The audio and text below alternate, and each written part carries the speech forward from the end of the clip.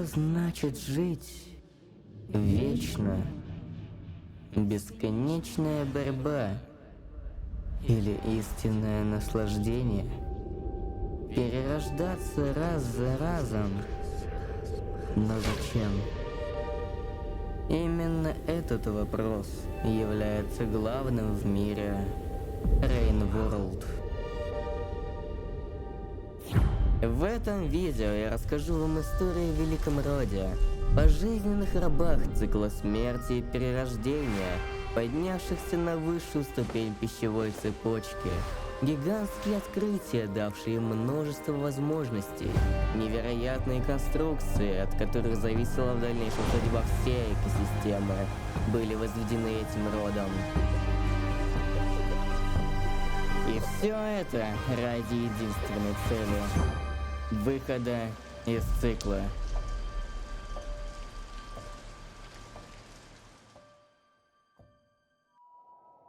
Ты стоишь на нашем творении. До последнего издыхания моей участью был труд. Он был уделом бесчисленных поколений. Исследование, транспортировка, строительство, вычисление, политика, религия, революции. Все ради груды ржавого металла в замерзшей луже. Моя судьба оказалась в руках случайных богов. Теперь мне предстоит вынести все до конца.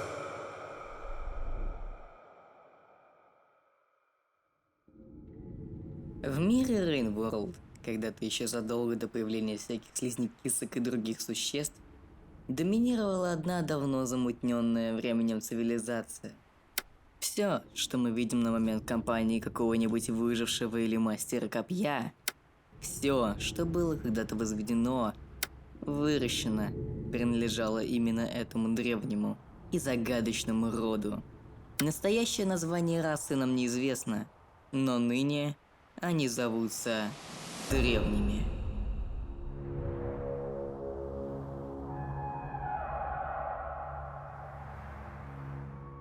Стоит предположить, что в первые эпохи зарождения расы климат был довольно морозным и невыносимым. Такое предположение можно легко оправдать, благодаря компании Святого. Самые первоначальные этапы зарождения расы древних окружены множеством загадок и тайн, ответы на которые у нас отсутствуют, потому что самой как таковой информации об этом нету. Всю историю древних мы получаем лишь из жемчужин по большей части. Ну, или через совсем редкие диалоги с существами. Однако даже сама популярность использования тех же жемчужин появилась гораздо позже, так что узнать их самую раннюю историю мы не сможем. Нам известно, что древние были очень религиозными, носили загадочные маски, которые монахи создавали в цитаделях. Их маски по большей части выражали духовные убеждения, закрывали лицо, символизируя тем самым отречение древнего от своей собственной сущности. Материал легкий, но прочный, похож на композит с костной тканью. Думаю, первоначальную форму сознательно изменили, слив воедино отличительные особенности. Возможно, это артефакт какой-то цивилизации? Хотелось бы знать больше. Похоже, что находка ценная. Чуть позже материал поменялся. Древние экспериментировали, создавали их более красивыми и роскошными. По рассказам, древний род писал стихи, рассказы, рисовал и возводил в невероятные произведения искусства. Древние сочиняли гимны, вели загадочные ритуалы и фестивали. Их начальная история была очень творческая и непосредственно связана с их всеобщей религией, о которой я расскажу попозже. Насчет того, как именно выглядели древние, я ничего сказать точно не могу, из-за отсутствия информации. У них нет какой-то точной анатомии, из-за чего и выходят эти трудности. Однако у нас есть фрески с древними, их граффити и другое, которое поможет нам воссоздать среднестатистический облик древнего. Или даже облики. Первым делом давайте посмотрим на их портреты. Исходя из их портретов можно заключить, что древние имели 2 руки, 2 ноги, 1 голову. Плюс, согласно их портретам, все суставы примерно находятся там же, где и у людей, что позволяло им передвигаться как мы. Также стоит обратить внимание и, в общем-то, вспомнить, что все они носили маски, так как показывать свое лицо у них было под табу. Плюс к маскам древние также носили причудливые красочные костюмы, которые, по всей видимости, были базой в их моде. Стоит также заметить, что маски древних в некоторых фресках были исцарапаны, а на самих масках нарисованы важные для лора символы, о которых вы узнаете чуть-чуть попозже. Стоит обратить внимание, что у древних также есть и множество странностей, по типу искажения лап или непонятных конечностей, а еще и хвост. Плюс еще у них покалечены ноги и руки, как у людей в реальности, которые делали такие ужасные методы, как бинтование ног, при котором девочкам ломали кости ступни, после чего полоской ткани привязывали к ступне все ее пальцы ноги, кроме большого, что делало их ступни более красивыми. Также у нас есть еще одна очень важная деталь, которая хорошо способна помочь нам в осознании их анатомии. Голограмма. Реклама, в которой мы можем видеть древнего в своей маске, благодаря которой мы примерно можем понять их размер и точную анатомию. Но проблема в том, что голограмма была сделана по-ублюдски, из-за чего мы ничего не можем узнать. Однако, не забываем, что кроме фресок есть еще и граффити, в которых тоже присутствуют древние, и иногда более подробно. Благодаря некоторым из граффити можно заметить интересную деталь. С одной стороны, древние имели гуманоидные конечности, однако также имели что-то наподобие перьев, лап с когтями и клювов, что может привести в ступор. Типа что? 2 вида древних? И я скажу на это да. Получается, у древних был или в какой-то момент появился второй вид, создавая семейство древних с гуманоидными и птичьими видами. Одна из теорий комьюнити предполагает, что древние решили использовать биоинженерию в свою сторону, сделав из себя человекоподобных полуптиц. Если все-таки говорить именно о размере древних, то мы можем понять их примерный рост. Обратившись на структуру мегаполиса, мы можем сделать вывод, что рост древних мог быть примерно вот такой.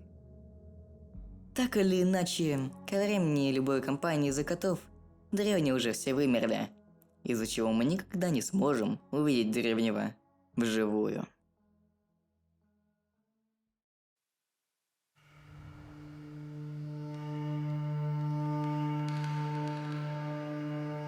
Перед тем, как перейти к разделу с великим циклом, стоит понять, что есть некоторые вещи, которые хотелось бы уяснить. Как я понимаю, древний род был очень религиозной группой существ. Они проводили много разных религиозных практик и верований. В их культе было табу показывать свое лицо, из-за чего те носили маски, скрывающие его, что показывает их большую преданность в свою веру. Также стоит обратить внимание на их конченые имена. 9 пик бесконечное отражение, 6 песчинок гравия, изобилующие горы, 4 иголки под обильными листьями, 17 топоров. После этих имен хочется сказать что-то в стиле «вы ёбнутые». Но если так подумать, то Георгий, Илья, Миша, вот они ебнутые. Можно заметить, что они называют себя не отдельными словами, причем заранее придуманными, а фразами. По большей части их имена следуют определенному шаблону. Числительное, существительное. И может быть такое, что сочетание идет 2 раза в одном имени с каким-нибудь предлогом. Или же сочетание идет с прилагательным и существительным. И все это можно комбинировать. 17 топоров. 4 иголки под обильными листьями. Можно сделать несколько предположений насчет этих имен. Одна из моих теорий предполагает, что это все может быть фамилия и отчество, как кто захочет. К примеру, кто-то захотел жить без отчества и фамилии, из-за чего вышло одно сочетание по типу 17 топоров.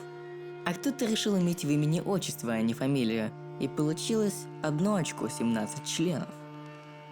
В этой теории я предполагаю вариант того, что древний стоял перед выбором либо отчество, либо фамилия, так как я тупо не встречал в текстах каких-либо имен с 3 сочетаниями. Вторая теория предполагает, что имена древний получал на протяжении жизни, получая все новые сочетания за какие-либо поступки. К примеру, кто-то просто рубил дерево и получил прозвище 17 топоров, а кто-то занимался ухаживаниями за 4 иголками под обильными листьями. Еще стоит обратить свое внимание на сходство религий древних с азиатской культурой – буддизмом. Это сходство заметно в их языке. Хоть язык древнего рода в основном и неразборчив, из-за чего его невозможно перевести, но зато сообщество тщательно проанализировало их язык. Комьюнити заметила, что некоторые из символов имеют свое сходство с символами из других языков, ведь там есть похожие на корейские и кириллицу. Есть к тому же очень важная деталь, которая связывает древних с культурой Азии. В их лексиконе есть упоминание династий. И есть еще одно сходство. Их религия и духовность. Теперь на сцену выходит самый главный термин, который остается с нами до самого конца видео и в итоге не уйдет. Великий цикл. Видите ли, в буддизме есть такое понятие, как колесо сансары, символизирующее цикличность жизни каждого существа. Когда оно умирает, то перерождается в новую форму существа. К примеру, из человека в собаку. И в вере древних считалось, что после смерти существа оно перерождалось снова и продолжало жить, пока вновь не умрет и снова переродится. Единственным отличием от буддизма здесь является лишь то, что ты перерождаешься снова и снова в свое тело, а не в какое-то новое существо. И как раз в религии древнего рода вместо колеса сансары есть великий цикл. Процесс, от которого все живые организмы по большей части страдают, так как не могут выбраться. Смерть не конец. Они с рождением переплетаются, образуя кольцо. Или, как говорят некоторые, спираль. Другие утверждают, что спираль замыкается в кольцо. Кто-то просто несет бессмыслицу, страдая от непрерывности существования. Но с одним согласны все. Смерть как сон. Ты пробудишься снова, хочешь того или нет. Из-за этого древние станут невероятно сильно одержимыми этим великим циклом. Поэтому все их последующие действия будут лишь для того, чтобы разорвать цикл. Дабы обуздать бессмертие, древний род основал религию, включающую в себя цель победить 5 естественных побуждений, или же животных потребностей. Кому как. Во время прохождения игры вы с большей вероятностью обратили внимание на фрески возле 5 галек. На этих фресках также присутствуют определенные символы, которые вряд ли будут понятны. Но сообщество смогло их разобрать. Первая фреска символизирует насилие, гнев, борьбу с чем-либо. Вторая изображала похоть и влечение. Третья – торговлю, обмен, материализм. Четвертая – обжорство. И пятое – чувство собственного достоинства и самосохранения. Они столкнулись с вечной дилеммой. С одной стороны, постоянное давление собственных стремлений. С другой, глубокое убеждение в том, что само по себе желание – непростительный порок. Они отчаянно старались не стараться. По их идее, чтобы разорвать великий цикл, им нужно было избавиться, отвязаться от тех побуждений. Древние вывели аналогию с их ситуацией. Они сравнивали мир с рыболовной сетью. Или же, если говорить на современный лад, то над бомбами. Ведь чем больше вы боретесь, извиваетесь, стараетесь выбраться из этой сети, тем больше вы запутываетесь в ней. Древняя цивилизация посчитала, что лишь гладкое тело медузы способно выбраться из этой ловушки и не может быть поймана в сеть. И поэтому древние должны были быть похожими на медузу. Они должны были не стараться выбраться из сети. И тогда у них все бы получилось. По факту же все их старания были напрасны. Как бы они ни пытались быть медузой, у них ничего не получалось. Все их ритуалы, голодания, абстрагирование от родного мира были напрасны. Превозмоганием своих естественных потребностей они не могли разорвать великий цикл. И могло казаться, что их страданиям не было конца. И возможно это так бы и было, пока древние не начали идти глубже и глубже вниз.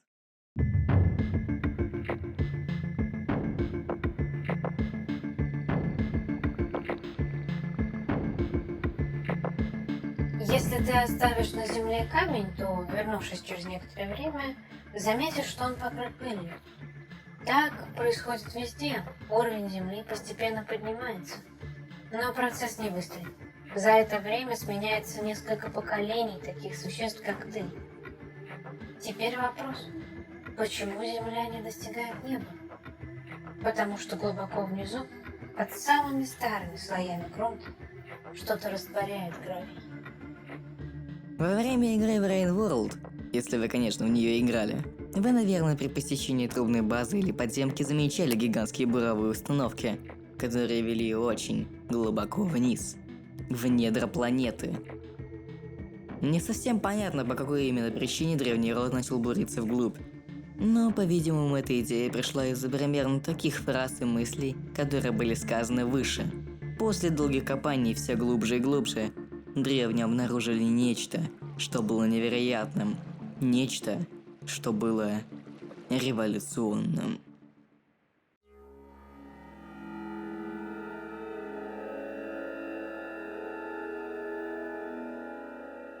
Все глубже и глубже копаясь к глубинам, древние обнаружили море. Желтое море. Море из мочи. Пиво с маслом. Черное море с налетом. Каждый из этих названий имеет место быть. А древний род был менее оригинален и решил это море назвать пустотным морем. А жидкостью, из которой состояло это море, называли пустотой. Если пробурить Землю, можно найти вещество, называемое пустотной жидкостью. Чем глубже, тем меньше гравия и больше жидкости. Считается, что на какой-то отметке гравий исчезает полностью. Эта отметка – поверхность пустотного моря. Когда оставленный тобой на Земле камень станет осадочной породой, он попадет в пустотную жидкость и покинет этот мир. Нахождение пустоты было очень революционным моментом в истории. Благодаря пустоте древние получили многие познания и изобретения. Мои создатели, а точнее их предки, нашли пустотной жидкости применение. Так как можно генерировать энергию, создавая вакуум, неважно. Как бы то ни было, буровые установки для добычи этой жидкости ознаменовали огромный технологический скачок. Но это было задолго до моего появления, поэтому много рассказать не могу. Первые века пустотной революции были временем инноваций и взрывного развития промышленности. Если создать некий объем вакуума и окружить полученную нулевую точку потоком энергополей, топливная масса первичных элементов будет разлагаться, выделяя чистую энергию. Этот процесс называется массовым разрежением. На самом деле, я не смогу вам объяснить, как именно создавалась эта энергия. Поэтому я попрошу своего товарища, который помогал мне со сценарием, объяснить это. Миша Г. Заходи. Итак, в начале пустотной революции описывается процесс, при котором вырабатывались огромные объемы энергии. Назван он был процессом массового разрежения.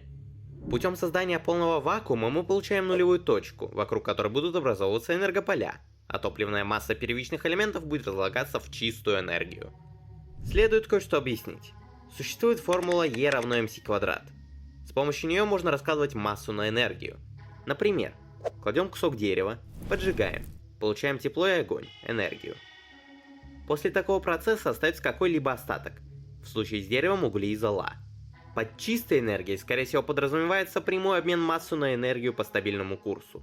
То есть мы можем положить кусок дерева, получить с него максимальный максимум энергии без каких-либо побочных продуктов. Сам процесс действует предположительно по следующей схеме. Первый пункт – создание полного вакуума. Создается область полного вакуума или нулевой точки, где значение заряда, плотности, температуры равно нулю. Второй пункт – образование энергополей. Вокруг нулевой точки образуются сильные электромагнитные поля из-за различий в плотности энергии между вакуумом и окружающим пространством. Третий пункт – введение первичных элементов. В вакуумную область вводятся первичные элементы, такие как фундаментальные частицы – кварки, лептоны, антикварки и антилептоны. Или простые атомы – гелий, водород, литий, кислород, азот и углерод. Четвертый пункт – разложение первичных элементов. Энергополя вокруг нулевой точки вызывают разложение первичных элементов на их составные части или более легкие элементы. Пятый пункт – преобразование массы в энергию. Во время разложения масса первичных элементов преобразуется в чистую энергию в соответствии с уравнением E равно mc квадрат. Шестой пункт. Выделение энергии. Примерно так и началась новая эра в жизни древних. Пустотная революция. Примерный вид этой ранней революции мог выглядеть как внешняя даль. Так мы можем видеть начало индустриальной революции древних, которая была непосредственно связана с обильным количеством трубных сетей. Из-за обнаружения пустоты древние отстранились от их бывших традиционных убеждений, тем самым отдавшись по большей степени в науку. Это своего рода символизировало также и научную революцию древних. С появлением новых возможностей, древние также обрели способность манипулировать геномом живых организмов. Тем самым они начали создавать целевых организмов, существ с искусственно измененным геномом, или даже полностью созданные с нуля, по типу стервятников, стрижей и левиафанов. Какие-то из целевых организмов были созданы для красоты, а какие-то для помощи в работе древним. Когда я появилась на свет, исконной фауны уже практически не существовало. Однако было еще одно свойство пустоты, кроме как почти бесконечной энергии. Пустота своего рода не могла только создавать. Она также использовалась и в других случаях, для разрушения и уничтожения. Конечно, можно погрузить трубу глубже. Какое-то время это даже работает, но потом труба оставляется. Или ее ломает какая-то сила. Никто точно не знает, что это, ведь нельзя просто так спуститься к морю и вернуться обратно. При выкачивании пустоты древние ученые заметили, что при опускании трубы в пустоту, со временем та часть трубы, которая была в жидкости, попросту пропадает, или же растворяется, попросту исчезает из мира. Ученые не совсем понимали, с чем это связано и как это происходило, из-за чего они отправляли добровольцев в это море, чтобы те проверили и поняли, из-за чего материя растворяется в этой жидкости. Однако ученые не возвращались. И тогда древние осознали, что жидкость пустоты не только уничтожает все живое и неживое, но она также вычеркивает их из великого цикла. Это открытие повлекло за собой отказ древних от старых методов достижения трансцендентности, так как они могли просто окунуться в чан с пустотой и исчезнуть из мира сего, прервав уничтожающий великий цикл. Это было, возможно, самым революционным открытием. Оно дало новый толчок знаний древних. Они наконец-то нашли тот самый способ добиться трансцендентности, вознесения, исчезновения. Однако этот метод разрывания цикла повлек за собой другие проблемы. Как оказалось, это вознесение могло иметь за собой серьезные последствия. Ходили, однако, и жуткие истории о том, что если эго слишком велико, даже пустотная жидкость не сможет полностью освободить тебя, и слабый отголосок твоей былой сущности будет вечно скитаться по земле. По миру начали появляться некоторые существа. Они стали называться отголосками. Духовными остатками существа, которое было заперто на всю вечность между нашим миром и другим. Где нет страданий и цикличности, но есть нескончаемая мука. Мука одиночества. Да, в реальном мире древний исчезал навсегда, стирался из мира сего, но частичка его души, то самое эго, которое как-либо было привязано к любым из 5 потребностей, оставалось в мире, страдая от одиночества, наедине со своим разумом, что заставляло его проводить постоянные монологи между собой. Ты видишь то же, что и я. Красота произрастает даже в давно забытом месте. Мне не хватило ни воли, ни желания. Все направляют Почему они все искали воды, что-то в моей заключенной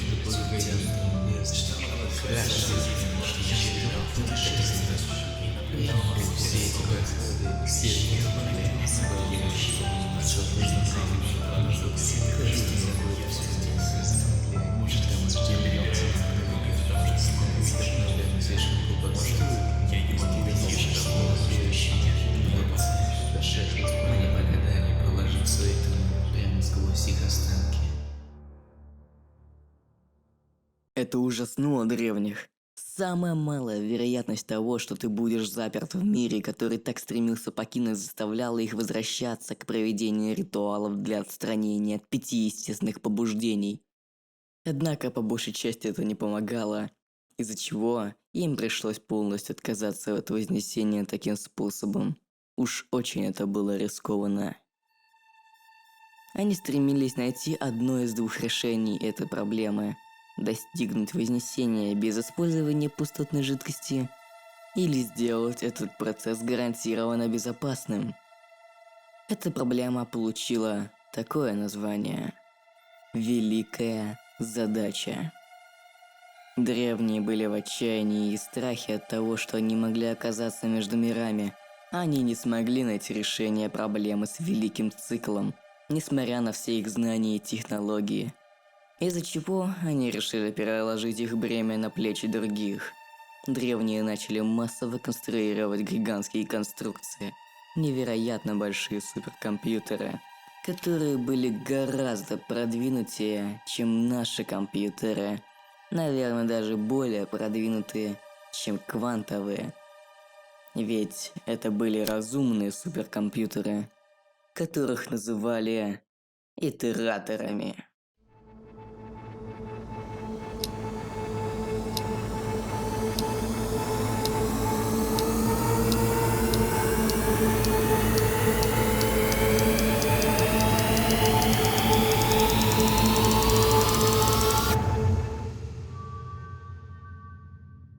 Наполовину биологические, наполовину машины были сконструированы специально для решения этой самой великой проблемы – нахождения безопасного способа вознесения через пустоту или вознесения без использования пустоты. Для того, чтобы понять, найдено ли правильное решение, итераторам дали точные пункты, которые они должны были проверить. В общем, эти пункты назывались тройным подтверждением. Решение найдено, оно портативно и выполнимо в большинстве случаев. Фактически древние дали итераторам такую задачу, которая должна была решить самую величайшую проблему всех времен – вознесение всех живых существ на Земле. Хотелось бы также учесть очень важную деталь. Как я и говорил, итераторы были созданы полубиологическими машинами, что также обременяло их страдания в цикличном мире. Но итераторы все так же могли вознестись в пустоте, что древние не могли допустить, из-за чего вложили в их геном табу на вознесение, что осознавали итераторы. Фактически древние одарили их чувством самосохранения. Мы не можем нарушать запреты, потому что барьеры закодированы в каждую клетку наших органических частей. А еще есть запреты, которые жестко ограничивают нашу способность изменять собственный геном. Ко всему сожалению, мы мало чего знаем о начале эры итераторов. Всего в игре нам известны лишь единицы из 1000 итераторов. Смотрящая на Луну определенно была одной из первых итераторов, однако она мало чего рассказывала о своей ранней истории. Она упоминает, что на момент ее появления фаун в мире уже было довольно мало. Общую картину по большей части занимали целевые организмы. Согласно словам Луны, по всей внешней дали стали возводить огромные трамвайные пути, по которым перевозили грузы от одного итератора к другому. Это также подтверждает наличие трамваев в самой внешней дали. Это последние отчеты транспортной диспетчерской. Она регулировала движение грузов в мою установку и из нее. Интересно, что каждый из итераторов имел свой собственный характер и эмоции. Они создавали свои собственные группы и общества, устраивали соревнования, шутили. Ах, какие у них шутки были. Тройное подтверждение. Ладно, теперь серьезно. Да, по большей части тройное подтверждение стало мемом со временем. Однако, хотелось бы поднять еще один важный аспект. Эти гигантские суперкомпьютеры из многочисленных процессов нагревались до невероятных температур. Плюс, помните, что компьютеры имеют такой побочный эффект, как загрязнение, а их очищение от шлаков могло занимать очень много времени. Вода – самый важный для нас ресурс. Большую часть вычислительной мощности обеспечивает нейровзвесь, который необходим постоянный приток чистой воды. Иначе там начнут откладываться шлаки. Все процессы застопорятся, и через некоторое время мы умрем. Как говорит Пять Галек, Луна была построена на Большом каньоне, который был богат обилием воды. К тому же для вырабатывания энергии итератором были возведены системы фильтрации для перекачивания и, вы не поверите, фильтрования пустотной жидкости. А для перекачивания воды были возведены основные установки. Вода по большей части использовалась как хладагент для суперкомпьютеров и для смывания грязи и гнили с конструкции. Но у воды, как и у других жидкостей, есть свойство испаряться. Постройка итераторов привела к появлению над Землей побочного пара воды. При первых эксплуатациях конструкций пар наконец-таки смог согреть холодный климат местности, сделав жизнь на Земле более пригодной. Однако из-за этого пара появилась другая проблема.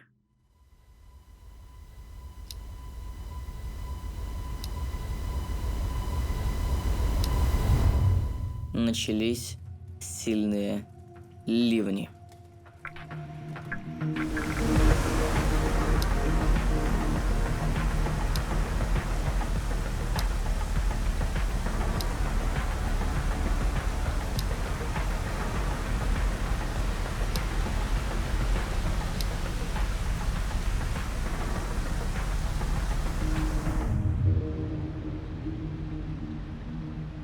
Сирена, смотрящая на Луну, стала часто запускаться и предупреждать древних о скорейшем ливне, который звучал примерно так.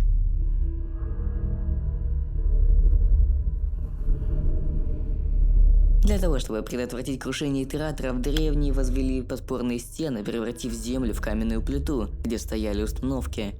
Внутри подпорной стены были сконструированы различные промышленные сооружения, предназначающиеся для разных вещей, которые, вероятнее всего, вам очень знакомы из прохождения.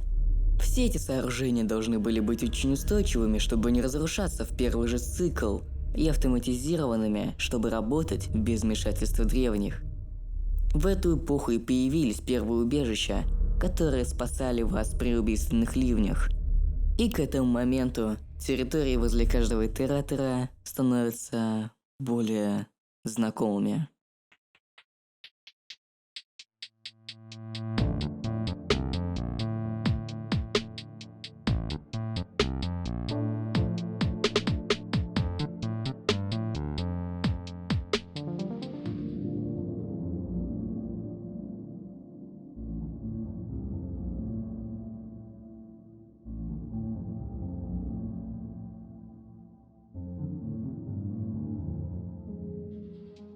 Окраина, вероятнее всего, являлась наполовину пригородным местом для выращивания растений. Дом в стороне по большей части производил религиозные предметы по типу масок для древних. Это журнал выпуска продукции с одной из установок на поверхности. Мне такие давно уже не интересны. Но вот имя... Его можно примерно перевести как «дом в стороне». Помню, что получал оттуда святой прах. Цитадель была религиозным местом, где выполнялись всякие ритуалы древних. Также известно настоящее название цитадели возле Луны – Помазанная цитадель.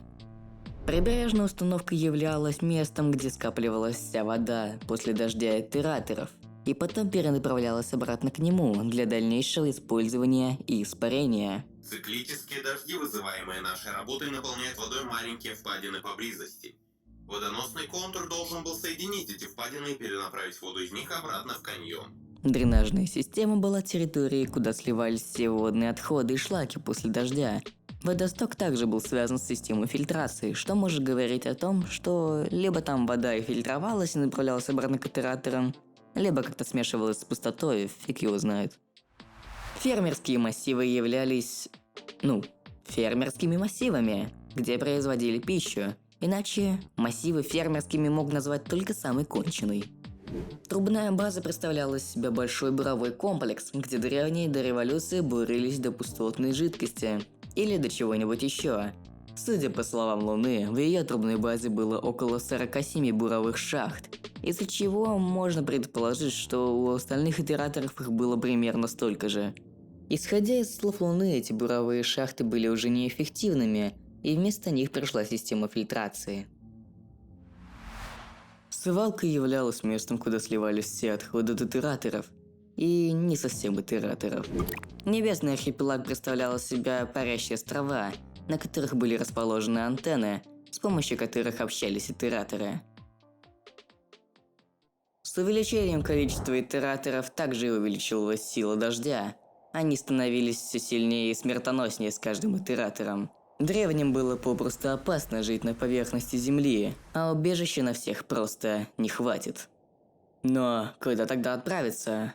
На поверхности их ждал смертоносный дождь. Под землей их просто бы затопило. Поверхность за стенами установки – это океан грязи, развалины, густой растительности. Земля там почти неотличима от воды. И лишь некоторые вещи неизменны. Древние строения, обнажаемые в разломах, а затем вновь погребаемые. Землю вокруг подпорной стены давно вымыло водой. И подземную систему, соединяющую меня с дальними собратьями, превратили в сеть железнодорожных мостов для поставки стройматериалов. Ее использовали до тех пор, пока на поверхности не стало слишком опасно. Земля под нами подобна искусственной горе, окутанной облаками. И ответ скрывался наверху.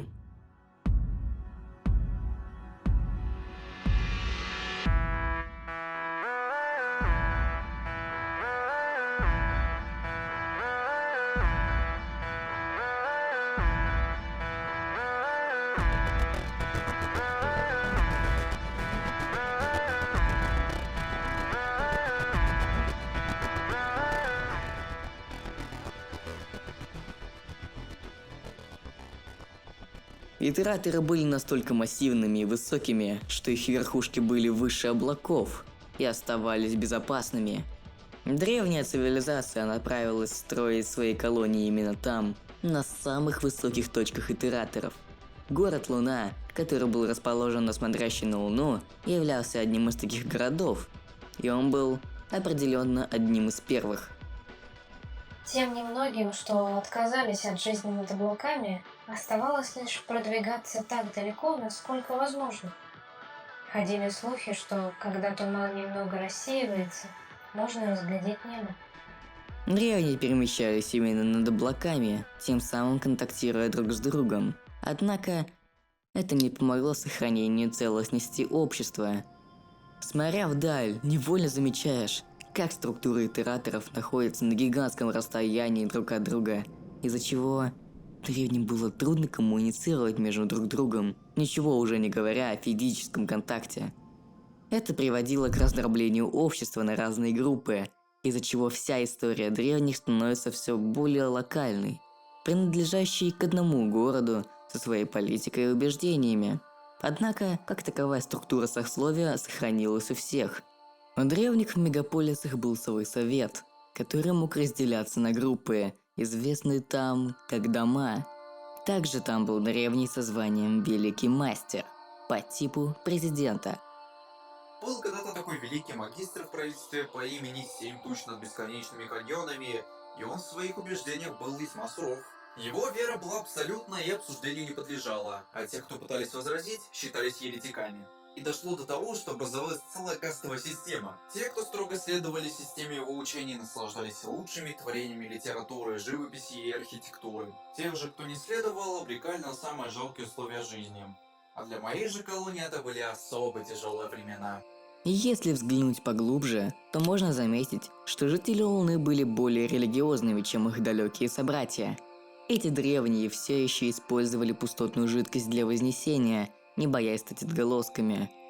Подземная транспортная часть конструкции использовалась для перемещения жителей от одной точки к другой, по-видимому, от Луны к внешней дали и наоборот.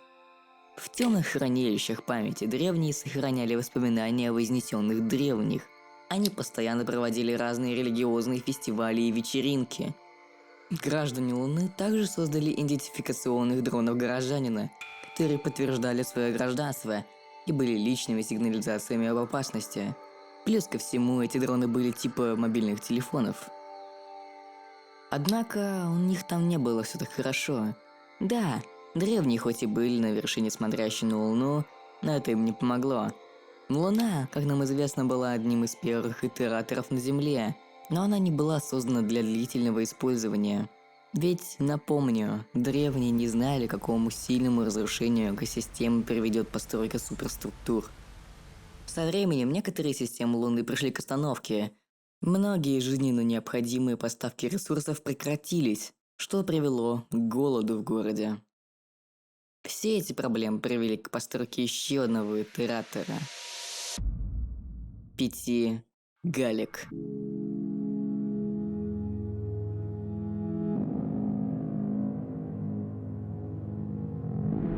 Я довольно старая модель. Во время моего создания итераторы еще были новинкой. Тогда не знали всех технологий и, главное, их ограничений. Это привело к некоторым просчетам, касающимся расширения и поддержания моих функций в долгосрочной перспективе. И через некоторое время моя установка уже не справлялась с обеспечением потребностей жителей моего города. Если бы не эти просчеты, то, думаю, 5 галек никогда бы не построили. Странная мысль. Хотелось бы уточнить, что в эру первых итераторов вода была определяющим фактором при размещении итераторов. Местами для их размещения могли быть всякие реки, озера, каньоны. Однако позже эта самая вода перестала быть самым важным фактором, так как ее попросту стало слишком много. Поначалу вода была определяющим фактором при размещении итераторов. Потом условия выровнялись. Мы выбрасываем столько же пара, сколько потребляем воды. Так что через какое-то время, благодаря ливням, доступ к ней появился везде. Последние несколько поколений располагали практически без оглядки на водоносный слой. Строить галек так близко ко мне было рискованно, но в конце концов запас грунтовых вод сочли достаточно. 5 галек, вероятнее всего, был одним из последних построенных итераторов. Мало же его может быть только непревзойденная невинность. И еще он был уникальным в своем роде. Он был построен не для решения великой проблемы, а как убежище для умирающих жителей, смотрящий на Луну. Расположение этих двоих также было уникальным явлением. По стандарту итераторы должны были располагаться вдалеке друг от друга, чтобы хватало воды каждому и не приходилось ее делить. Объяснить их близость можно тем, что путешествовать от одного итератора к другому было очень опасным маневром из-за убийственного дождя. Итераторы были непосредственно связаны друг с другом, так как делили ресурсы между собой и имели при себе один общий водоем воды. Между ними также были проведены 2 моста, соединяющие их и позволяющие древним мигрировать к гальке. Эти 2 моста были названы обрывом. Это старая запись времен строительства 5 галек. Это внушительный комплект проектной документации на его установку. Особо примечательны 2 моста. Они тянулись между нашими ближайшими опорами. Вообще хотелось бы также упомянуть, что постройка 5 галек было очень спорным решением у древних, по большей части из-за самого расположения итератора. По планам древних, дядя Галя должен был и стал располагаться над цитаделью, что полностью перекрывало весь ее солнечный свет. Да-да, та самая затененная цитадель. Все это привело к скандалу между древними. Многие неизменно утверждали, что 5 галек не нужен, и что будет еще больше проблем. Некоторые вовсе призывали к прекращению строительства 5 галек или даже полному его сносу. И противники строительства гальки начали называть его безобразной вероотступнической конструкцией.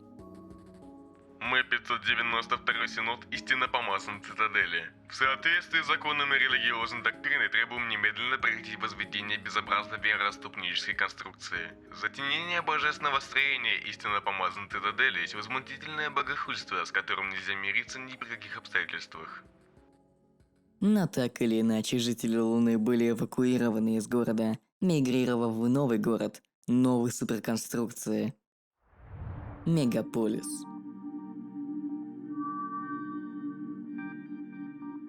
И на этом мегаполисе я хотел бы заострить ваше внимание. Как, наверное, было очевидно, город, смотрящий на Луну, имел более старую архитектуру, в отличие от мегаполиса Пятигалик, который был гораздо лучше и модернизированнее. Каждое здание имело множество разных комнат, которые использовались в разных целях. Это также объясняет, почему здания Пятигалика выглядят как контейнеры или блоки, которые сложены друг на друга, и почему многие из этих блоков перекрашены в разные цвета. Ранние сооружения были более традиционными, но потом появились так называемые кварталы, массово производимые здания ячеистой модульной конструкции. У каждой ячейки в них было свое назначение. В одних содержались стационарные организмы или оборудование, другие были приспособлены для отдыха уборщиков или гонцов, а некоторые, куда более крупные, использовались в качестве жилья и складов. Однако среди всех этих зданий, комнат, блоков есть одно уникальное, известное как 12-й столб Совета – Дом Кос. Исходя из воспоминаний одного из древних, мы можем обратить внимание на то, что он как-то связан с Домом Кос. Там говорится, что они являлись великими магистрами 12-го столпа общества. В этих воспоминаниях говорится, что 17 топоров являлся 15-спицевым колесом в Доме Кос, советником 16 и был верховным предводителем дома, которым, по-видимому, могли править только чистокровные наследники верховных магистров. Дом Кос имел политическое значение для мегаполиса, что очевидно, но в нем также были научные лаборатории, где ставили разные эксперименты. Правда, непонятно какие, но возможно они экспериментировали с технологиями итераторов, такими как гравитационные трансформаторы, и инспекторами, целевыми организмами, которые следят за порядком в корпусе итератора.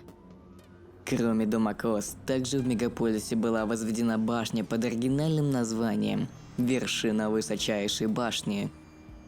Я сомневаюсь, что это было ее оригинальное название, типа «Лол, что за бред?». Но на этой вершине древние могли увидеть других итераторов, поэтому я думаю, она была важна для них. Сама местность мегаполиса являлась пустыней. Это довольно очевидно, так как вряд ли металлическая конструкция итератора являлась плодородной. Хотя, честно, я не уверен. Если так взглянуть, то можно заметить что-то типа растений. Значит, там есть плодородная почва? И еще стоит заметить, что у той же Луны, например, всяких растений полным-полно. Так что, я не знаю.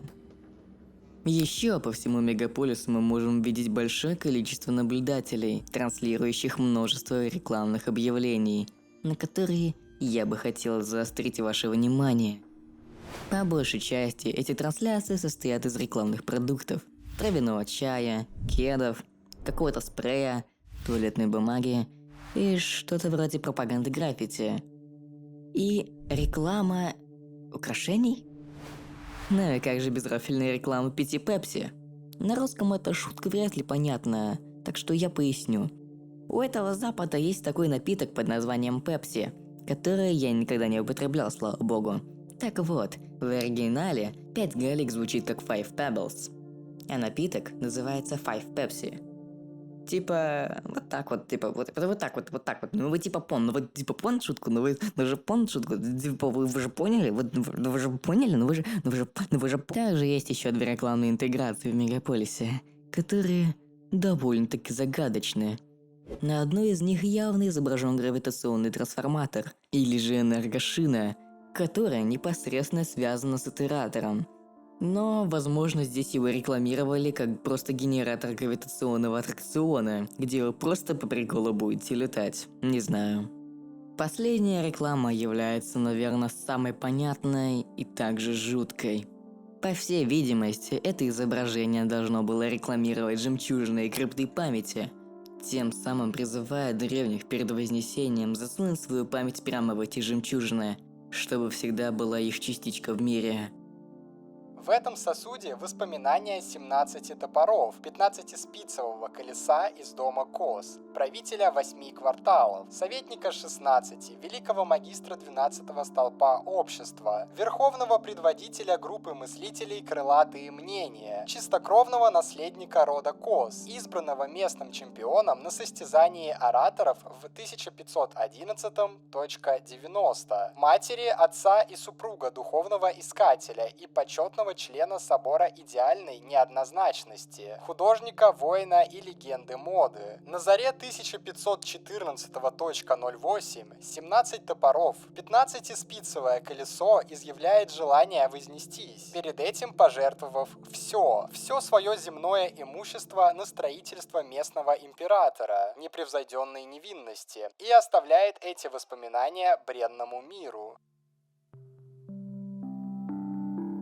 Несмотря на то, что наше общество благословлено уменьшающейся численностью, и торжественный момент единения последнего из нас с нашими почитаемыми собратьями вот-вот настанет, мы обязаны всегда поддерживать добрые отношения с нашим итератором. Была еще одна вещь, которую оставили древние. Произведение искусства. Так сказать, музыкальная шкатулка, которой 5 Галик очень дорожил.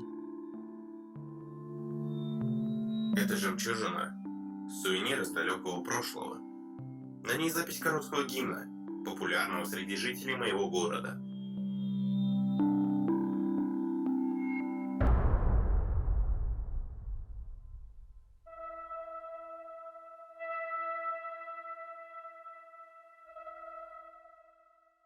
Всю память занимает одна мантра, повторенная 5061 раз, а в конце заключительная строфа. Жемчужину носили в качестве амулета, скорее всего, вместе со множеством похожих, как некий узор на одеянии. Повторение мантры важно, потому что оно указывает на циклическую природу жизни и смерти, а заключительная строфа – символ вознесения и выхода за их пределы. Не знаю, насколько тебе знакома суть перерождения, но полагаю, что, как и у всех живых существ, какое-то интуитивное понимание присутствует. Так что ты, должно быть, знаешь, что смерть не конец. Они с рождением переплетаются, образуя кольцо. Или, как говорят некоторые, спираль. Другие утверждают, что спираль замыкается в кольцо. Кто-то просто несет бессмыслицу, страдая от непрерывности существования. Но с одним согласны все. Смерть как сон. Ты пробудишься снова, хочешь того или нет.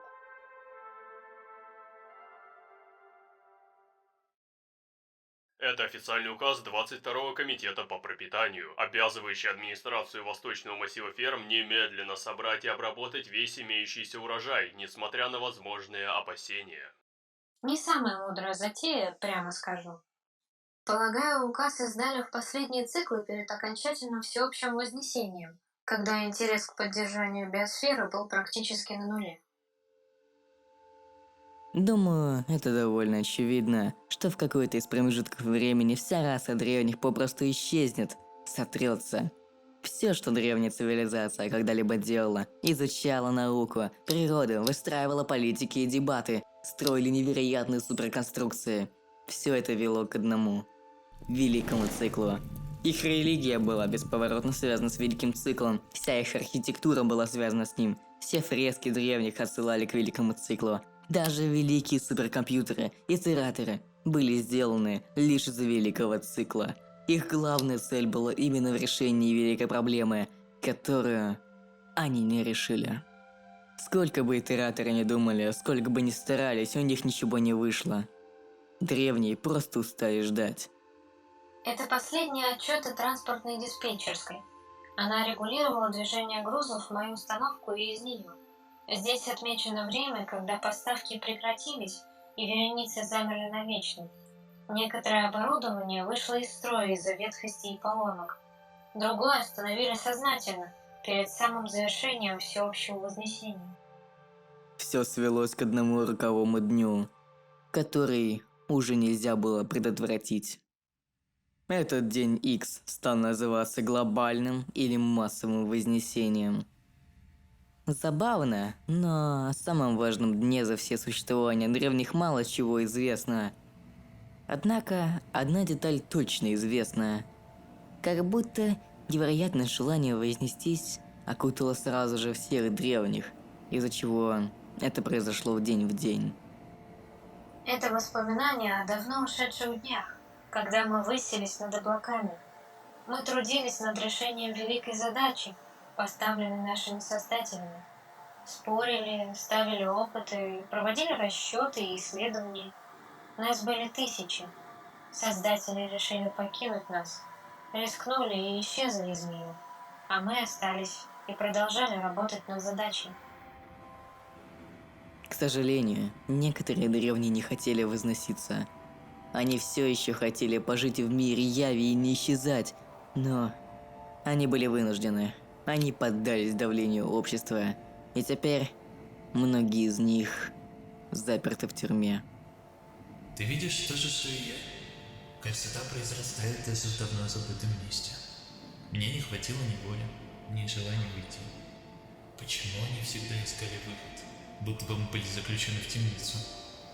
Что могло дать пустота взамен дара жизни, который у нас уже был? Этот момент, вот этот, именно его надо проживать. Но если они все же успешно вознеслись, то их дальнейшая судьба нам никогда уже не будет известна. Может быть, их цикл начался заново, а может быть, они правда перестали существовать. Кто знает. Так, в конечном итоге древние оставили их мир с выстроенной экосистемой умирать, превращаясь в руины когда-то величественных комплексов. Как я уже проговаривал, их не заботило ничего, кроме как великий цикл. Им не было важно, будет ли их мир в руинах или нет. Им было важно просто покинуть его. Это повлекло за собой экосистемную катастрофу, которая полностью поменяла мир. Страшные шторма, опасные существа, случайные боги, отголоски.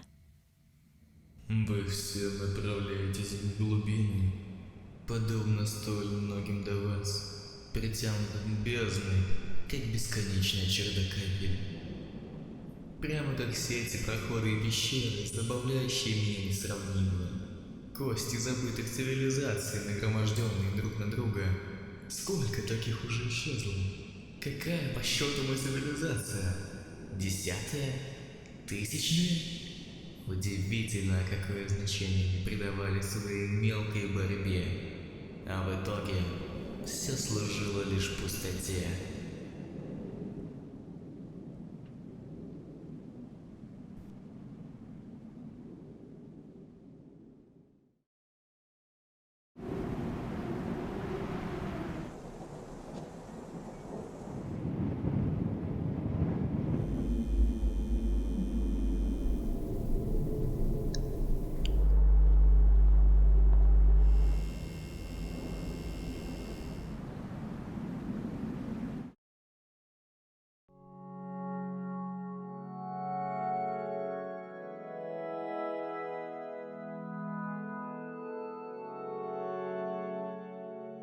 Итак, вот вам следующий сценарий.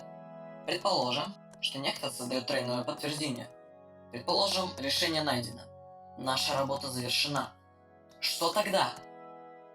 Тогда, наверное, мы все пойдем за пределы. Ну, то есть это означает, что сейчас мы ищем решение для самих себя? В конечном счете, тех, для кого мы изначально искали, сейчас с нами нет.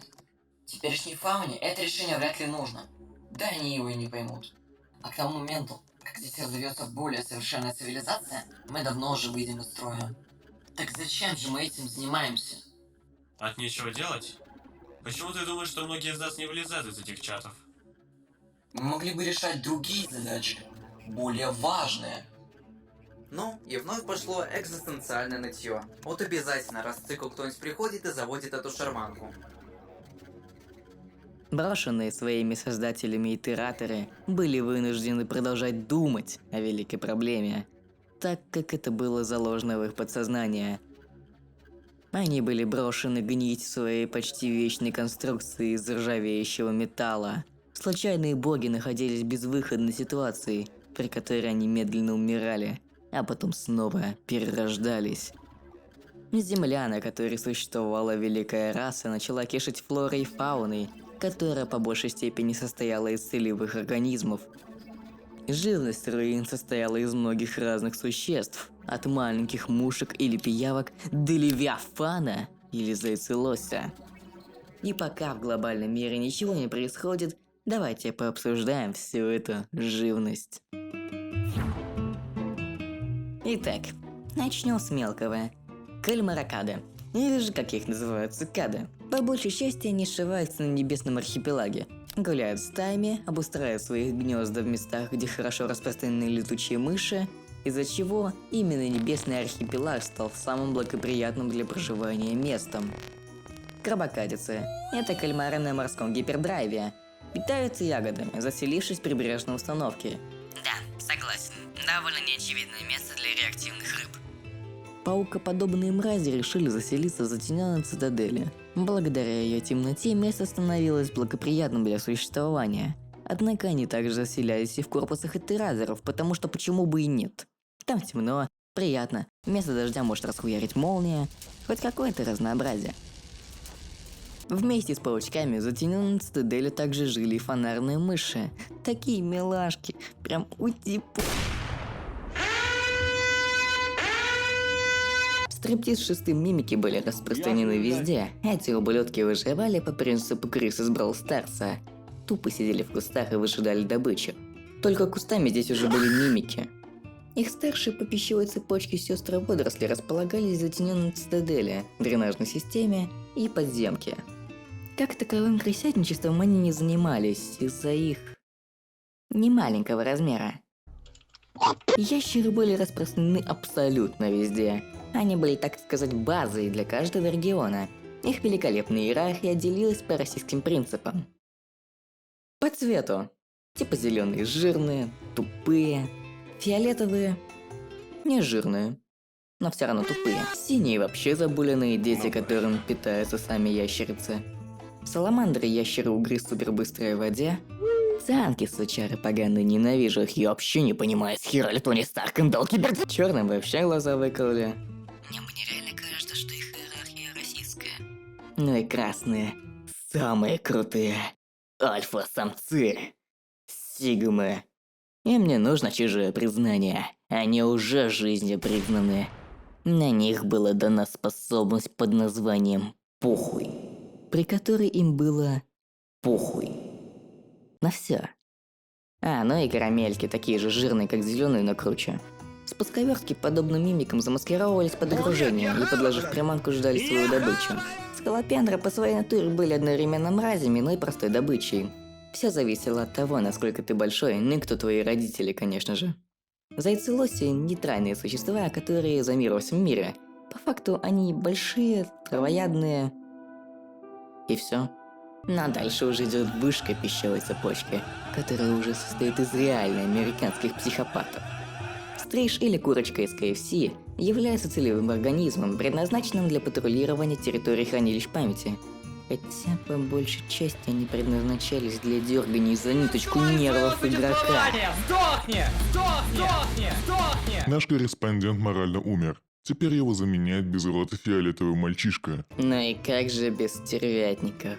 Они, как и стражи, являются целевыми организмами и предназначались для патрулирования территории, как я понимаю. Ёбаный дымоход. Они по своей иерархии делились на обычных и королевских стервятников. Отличались смелостью и тем, что у них было на голове.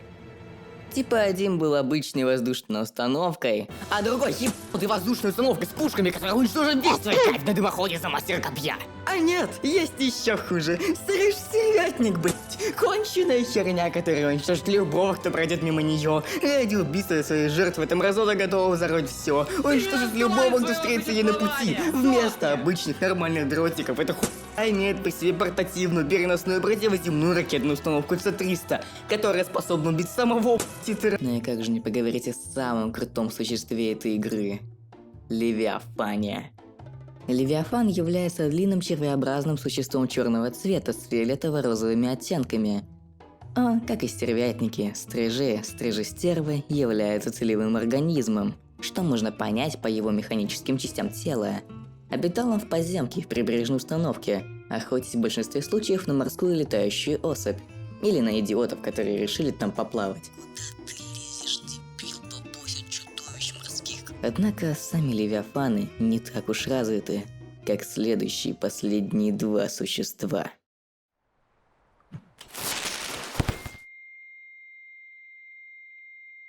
Нихуя себе, блядь. Знакомьтесь, мусорщики. Будучи самыми умными существами территории Рейнворлд, они, возможно, являются наследниками древних. Мусорщики организованно охотятся, патрулируют и охраняют свои территории, собирают припасы, создают оружие и инструменты, и даже поддерживают торговлю примитивными продуктами и инструментами, общаясь языками жестов. Они имеют свои иерархии и характеры, которые не привязаны к цвету, а именно к существу. Мусорщики могут испытывать эмоции по типу страха, удивления и так далее. Делятся они на 3 ранга: обычные мусорщики, элитные мусорщики и вожди-мусорщики. По факту отличаются лишь статусом, силой и больше ничем. На сам факт иерархии очень хорошо подчеркивает их развитость. Однако с ними не сравнится другое существо, которое одно из самых могущественных в игре.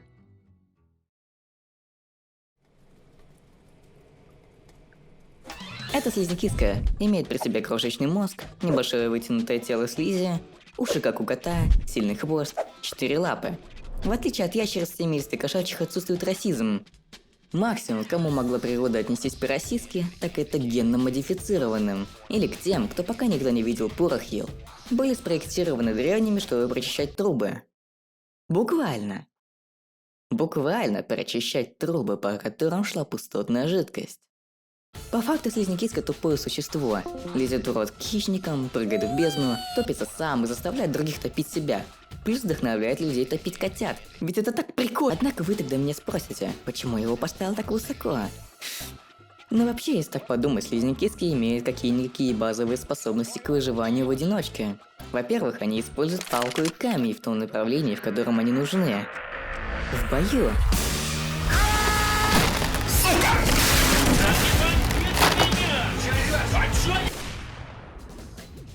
Плюс ко всему, некоторые умеют крафтить из безделушек такие вещи, которые могут привести к страшным последствиям. А после конкурса «Мозг на прокачку» они вообще способны понимать язык итераторов, то есть понимать язык древних. Поэтому они занимают такое место в цепи питания и развития. Ну, примерно так и выглядит фауна Рейнворлд.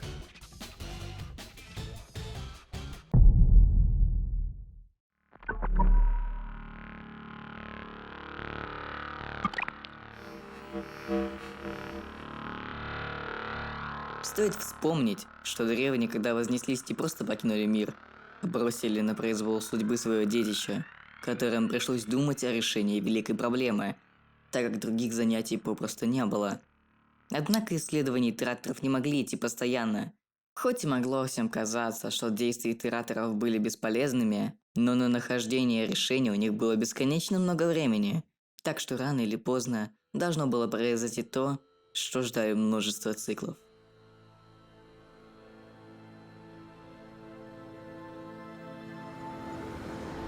Интересно, это записано мной. Здесь говорится об итераторе по имени Прядь Соломы. Не помню, когда записала ее. Она среди нас своего рода легенда. Прядь Соломы — единственная, кто отправил особый сигнал о том, что великая задача, над которой мы бьемся, решена. Тройное подтверждение, решение найдено. Оно портативно и выполнимо в большинстве случаев. Это была победа. Решение наконец-таки найдено. Создание групп, тестирование новых идей, все старания итераторов были не напрасны.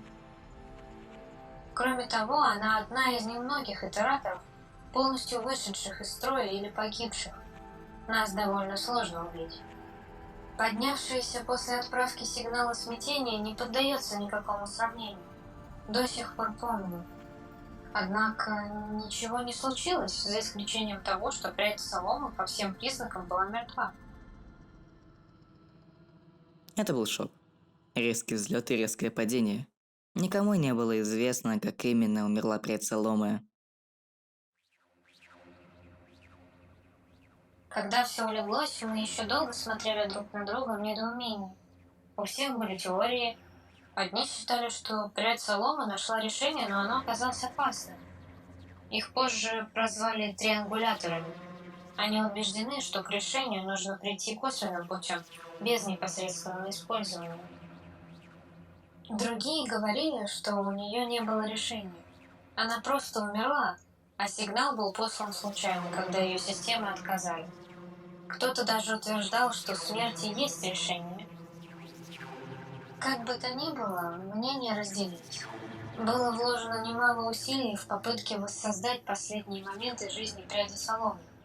Некоторые симуляции запускали внутри симуляции внутри других симуляций, на случай, если все выйдет из-под контроля. Эта затея не увенчалась успехом. В своей записи я предлагаю оставить ее покоиться с миром. И правда, мнения итераторов сильно разделились. Такой чат, как прядь океана, с большей вероятностью был назван в честь пряди соломы. Последователи, которые верили в нее, называли предельщиками. Но были и те, кто посчитал прядь соломы предателем, потому что она всех бросила, умерла, обойдя запреты. В группах предельщиков, в частности пряди океана, появлялись спамеры, которые писали о предательстве соломы. Насчет чатов. Давайте пока сделаем паузу на том, что произошло. Ничего особенного пока происходить не будет, поэтому предлагаю обсудить чаты итераторов, чтобы побольше узнать их характеры и мнения. И на самом деле, все их чаты, разговоры очень схожи с Дискордом. С чего это взял? Ну смотрите, у них есть свои личные чаты, как личные сообщения Дискорда. Сообщества, приватные или публичные группы, как Дискорд-сервер со своими приватными и общими каналами. У них есть свои модераторы, мужики на рофле, спамеры. Это я и хочу обсудить в этом разделе про охерительные чаты итераторов. Из известных нам групп есть Убежище трех сокровищ, Врата знамения, Клетка знамения и Прядь океана. Я уверен, что их было гораздо больше, но работаем с тем, что имеем. Убежище трех сокровищ, как я понимаю, являлось группой, в которой находились итераторы, пытающиеся найти решение великой задачи. В этих чатах итераторы предлагали, обсуждали, добавляли идеи и решения задачи, что ни к чему не привело. Что неудивительно. Из суперконструкций там фигурировали смотрящие на звезды, уединенный инстинкт, просительный разум и еще парочку неизвестных – НГИ и ГР. Прядь океана. Могу предположить, что раньше это была группа друзей, но сейчас является чатом предельщиков. Также я думаю, что группа имела другое название, но изменилась в честь пряди соломы. В группе было сообщение, где блуждающее знамение, эпоха облаков, обсуждали турнир между ящерицами, где знамение и прядь соломы делали ставки. Это было что-то вроде турнира? Что-то вроде того, но за территорию. И вы с прядью соломы делали ставки? Ну, не то чтобы ставки, просто предположение о том, кто победит. Так, и на кого была твоя ставка? Мне казалось, что победит зелененький, а пряди, что красненький. А неожиданно для нас победил маленький бирюзовый Бронера. Серьезно? И как ему удалось? Те двое перебили почти всех соперников, а потом они схлестнулись между собой.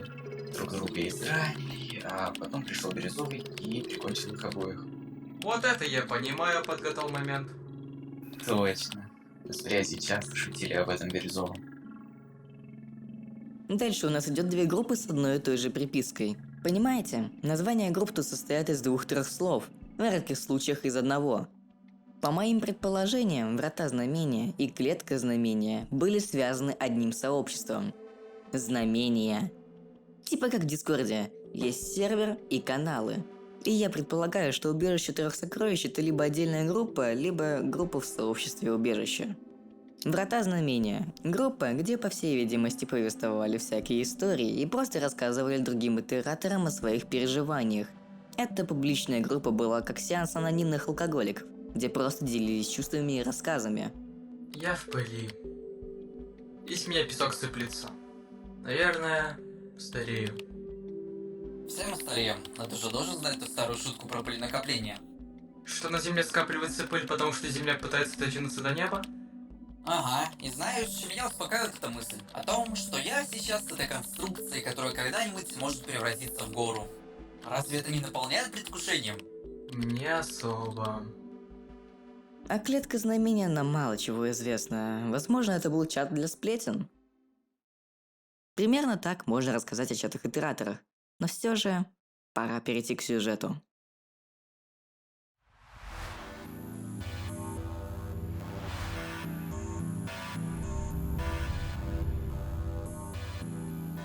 После смерти Соломы в одном из чатов притильщиков перед океана появился необычный итератор. Это должно остаться между нами. Но в группе прядельщиков появился некто под псевдонимом Прерывистый Пульс. Он распространяет идеи о личном вознесении. Кто-то неподалеку от нас пытается разорвать свой цикл. Как я упоминал ранее, у итераторов была очень важная загвоздка. Они не могли вознестись. Понимаете, в каждой клетке итератора, в каждом его микробе заложено табу на это самое вознесение, и сами итераторы никогда не говорили на этот счет всерьез. В отличие от наших создателей, вознесение для нас было невозможно. Нашей ролью было наставлять младших существ этого мира на путь к нему. Однако был один способ, с помощью которого можно было обойти табу. Поменять геном, изменить его, убрать из своих клеток то самое табу. Однако... Мы не можем нарушать запреты, потому что барьеры закодированы в каждую клетку наших органических частей. А еще есть запреты, которые жестко ограничивают нашу способность изменить собственный геном. В этом вся загвоздка. Табу было поставлено на изменение генома, на фундамент, который запретили древние. Соломы прыгала задачу. Соломы нарушила запрет о самоуничтожении. Как этот клоун сюда попал? Исключите его! Он в чем-то прав. Ха-ха-ха, правда? Объясни-ка в чем? Разумеется, это было сказано по глупости. Но кое-какой смысл все же есть. Почему даже в закрытой группе прядельщиков мы так молимся на этот запрет? Хотя сама прядь Соломы, очевидно, больше не с нами. Погоди-ка. Погоди-ка. Погоди-ка. Погоди-ка. Погоди-ка. Блять. Погоди-ка. Погоди-ка. Погоди-ка. Погоди-ка. Погоди-ка. Погоди-ка. Погоди-ка. Погоди-ка. Погоди-ка. Погоди-ка. Погоди-ка. Погоди-ка. Погоди-ка. Погоди-ка. Ладно, все. Я хочу сказать, что учитывая объем проводимых исследований и количество выдвигаемых теорий, странно, что мы не пытались развить эту идею. Она не нова, но к ней стоит время от времени возвращаться. Что если универсального решения нет? Что если восприятие и есть существование, а посланный сигнал не был ошибкой? Что если разрыв цикла или даже просто смерть – это выход? Мы не должны упускать этот вариант из виду. Однако, кто же был этот прерывистый пульс? Да, это был Пять Галек, сосед смотрящий на Луну, и близкий друг, ученик 7 Красных Солнц. Как ранее было сказано, Пять Галек был одной из последних моделей. Он очень любил изучать историю древних, хоть и был довольно молодым и не заставшим их историю. Однако, это был и итератор, против которого были все его ненавидели. Древние не хотели, чтобы он родился. Он был нелюбимым ребенком в начале своей жизни, но все же смог продержаться. Можно было подумать, что Пять Галек был радостным и заинтересованным в истории итератором, но он имел довольно грустный характер. Время испортило даже такого итератора, который держался как мог. Можно тебе кое-что сказать? В последнее время я устал пытаться. И меня возмущает то, что нас здесь бросили. Из-за злости мне вообще не хочется решать эту задачу. Зачем мы это делаем? Желательно на самом деле сначала рассказать более подробно о Пяти Гальках, его близких итераторах и о локальной группе. Смотрящая на Луну, или же старшая сестра Луна, являлась старшим итератором в локальной группе, координируя действия своих товарищей. В целом Луна была добродушной ко всем. Стоит заострить внимание на том, что Луна являлась старшим по званию итератором по отношению к 5 галькам, что часто ущемляло Галю и даже давало ему повод для злости. Нет значимых забот являлся членом локальной группы. Он был легкомысленным итератором с частичкой сарказма. Он предпочитал относиться ко всем ситуациям с юмором. Также стоит учесть, что нет значимых забот не воспринимал решение великой задачи древних как что-то безумно серьезное и важное, поэтому само вознесение его не очень-то и волновало. Однако, хоть в его речи и чувствовался цинизм, он все равно был довольно добрым, понимающим товарищем. Но свою значимость он имел больше среди другого итератора, о котором мы поговорим попозже. В погоне за ветром, или же Серый ветер, также был членом локальной группы, но также, возможно, и был предельщиком, так как именно он донес информацию о намерениях прерывистого пульса индивидуально вознестись, хотя эта самая информация была в группе Пряди океанов. И, наконец, был еще один итератор. 7 красных солнц.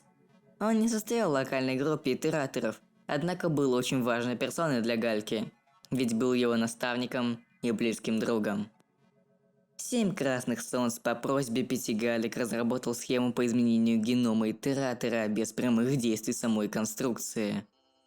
Для обхода потребуется маленький образец органического материала, который способен самовоспроизводиться и воздействовать на остальную ткань, перезаписывая геном. Перезапись должна быть точечной и влиять только на выбранный запрет.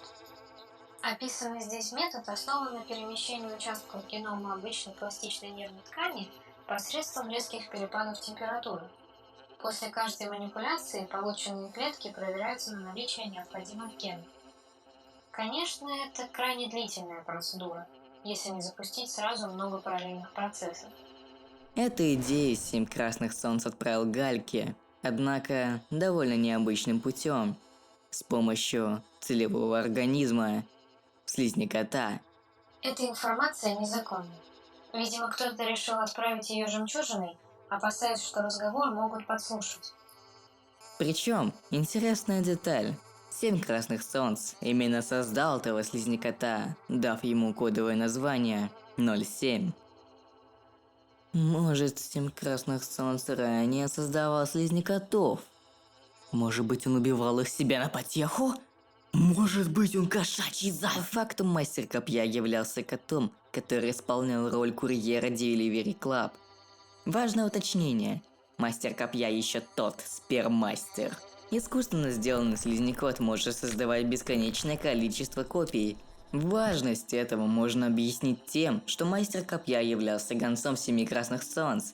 А так как их система была сломана, то был велик шанс, что мастер копья просто сдохнет нахер, туда его заслужил, сука. Еще одна интересная вещь. 7 красных солнц не давал метку итератора мастеру копья. Что такое метка итератора?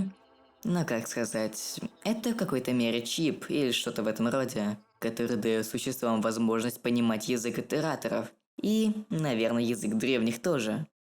В какой степени ты думаешь, они нас понимают, когда мы с ними говорим? Метка дает им способность к распознаванию языка, но интеллект не повышает.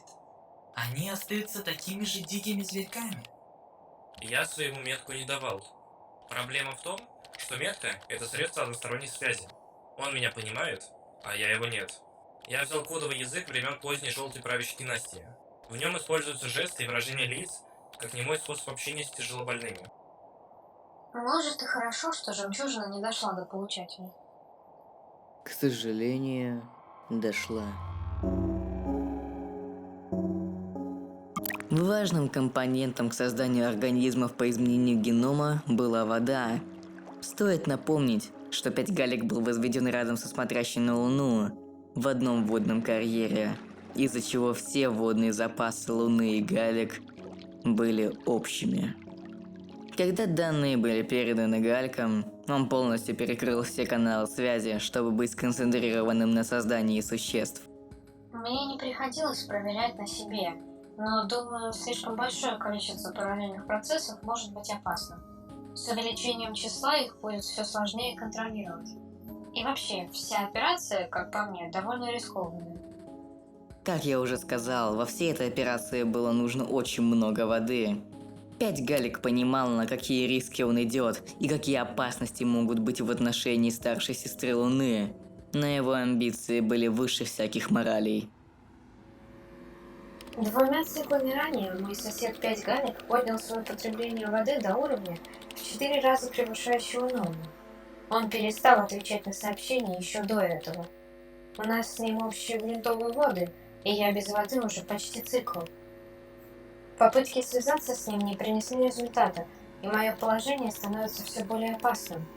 Прошу участников локальной группы передать мне информацию о последних контактах с ним и попытаться использовать эти каналы снова. Продолжайте, пока не получите ответ. Говорю на чистоту. Если не уговорить его остановиться, я умру. Прежде чем это случится, я воспользуюсь привилегией старшей и войду в режим принудительной связи. Надеюсь, удастся его образумить. Этот режим доставляет неудобства всем членам сети, так что я не буду торопиться и прибегну к нему только в крайнем случае. Немедленно опусти свой уровень забора воды до 1/5 текущего. Что бы ты там ни делал, остановись. Пожалуйста, прекрати. Как старшая твоей локальной группы, я приказываю тебе.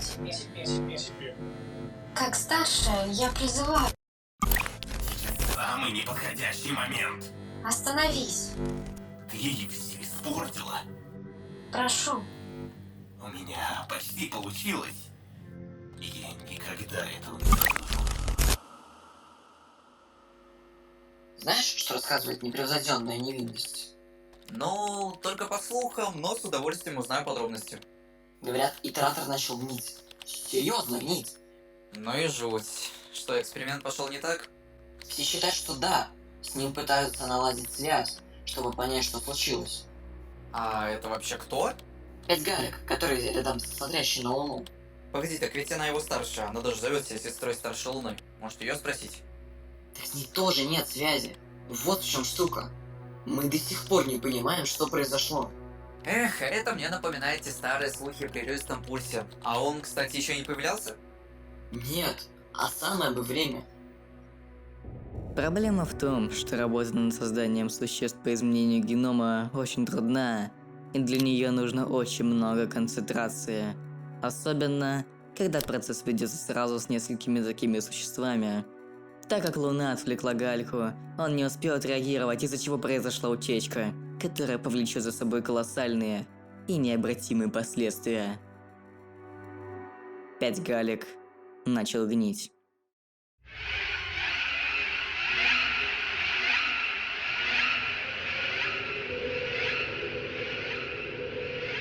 Гнить страшными, синими существами, долгоногими.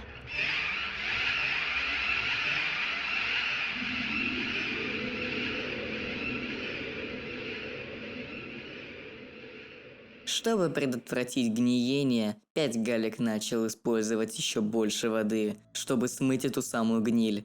Это привело к тому, что я ебал этих комаров, блин! Смывание гнили с корпуса 5 Галек привело к появлению гнили в месте, куда сбрасывались отходы, превратив ее в полнейшую свалку с долгоногами. Однако, проблемы коснулись не только 5 Галек. Из-за повышенного количества использования воды, Луне стало очень плохо. Соединение с ней было полностью прервано, из-за чего она осталась в одиночестве умирать. Именно умирать. Понимаете, итераторы могут жить без воды цикл, 2, однако им будет только хуже. Что произошло с Луной? 5 Галек нанес ей непоправимый урон. Ведомость оборудования. Крупномасштабная неисправность оборудования достигает небезопасных уровней. Уведомление. Ожидаемое время до выхода установки строго 90 или более циклов. Модуль рекомендует провести немедленный ремонт в течение 30 циклов. Не могу перестать думать об ошибках, которые я совершил. Конечно, я мог бы просто удалить эти воспоминания, но это было бы безответственно. Чего? О каких ошибках речь? Когда-то я передал кое-кому важную информацию. использовать которую могло быть опасно. Я должен был понять, что этот кто-то был не в том состоянии, чтобы ответственно подойти к этой информации. Полагаю, что за информацией, кто этот кто-то, ты мне не расскажешь. Выдаваться в детали не собираюсь. Из уважения. Слушай, если когда-нибудь захочешь об этом поговорить, не стесняйся. Эту проблемку мы можем попробовать решить вместе. Наши и создали, чтобы решать проблемы. Боишься, что этот твой кто-то может навредить себе? Да уже навредил. Из-за злости и обиды 5 Галек полностью перекрыл все каналы связи. Поэтому волнующемуся Семи Красным Солнцем не осталось ничего другого, чем снова отправить своего гонца.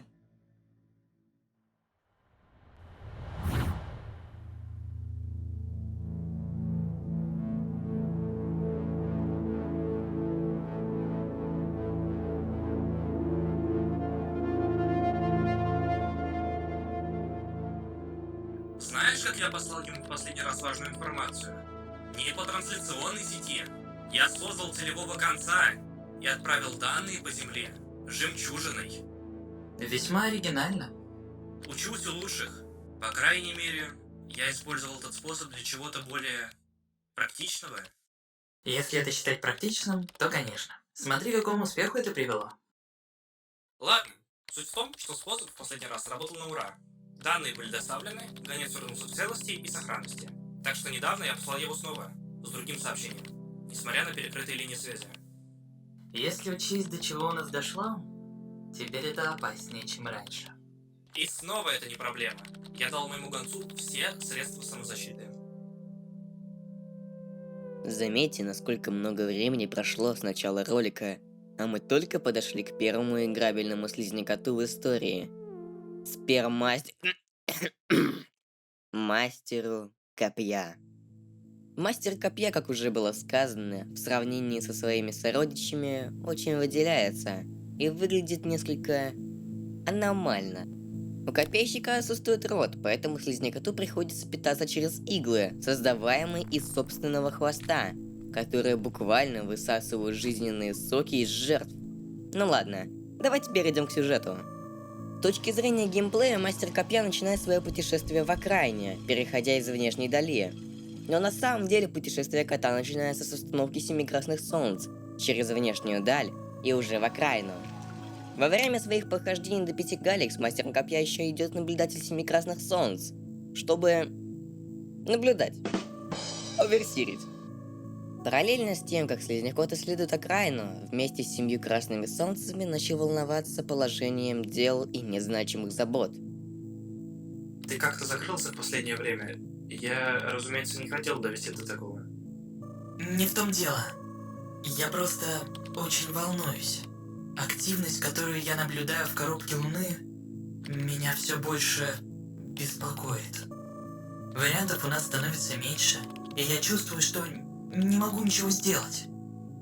Только с ужасом наблюдать. Лучше бы ты отправил сообщение Луне, а не Галькам. Думаешь, это бы помогло? Если честно, нет. Не думаю.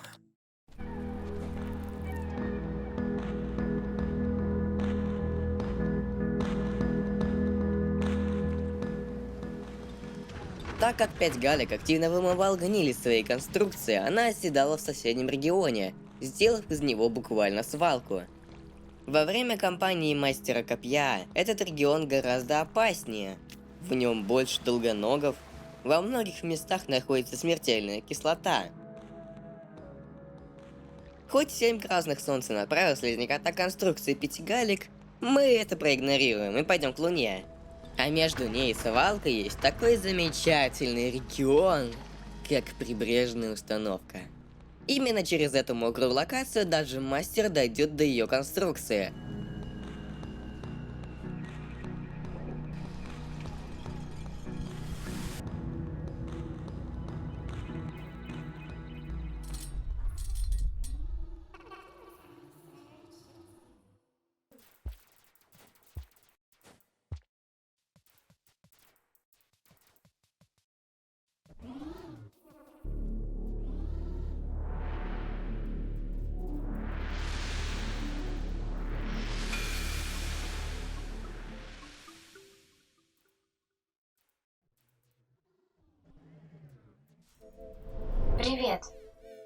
Ты слышишь меня? Бедняжка. Записи о чертежах твоего тела нет. И неразумно предполагать, что такие радикальные изменения произошли естественным путем. Кажется, в твоем теле также есть какой-то носитель информации. Отважный гонец. Что ты такое? Я могу прочесть данные, содержащиеся в твоем теле, но это займет несколько циклов. К сожалению, столько времени у меня нет. Я могла бы извлечь из твоего тела жемчужину, но тебе подобное было бы весьма неприятно. Да и не думаю, что на ней записано что-то для меня. Если ты действительно гонец, то я советовала бы поспешить. Это...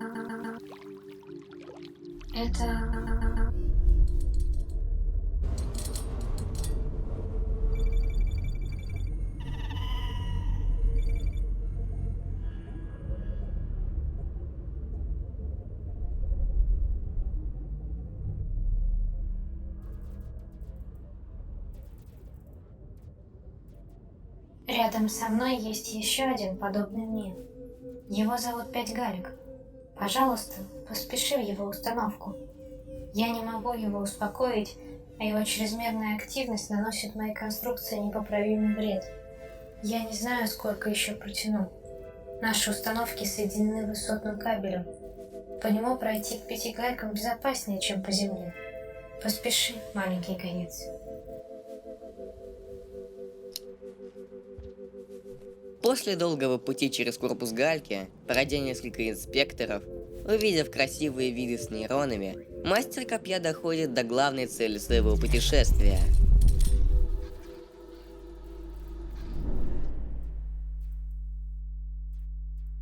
Солнце? Зачем ты снова прислал сюда гонца? Пожалуйста, уходи.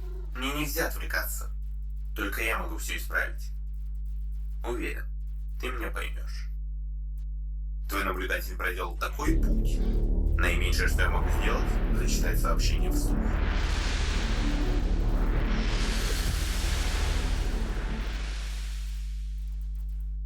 Гальки, это сообщение от твоего обеспокоенного старого друга. К тебе отправился наблюдатель от непревзойденной невинности, и мы все видели, в каком ты сейчас состоянии. Понимаю, что это моя вина. Мне следовало догадаться, что ты слишком отчаялся, чтобы действовать с должной сдержанностью. Мне очень жаль, но прошу, не отключай модули связи. Не обязательно проходить через это в одиночку. Все пытались с тобой связаться, мы просто хотим помочь. Мы также потеряли всякую связь с Луной и полагаем, что твои попытки исправить собственное положение могли нанести установке непоправимый ущерб. Я лучше прочих понимаю, как ты можешь к этому отнестись, но не надо так. Пожалуйста, откликнись. Поразительно. Тебе не понять, что я чувствую, когда слышу эти жалостливые поучения. Чем ты можешь мне помочь? До этого состояния меня довела в первую очередь твоя благотворительность. Я хотел найти собственный способ выбраться, а теперь гниют тут из-за тебя и Луны. Ты что думаешь, я очередной жук, ползающий по твоему дурацкому лабиринту? Я найду решение, вы мне для этого не нужны. Вон отсюда! Прочь!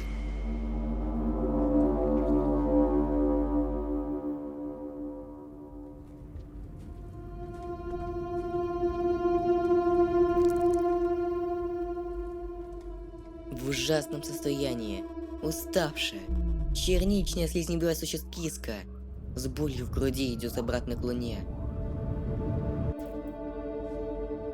Давай-ка взглянем, что на ней. Это... Полагаю, 5 Галек это уже видел? Я не догадывалась, что стольким операторам уже обо всем известно. Не знала и того, какие усилия они прилагали, чтобы связаться с нами. Если бы я только могла... Отважный гонец. Не возражаешь, если я перезапишу эту жемчужину? Свое назначение она выполнила. Я приложу к ней ключ трансляции с моим коммуникационным номером. Далеко, к западу отсюда, за безмолвными дымовыми трубами комплекса 5 Галек, ты найдешь выжженные солнцем землю с прекрасными растениями, тянущимися к облакам. В тех местах есть массив связей, ближайший из тех, что еще могут работать. Его система распознает ключ трансляции с моим номером и откликается. Если ты останешься там на обратном пути с 7 красными солнцами, я буду очень благодарна. Это мой единственный шанс передать сообщение в локальную группу. Осторожнее, гонец. И вот, путешествие мастера копья лежит к массиву связи в небесном архипелаге, с помощью которого итераторы связываются друг с другом. Кстати, а вы знаете, кто такой Инф? Нет? Как такое возможно? Давайте я о нем расскажу, кто это такое. Инф — это средневековый обитает в невероятно опасном мире, который всеми силами пытается его убить. Давайте пожалеем его. Позвоните, где? Ладно, выходим. Давайте посмотрим, как там что происходит. Ты разве не видишь, что я тебя пытаюсь игнорировать? Почему все актеры одноголосые озвучки такие тупые? Чего, блядь? Господи, разве ты не видишь, что ты находишься в матрице Хайдекса, который озвучивает себя как идиота, потому что он бездарный актер, он бездарный никто, он никто в этом мире, он ничто в этом мире не может быть хуже, чем Хайдекс, он никто. Хайдекс делает Polaroid World. Какой же ты Честно говоря, я уже сдался, и Хайдекс плагиатит всех. Сначала Мосбага, а теперь уранил Мытера. Он еще одного человека сплагиатит в этом ролике. И, блин, мне больно. Тебе нужно успокоиться, Хайдекс конченое животное, это уже ничего не поменяет. Наверное, ты прав. Спасибо тебе за разговор. Я очень благодарен тебе, но все же нам пора искать еду, иначе мы умру с голоду. Погнали искать еду.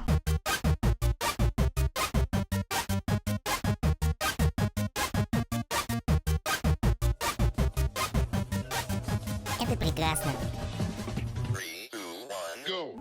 Бля! Свали из новеллы, которая не принадлежит тебе.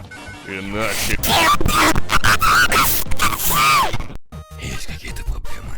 Разве у тебя могут быть проблемы? Наверное, сообщество Рейнбол.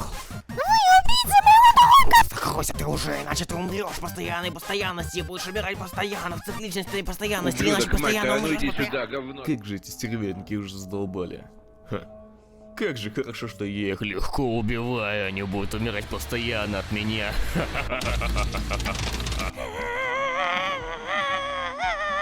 Эй, да успокойся, я всего лишь сценарист полного лора. Что, снова водные слова удаляете? Задолбали, уже лучше полного Рейнбол вообще. Да нет, успокойся, я всего лишь хотел предложить подружиться. Вот, смотри, там человек есть. Монтажер полного лора. И как тебя угораздило? Я же не знаю. Эй, да успокойся, все нормально. Не понимаешь, у меня экзистенциальный кризис. Понимаю. Да ладно, с кем не бывает, все нормально, успокойся. С этими геоми диалоги перебазывают каждого оператора, но это... Не шарю, поясни. Знаешь, что такое безумие? О, боже, нет. Эй, что случилось? Я снова вспомнил это. Успокойся, вдохни полной груди, давай, вдох-выдох. Понимаешь? Полного лоха не будет. Я имел в виду, нет, о боже, нет, я все помню, всегда все помню.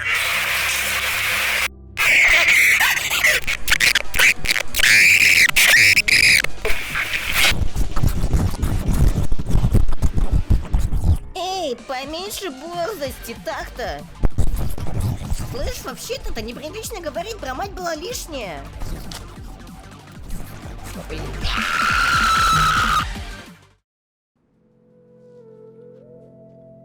Когда гонец доходит до вершины, он активирует жемчужину, тем самым распространив трансляционное сообщение по всей локальной группе итераторов.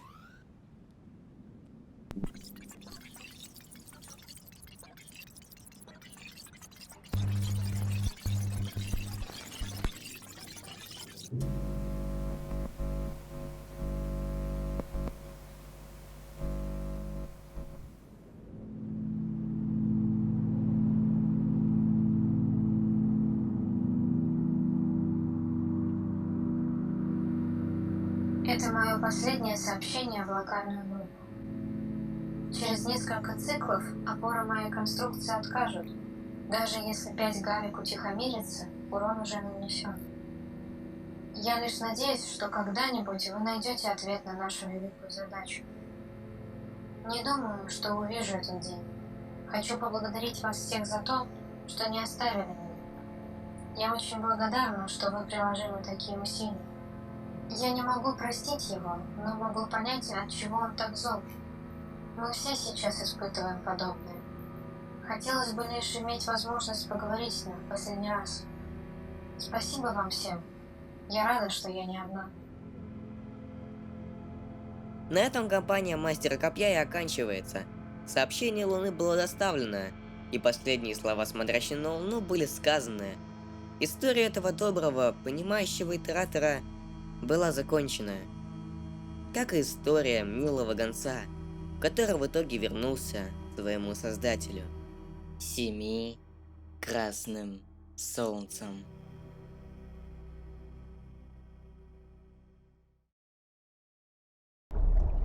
Вскоре после кампании Мастера Копья прошло неминуемое событие. Обрушение старшей сестры Луны.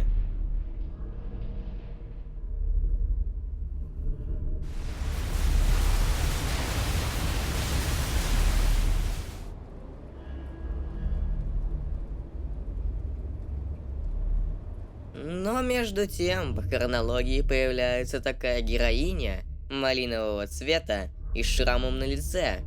Ее компания не несет за собой какого-то большого смысла в истории, по сравнению с тем же Мастером Копья. Представляю вам... Техник. Это слизнякошка. Машина для убийств, хищник по природе, она не интересуется мелкой добычей. Благодаря своим способностям создавать взрывчатку, дополнительному прыжку в воздухе, основанному на взрыве собственного тела, возможности оглушения противника и умению загрызть добычу в ближнем бою, техник легко может подняться на вершину пищевой цепочки. Однако и у нее есть слабости. Техник так и не научилась дышать, что может привести к взрыву с летальным исходом. Кроме всякой жестокости ко всему живому, взрывная штучка также имеет особую неприязнь к мусорщикам. Техник ненавидит их так же сильно, как они ненавидят ее. Жажда мести движет техник, и месть ограничивает ее максимальную карму до первого значения жестокости. Техничка начинает свой путь на свалке, улепетывая за обе щеки тушку мусорщика. Рядом с ней активируется дрон горожанина, ранее принадлежавший древнему, однако теперь он почему-то следует за техник. Заставы мусорщиков для вас станут сущим кошмаром, потому что по ощущению там есть их ебучий спаунер. И сколько бы вы ни убили, прибежит еще куча мусорщиков, и с точностью АВП гинет копье тебе в лицо. По факту, из-за отсутствия Луны техник не имеет каких-либо вариантов, кроме как посещения 5 галек. Так как с кампанией Мастера Копья прошло не так уж много времени, то это значит, что свалка такая же опасная. Отличие только в том, что при касании с ядовитой жидкостью техник сразу же взрывается. А также в том, что гниль начала развиваться в наружном корпусе, что добавляет трудности для прохождения. Однако, пройдя до 5 галек через боль и страдания, техник все же встречает куклу случайного бога.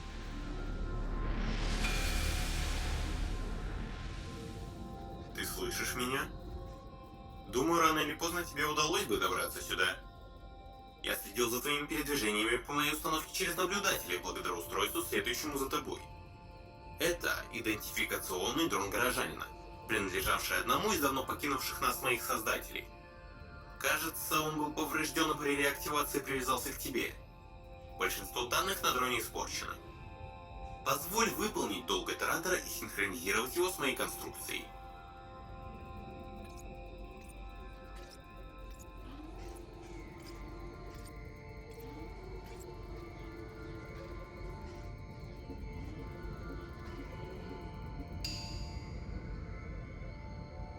Проказливая зверюшка. Ты в цикле, который постоянно повторяется. Думаю, ты здесь потому, что хочешь выбраться. Тут я мало чем могу помочь. Животная потребность, поглощающая тебя изнутри, привязывает тебя к этому месту. Даже мое божественное вмешательство не сможет ничего изменить. Впрочем, если планируешь носить это устройство с собой, притворяясь одним из моих горожан, то можешь выполнить свой долг по уходу за этой конструкцией. Из увиденного я понял, что ты испытываешь необходимость проявлять жестокость к мусорщикам. Такая жизнь мне омерзительна, но, похоже, у нас общий враг. Большая стая мусорщиков устроилась в моем городе как у себя дома и все больше разрушает крышу моей постройки, собирая металлолом и механические компоненты. Я призываю тебя выполнить свой долг добропорядочного жителя, вернуться к себе домой в город и нанести им визит. Возможно, так мы оба получим то, чего хотим. 5 галек перепривязывает дрон технички к своей конструкции и отправляет ее в далекое и увлекательное путешествие, наполненное дружелюбными мусорщиками. Вообще стоит отметить, что 5 галек очень лоялен к техник. Возможной причиной такой лояльности является наличие у нее дрона горожанина, или же жажда отомстить мусорщикам. Так вот. О, кстати! Ой, и забыл сказать! Кстати! А вы помните про Инва? Нет! Не помните? Ну ничего, я сейчас вам снова расскажу про него. Инв — это змеекот-мученик, обитает в невероятно опасном мире, который всеми силами пытается убить. Давайте пожалеем его. Так вот, он как техник на свалке. Что же там у них происходит? Давайте посмотрим и узнаем, ребяточки. Купай, копай, не суди, не гуди, не будай вада буди, да буди, да будай.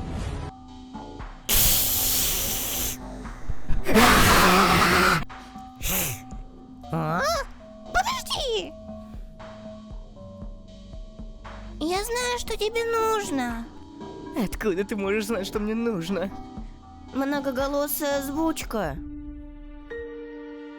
Это печальный мотылек. Ты правда знаешь, что мне нужно? Я с тобой поделюсь ей.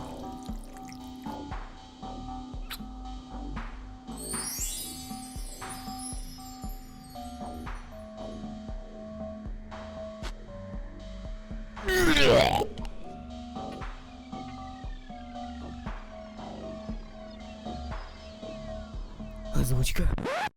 Озвучка.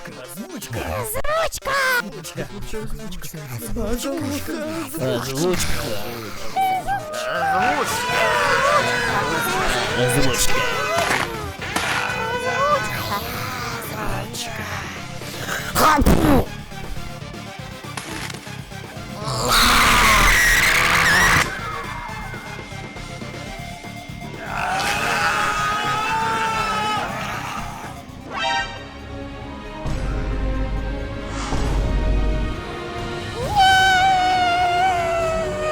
Ура, победа! Мегаполис предстает перед нами в своем заброшенном величии. Город представляет из себя регион высокой сложности. Он населен существами разной степени опасности. Наибольшую угрозу в регионе представляют мусорщики. Толпы мусорщиков. Орды мусорщиков! Особенностью мегаполиса как региона игры являются смена дня и ночи. Мало локаций могут такой фичей похвастаться. Но мы не об этом. А смешной нарезки мусорщиков техничкой! Спустя кучу трупов мусорщиков, взрывных прыжков, тупых смертей и боли, мы доходим до гигантской комнаты, в которой нас встречает вождь мусорщиков. Техник сражается с вождем мусорщиков и побеждает его, после чего надевает маску и принимает всю свою жестокость. Больше ничего не может поднять ее карму, даже отголоски. А, это снова ты. Мне, знаешь ли, совершенно наплевать на существ, бродячих по моей установке. Судя по твоему состоянию, могу предположить, что тебе удалось найти искомое. Надеюсь, оно того стоило. А теперь уходи. Пожалуйста. Я хочу побыть один. Однако есть и другой путь. Хоть игроку и невозможно каким-либо путем достичь 10 уровня кармы, даже если бегать по отголоскам как ненормальный, но зато есть шанс найти мусорщика с максимальной кармой. Затем его надо дотащить до глубин и протащить мимо стражей.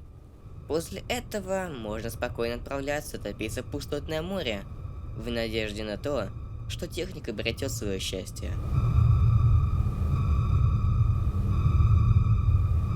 По мере погружения в пустотное море знак кармы в левом нижнем углу будет постоянно мигать красным светом, показывая нам, что уровень слишком низок.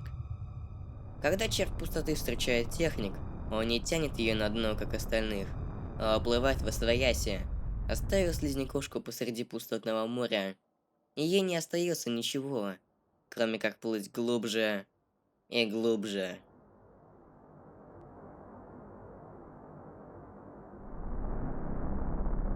Из техник начнут идти золотые нити, а она сама начнет тускнеть до того момента, пока не растворится полностью.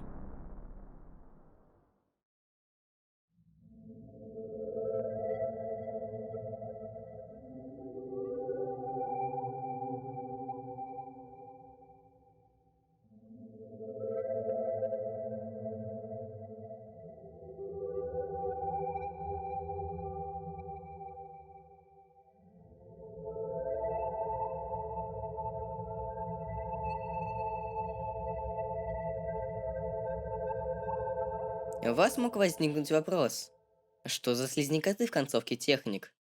Так вот, это чеховское ружье, которое выстрелило.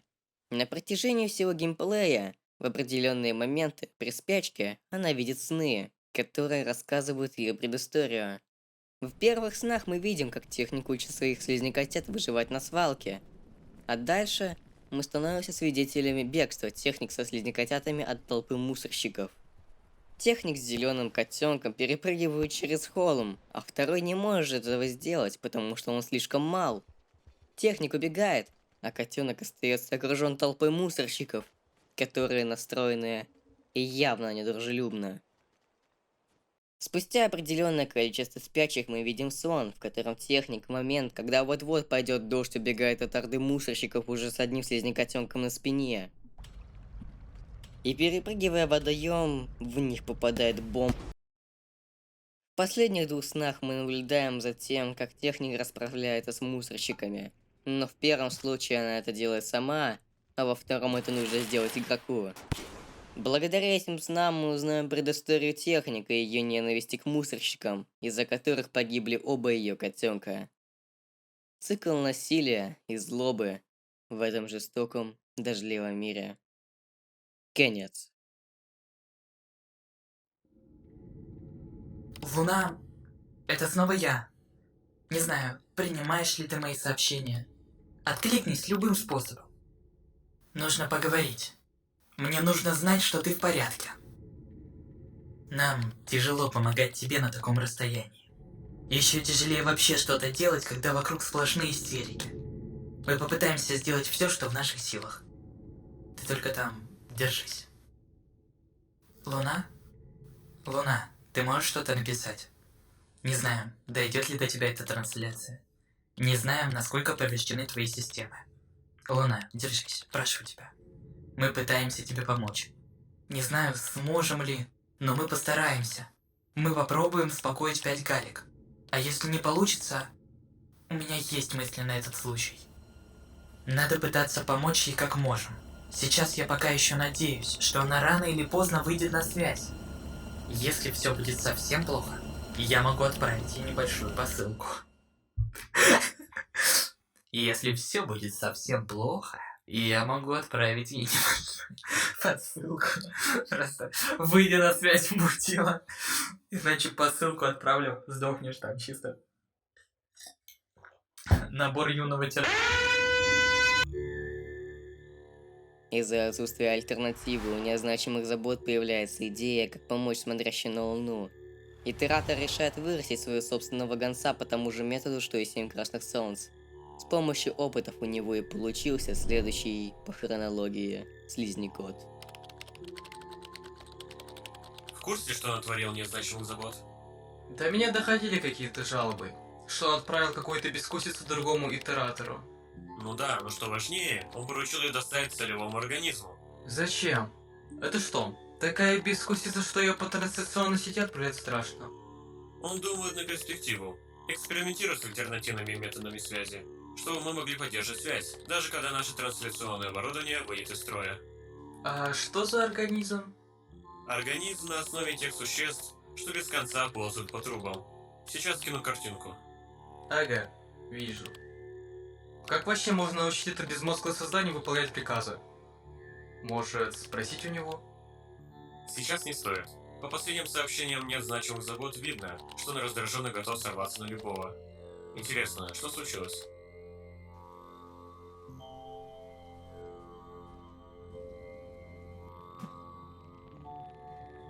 Охотник крепкий, физически развитый и в общем сильный слизнякот, сравнимый по силам с техник. Он является хищным слизнякотом, который преимущественно питается крупной живностью, а поскольку метаболизм охотника выше, то и обычных ягод с летучими мышами для насыщения ему уже будет недостаточно. Также охотник способен носить дополнительное копье на спине, его прыжки выше и запас выносливости больше в сравнении с большинством сородичей. Но у свирепого хищника есть недостаток. Прогрессирующая болезнь, делающая машину для убийств слабее ближе к последним циклам, вплоть до перманентной смерти кота и дальнейшего превращения в нечто. Скорее всего, эта болезнь появилась из-за искусственного происхождения охотника. Типа, к примеру, незначимых забот немного ошибся в формулах. Геймплейный охотник начинает свой путь в массиве ферм, но по факту он начинает свой путь, как и мастер копья, от итератора через внешнюю даль, но уже в этот раз в подземку, а потом через нее в массивы ферм. Также охотник имеет при себе зеленый нейрон и голубую жемчужину в животе. События кампании происходят спустя некоторое время после кровавого путешествия техник, но некоторые регионы приобрели свои знакомые версии. Из-за обрушения Луны прибережная установка наконец избавилась от своей кислоты, обзавелась водичкой и стала называться Побережьем. А в корпусе Пятигали гниль продолжила развитие, и ее стало намного больше. Фауна мира особо сильно не изменилась. В небе все так же парят королевские стервятники. Красные альфа-самцы очень хорошо устроились на окраине, а красные скалопендры решили поглядеть на подземку. И, видимо, почти весь их вид. Помните боль в виде заставы мусорщиков при игре за техник? Помните ограниченную карму? Забудьте. Хоть отношение с мусорщиками изначально нейтральное, им, как обычно, на это нейтральное наплевать.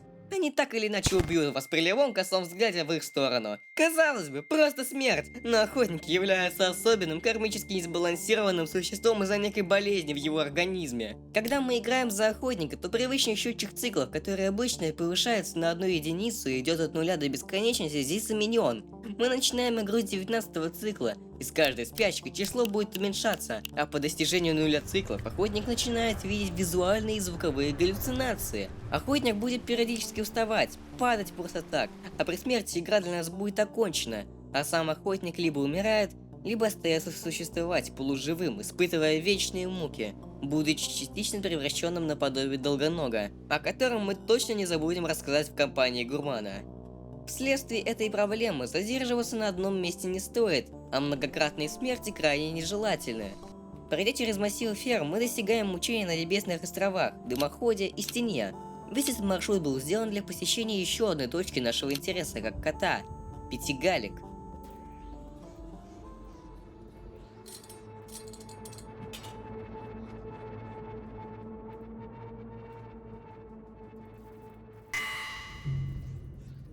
Посмотрим, что тут у нас.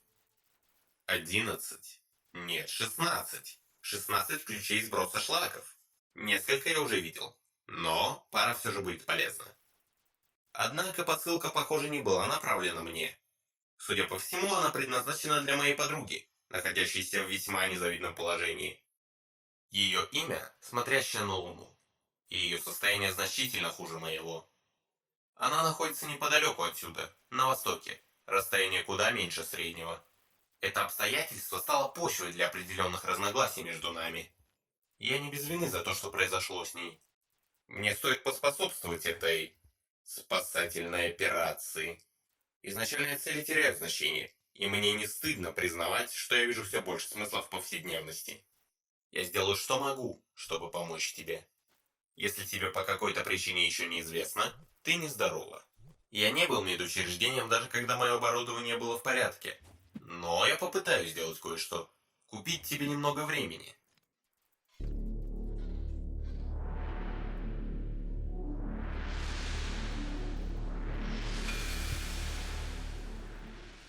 Тебе мало осталось. То, как ты решила использовать свое время, восхитительно. Передавай привет. По завершении монолога 5 галек отдает охотнику нейрон и добавляет 5 циклов к таймеру и 2 уровня кармы. Итак, что мы выяснили? Первое. Как уже было до этого понятно, охотник является гонцом незначимых забот, чтобы помочь Луне. Во-вторых, мы все же нашли ответ на вопрос, что мы держали в своих лапках все это время. Исходя из монолога 5 галек, охотник держал у себя 16 ключей сброса шлаков. Как мы помним, а мы, надеюсь, помним, главной проблемой Луны было как раз перегревание из-за отсутствия хладагенда, что привело к сбоям в функционировании нейромикробной взвеси и образовании кучи шлаков, сенсоров и мусора, которым простыми путями было не смыть. В зеленый нейрон незначимых забот заключил ключи, которые активируют сброс этих самых шлаков, что поможет Луне хоть как-то ожить. Однако возникает резонный вопрос. Почему же тогда незначимых забот не отправил охотника раньше? Почему именно сейчас? Однако ответ довольно прост, если мы обратимся к его диалогам с 7 красными солнцами, которые возникали во время прохождения Мастера Копья. Да, охотника на момент падения Луны тупо не существовало, а создание и обучение одного гонца очень трудное дело, как я понимаю. Поэтому прийти на помощь вовремя никто бы уже не успел. Ну ладно, поларовидели и хватит. Возвращаемся к компании. После посещения Гальки мы отправляемся к остаткам смотрящей на Луну. По прибытии охотника мы видим сломанную камеру итератора и мертвую Луну. Как только охотник бросает зеленый нейрон рядом с Луной, то он моментально взмывает в воздух, активируя другие нейроны.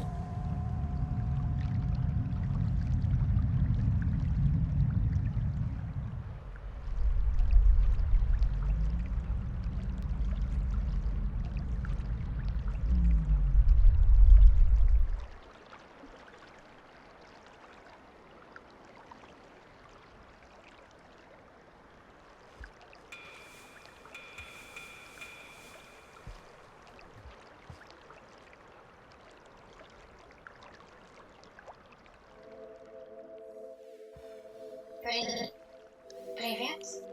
Привет, зверек. Ты это сделал? Погоди. Моя память не отвечает. Я не понимаю. Должно быть, прошло... О, зверек. Ты нездоров. Мне очень жаль это говорить, но у тебя мало времени. Если все так, как мне кажется, спасибо тебе. Я не знаю, почему ты тратишь свои последние оставшиеся циклы, помогая мне. Но знай, что я глубоко благодарна. Мне были знакомы очень немногие существа, способные на такое самопожертвование. Ты чудесное создание. Как бы я хотела сказать, что буду всегда тебя помнить. Тройное подтверждение, тройное подтверждение. Ладно, теперь серьезно. Не замечал в последнее время дождя в твоем регионе. И подумал, что помощь не помешает. Было не так уж и легко разобраться с учетом, скажем так, проблем со здоровьем галек. Держи ключи сброса. Прости за необычный способ доставки. Оборудование изнашивается и т.д. и т.п. Не болей. НЗЗ. О, теперь понимаю. Еще раз спасибо тебе, маленький друг. После не особо длительных посиделок с бедной Луной, охотник меняет направление в сторону подземки, дабы прочувствовать всем своим телом прекрасное сыце-пустотное море. Слизнякут пробивается через кучу ящериц, стервятников, водорослей, скалопендр и прочей местной фауны, кучу дождей и других препятствий, чтобы встретить маленькую проблему. На входе в храмы перед Ха! Думали, я повторю шутку? Вы правы! Пустая стража, которая ни при каких обстоятельствах не пропустит тебя без 10 уровня кармы. Опять Галлик какого-то черта обделил охотника всего лишь 2 дополнительными уровнями кармы. Что очевидно, для прохода мимо стража не хватит. Бедняжку слизняки скоро размажут по стенке или того хуже. Он даже не дойдет до подземки.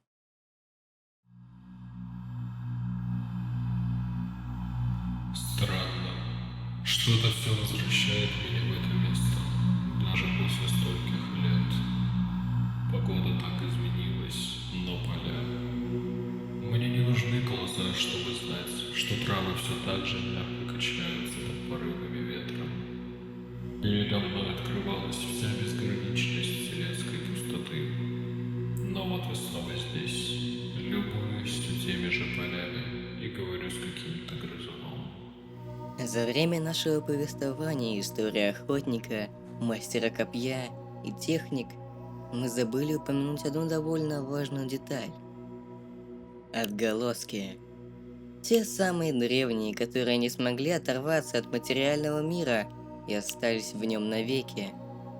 Встречая эхо, каждый слизнякот поднимает максимальную карму на одно значение. И именно благодаря посещению отголосков во время нашего путешествия мы сумеем сделать последний рывок к вознесению.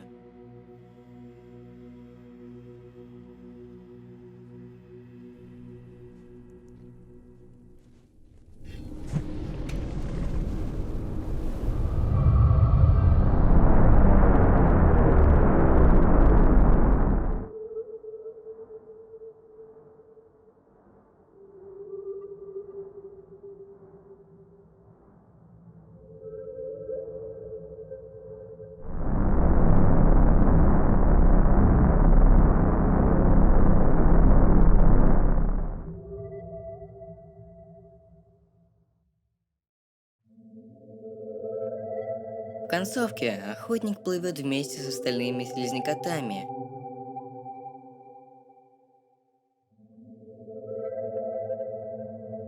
Но ему становится нехорошо. Охотник отделяется от общей толпы, погружаясь глубже и глубже, а из его живота выходит черная субстанция. Под конец этого падения охотник приземляется на арке силуэта итератора.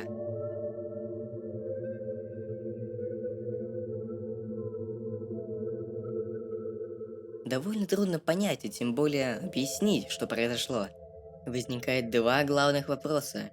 Что за субстанция выходит из охотника и что это за итератор в конце? На первый вопрос ответить как таковой трудности нету. Ведь напомню, охотник болел, и по всей видимости той субстанцией была та самая болезнь. Но я не уверен. Может быть, вознеслась болезнь, а не сам кот? На второй вопрос, в общем-то, нетрудно ответить. Хотя можно ответить и однозначно. Это был не из значимых забот. Какого черта он вообще сюда попал? Да фиг его знает. Серьезно? Что за бред? Некоторые ставят теории, что при создании охотника не из значимых забот заключил частичку себя в него, из-за чего, к примеру, могла возникнуть болезнь. Но... блин, это звучит довольно бредово, потому что как вообще можно гигантский интеллект с кучей нейросвязей сложить в одно маленькое сознание? Вот-вот. Однако есть еще один аспект, который я хотел бы обсудить. Если охотник не доберется до моря пустоты и умрет, то за него мы больше не сможем играть в этом сохранении. И тут вы скажете: ну вот, охотник нашел решение задачи. Просто заболейте раком. Ну, это не совсем так. Просто охотник не совсем умер. Играя за следующего слизнякота, вы можете встретить охотника в том месте, где он умер. Точнее, то, что осталось от охотника. Теперь он стал гнилью, долгоногом. И типа вы не можете играть за охотника не потому, что он умер, оборвал цикл, а потому что он перешел на новую стадию жизни, стал болезнью, потерял над собой контроль. И по факту, если гурман каким-то образом убьет его, то именно тогда охотник, возможно, начнет свой цикл заново. На самом деле, прошло не так уж и много времени с компанией охотника, а уже начинается новое. Причем, стоит обратить внимание, что эта самая компания не про хищника, не про отомстителя, а про интересного любителя пожрать и поспать. Гурмана. В отличие от мастера копья, который являлся гонцом, или техник, чьи глаза застелила ненависть, гурман имеет свою цель – небольшую колонию, которая захотела найти место для жизни. Гурман по таймлайну идет сразу же после охотника, а значит, что локации не особо изменились. Красные ящерки будут такой же большой проблемой для нашего пухляша, да и королевские стервятники не прочь делать шашлык своими пневмобивнями. Жирный кот начинает свой путь в затененной цитадели, уплетая слизевиков за обе щеки. Главной целью гурманчика является сбор информации о местности, но единственная важная здесь вещь – это не тупые дожди, а еда, черт побери. Так как 5 галек располагается ближе к местонахождению гурмана, то направляемся прямо к нему, через водоросли, пауков и курочек KFC в крытах памяти. Честно, скажу я так, разницы у гурмана с тем же выжившим, первым открытым слизнякотом, нету. Поэтому ничего нового в общем-то мы не найдем. Когда наш толстячок заползает в камеру итератора, то мы слышим от 5 галек следующий диалог. Прожорливый зверек, что ты здесь делаешь? Ты сильно отличаешься от тех гонцов, что приходили раньше. Может, я недооценил способность твоего вида рассказывать друг другу обо мне? Возможно, я поторопился дать тебе метку связи. Впрочем, учитывая, что в последнее время по моей конструкции кто только не шныряет, думаю, я еще встречу твоих сородичей. Я бы не рекомендовал больше ко мне заходить. Я давно уже заблокировал внешний периметр установки. И все-таки зверьки, подобные тебе, как-то проникают внутрь. У вас та же проблема, что и у остальных. От микробов нейрозвести до меня. А я, если говорить откровенно в сравнении с ними, богоподобен. Все хотят выбраться, но вот откровенно твой округлый вид подсказывает, что для тебя это не так уж и важно. Ты простой зверек, бездумно проживающий жизнь. Я не думаю, что в принципе способен тебе чем-то помочь. Впрочем, настоятельно рекомендую тебе и твоим сородичам покинуть мою установку. К сожалению, меры защиты, призванные не впускать существ внутрь, не позволяют тебе и выйти наружу. Как-то мы не продумали это. Позволь же мне...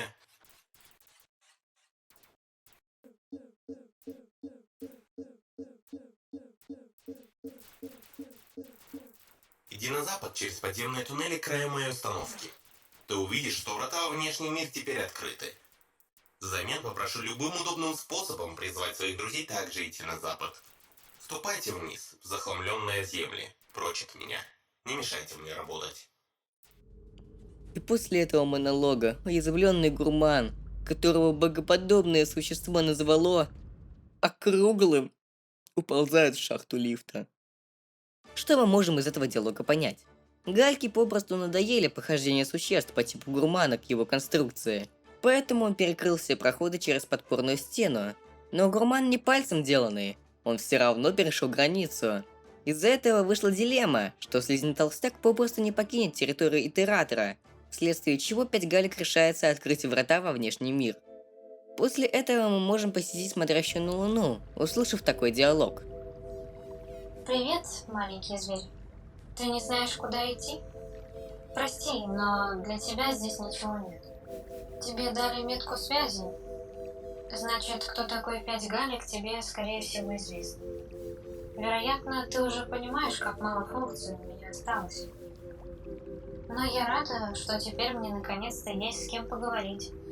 Мой предыдущий гость был очень болен и долго здесь не задерживался. В моем теперешнем состоянии я и его скоро позабуду. Может, ты его знаешь? Он давно уже ушел. Мой последний наблюдатель видел, что он отправился на запад. Возможно, он шел домой, пока еще мог. Оставайся здесь сколько хочешь, маленький зверь. Я рада компании. Луна упоминает охотника и говорит, что тот отправился на запад, куда мы и пойдем, минуя кучу локаций, сражений и более. Мы же в Rain World играем, или вы уже забыли? В самой западной части подземки мы находим врата в новый регион. Внешнюю даль.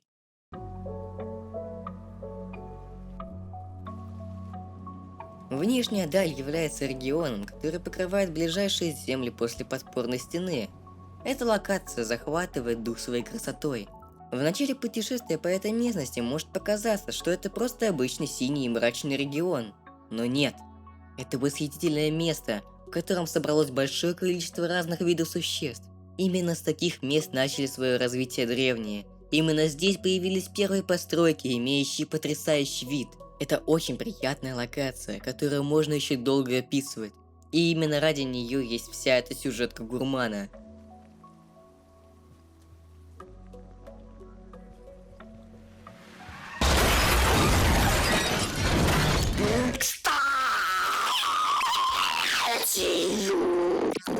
А вы помните про... Что? Корни поломанных деревьев. Ну ничего, я вам еще расскажу. Инф, это ледокот-мученик, обитает в невероятно опасном мире, который всеми силами пытается его убить. Давайте пожалеем его. Так вот, Инф каким-то образом тут реализовался, пока Икс стал в Русе, и Инф каким-то образом тут мать встретил это жирное чудо. Давайте узнаем, что у них там происходит.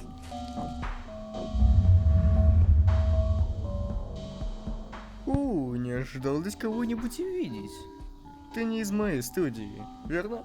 Нет, я просто в поисках многоголосой озвучки. Теперь я понял. Я могу тебе помочь с поиском... С поиском твоей многоголосой озвучки. Я устал. Понимаю. А что ты здесь вообще делаешь? Нахожусь в поисках новых актеров для озвучки моей студии. У тебя есть студия? Конечно. Там много людей таких, как ты. И сколько там актеров? 30, 40, хрен знает. Возьми меня к тебе. Пойми, это не так просто. Посмотри на себя. Ты Хайдекс и еще раз Хайдекс. Братан, это все херня, ты вообще понимаешь, кто я такой? Я могу озвучить несколько... А ты пруфани. Да здесь даже пруфы не нужны. Все, я пошел в студию, пока. Нет, никуда ты не пойдешь. Ты вообще слушал свои перепевки? Да кому нахер нужны эти перепевки? Я гений озвучки. Ты должен меня принять. Ты чё, дурак, бля? В нашей хайдексовской студии ты должен быть ЧСВшным и охеренным, а ты не такой. Так что... Пошел нахуй. Эй, полулер вышел. Прости меня. А что?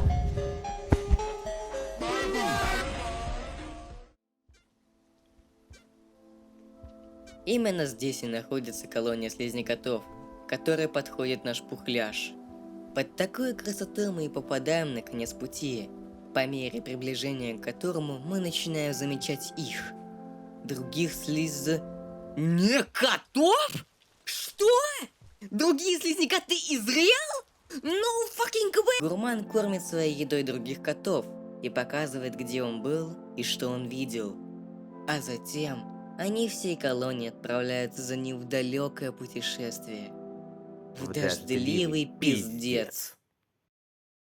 Привет, я Миша Маркот, и эти двое заставили меня матюкаться! После путешествия Гурмана слизнякоты начали осваивать новые местности.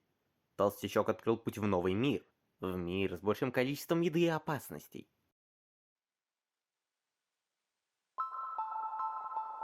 Уже знакомое по Гурману древо слизнякотов предстает перед нашим взором. Семья из 5 слизнякисок сидит под ним и смотрит на главную стихию этого мира – дождь. По окончанию все семейство уходит на поиски пищи и, по-видимому, для тренировки 2 более взрослых котят. Все идет хорошо. Котята ловят летучих мышей, никаких опасностей на горизонте не видно. Через некоторое время вся семья кушает пойманную добычу, и вдруг белому котенку на голову падает капля дождя. Слизнякотята взбираются на своих родителей, и семья быстро бежит к ближайшему убежищу. Дождь льет с приличной силой, а стоять с каждым мигом все тяжелее. Семья забирается на очередной уступ, но внезапно белый котенок соскальзывает с хвоста и падает в пропасть, где его уносит невероятно сильное течение воды. Взрослый кот, не сумев поймать детеныша, некоторое время с грустными глазами лежит на земле. А второй, желтый котенок, прыгает в пропасть за своим братом, по итогу оказавшись в части мира, который раньше даже представить себе не мог. Итак, Думаю, стоит представить главных героев поподробнее. Биба и Боба. Инь и Янь. Небо и земля. Ну, или, если закончить клоунаду, выживший монах. Эти котята, как можно было понять, являются братьями. Белого называют выжившим. Он старший брат. Из отличительных способностей у него...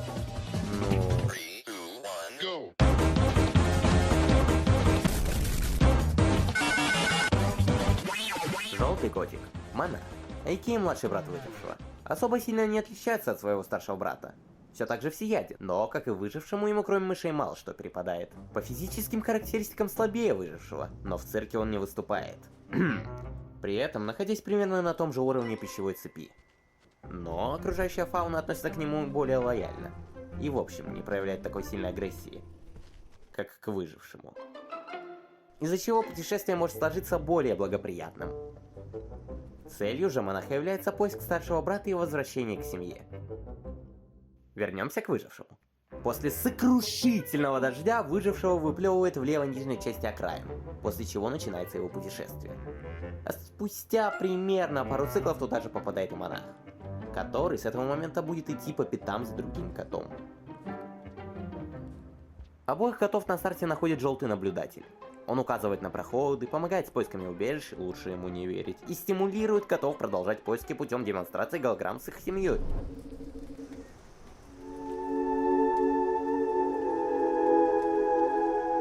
Проходя по окраинам, слизни-коты впервые видят новый мир. Мир, ранее неизведанный им. Мир, в котором путешествовали единицы из их вида. Это место наполнено историей, которую познать таким, как они, вряд ли выйдет. Да и скорее всего эту историю уже никто и не расскажет. Комнаты сменяются комнатами. Опасные хищники сменяются еще более опасными. А невероятные и завораживающие виды, разбросанные повсюду в этом мире, будто говорят: «Останься, полюбуйся красотой», забирая драгоценное время до смертельной стихии.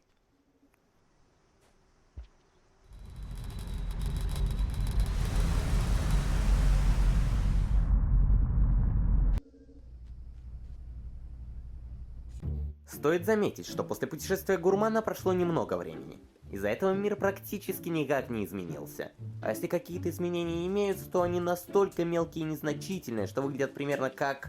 Тут камешек упал, тут слевой организм разросся. Так что да, разница между их компаниями не такая большая.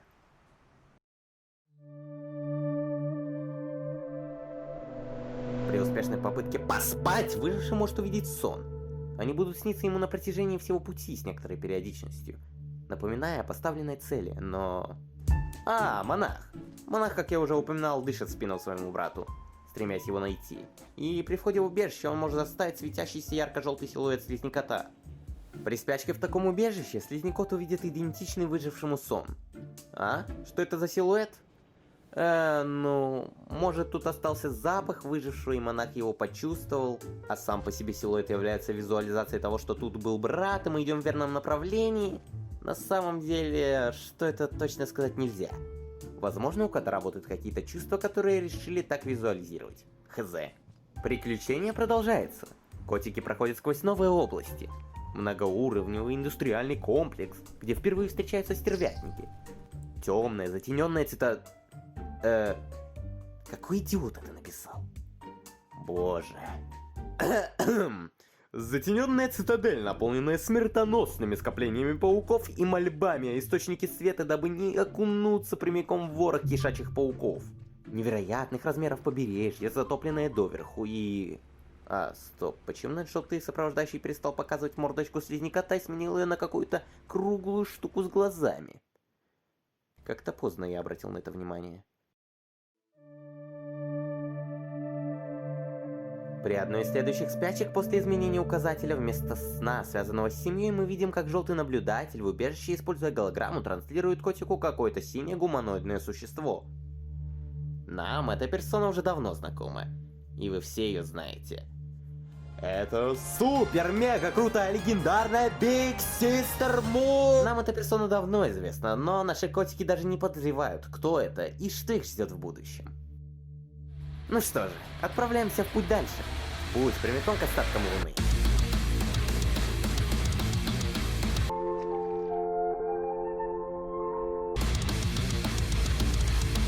Спустя кучу циклов мы все-таки добираемся до лунышки и... Но... Почему мы не понимаем, что она говорит? Если вспомнить предыдущие кампании, то мы поймем, что все котики при встрече с итераторами имели какой-то квадратик над головой. Этот квадратик является меткой связи. Некий дар существам, не способным понимать итераторов. Во всех предыдущих кампаниях, доходя до Луны, котик обладал меткой связи. Сейчас же ее у нас нет. И что делать? Наверняка подумает как неопытный слизнякот, так и игрок, который, по идее, играет впервые. Существует одна великая пословица, путешествующая между веками. Слизнякоты передают ее своим детям, те передают ее своим, а те вследствие своим. И как же звучит эта пословица? Прошу вас сосредоточиться и внимательно вслушаться. Все дороги ведут к 5 галек. По завету СКС, когда-то отправившего гонца к 5 галькам, желтый наблюдатель начал вести нас туда же. Значит, мы вновь идем надоедать случайному богу. Начинается путешествие в старые локации. Погнали! С побережья доходим к мосту и переходим в затененную цитадель. Оттуда двигаемся в нижнюю затопленную часть и осторожно, и тихо пробираемся мимо живых водорослей и дальше идут крипты памяти.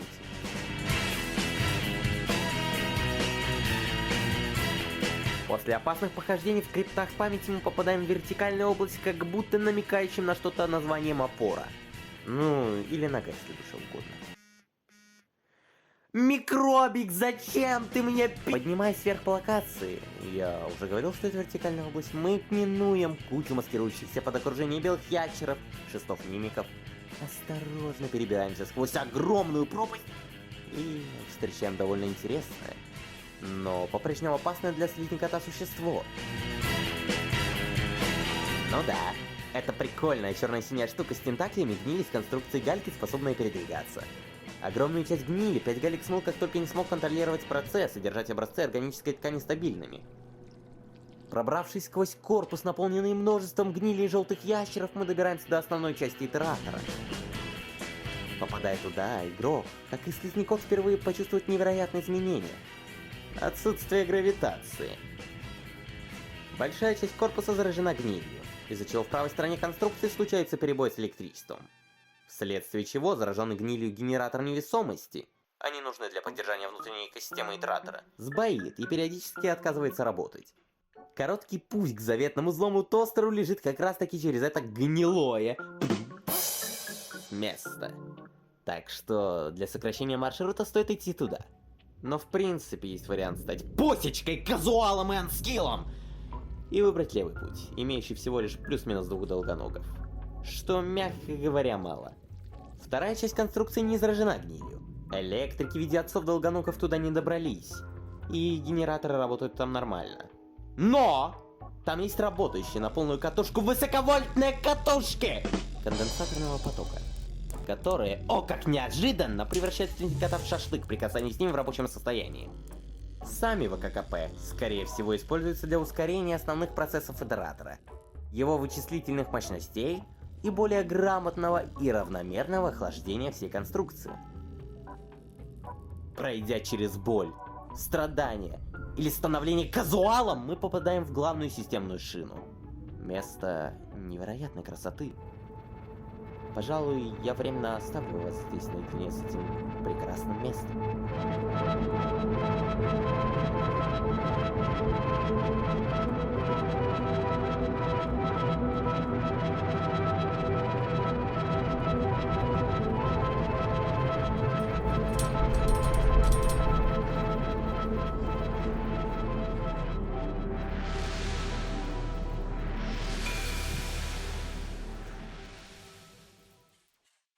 Доходит?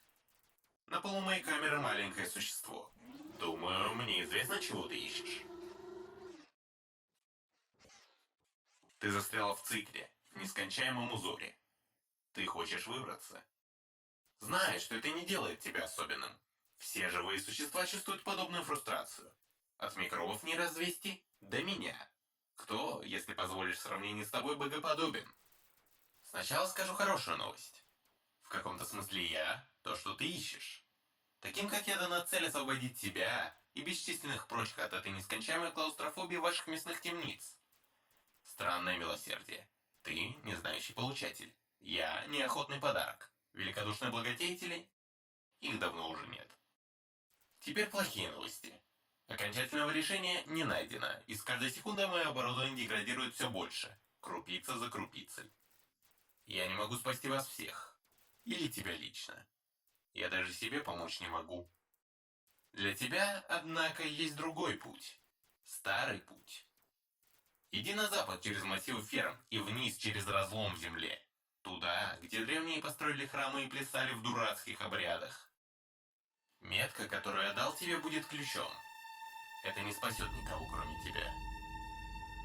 Слизний кот выходит через камеру техобслуживания и уходит. И что это было? Что за метка? Какой цикл? Столько вопросов вмиг сваливается на игрока. Он оказывается на месте слизни кота, который также видит невероятное, в какой-то мере непостижимое для его сознания событие. Во время следующей спячки мы видим сон. Над слизни котом, находящимся внизу, будто бы возвышается богоподобное существо. А потом 5 галек попускать монаха. Хд, лол, смешно. Мне все больше надоедает поток тебе подобных через меня. Во время прошлых разговоров мои слова были встречены лишь пустыми взглядами. Однако вы, видимо, все же обладаете достаточным навыком общения для передачи друг другу сложнейших инструкций о том, как сюда попасть. У тебя и твоих собратьев та же проблема, что и у всех. От микробов не развести до меня. То если позволишь, по сравнению с тобой богоподобен. Все хотят вырваться. Но, к сожалению, все разом решили, что я единственный выход из ситуации. Последнему я оказал некоторую помощь и дал указания. Тебе дам то же самое. На запад, через фермы, там, где земля расходится, отправляйся вниз и еще глубже. Взамен попрошу использовать любые доступные тебе виды крестения, визга и дергания конечностями, чтобы передать эти инструкции своим собратьям. Прекратите, наконец, швырять по моим блокам памяти. Кстати, я сходно, при выходе попрошу использовать шахту техобслуживания. Проходя по крыше итератора, мы видим уже знакомый нам мегаполис. А проходя в следующую комнату, мы начинаем слышать странные звуки. А поднимаясь вверх, мы встречаем отголоска. Мы чувствуем твое присутствие, маленький зверь. Твое созвучие сблизилось с нашим.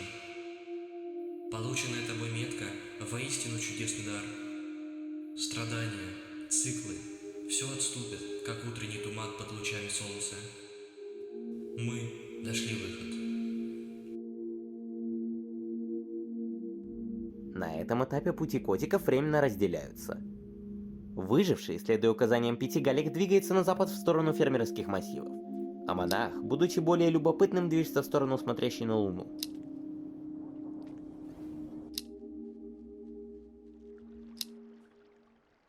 Привет, маленькое создание.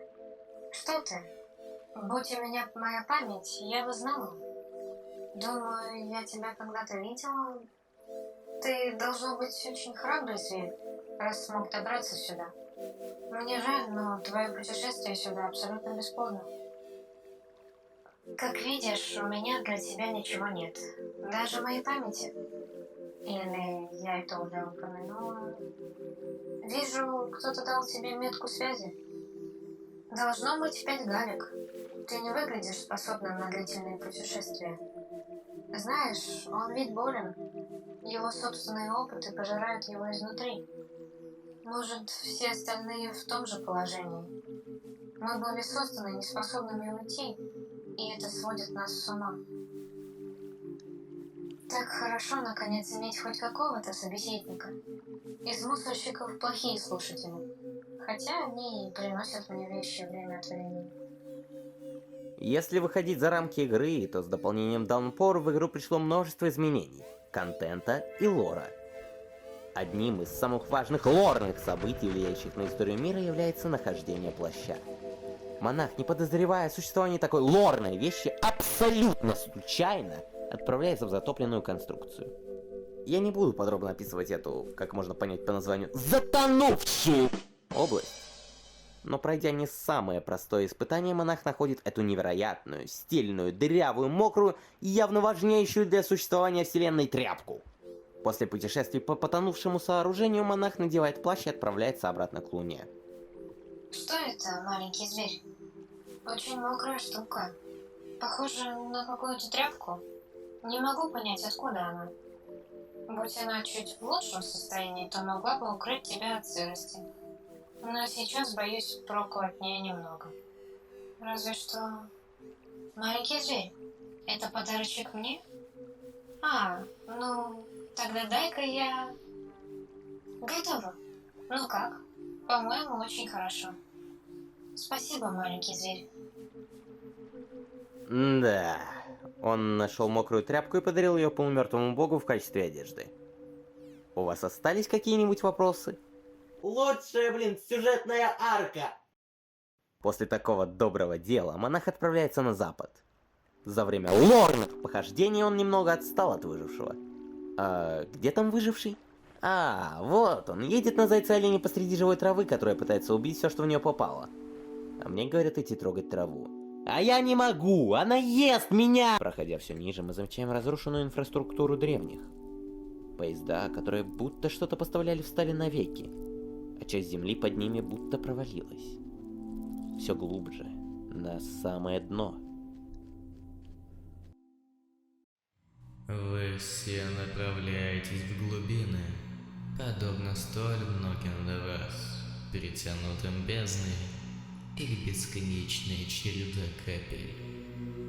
Проходя сквозь системы фильтрации, наполненные черными ящерами, глубже. Прямо как все эти проходы и пещеры, забавляющие меня несравнимо. Кости забытых цивилизаций, нагроможденные друг на друга. Доходя до места... Это место... Это какой-то храм? Что?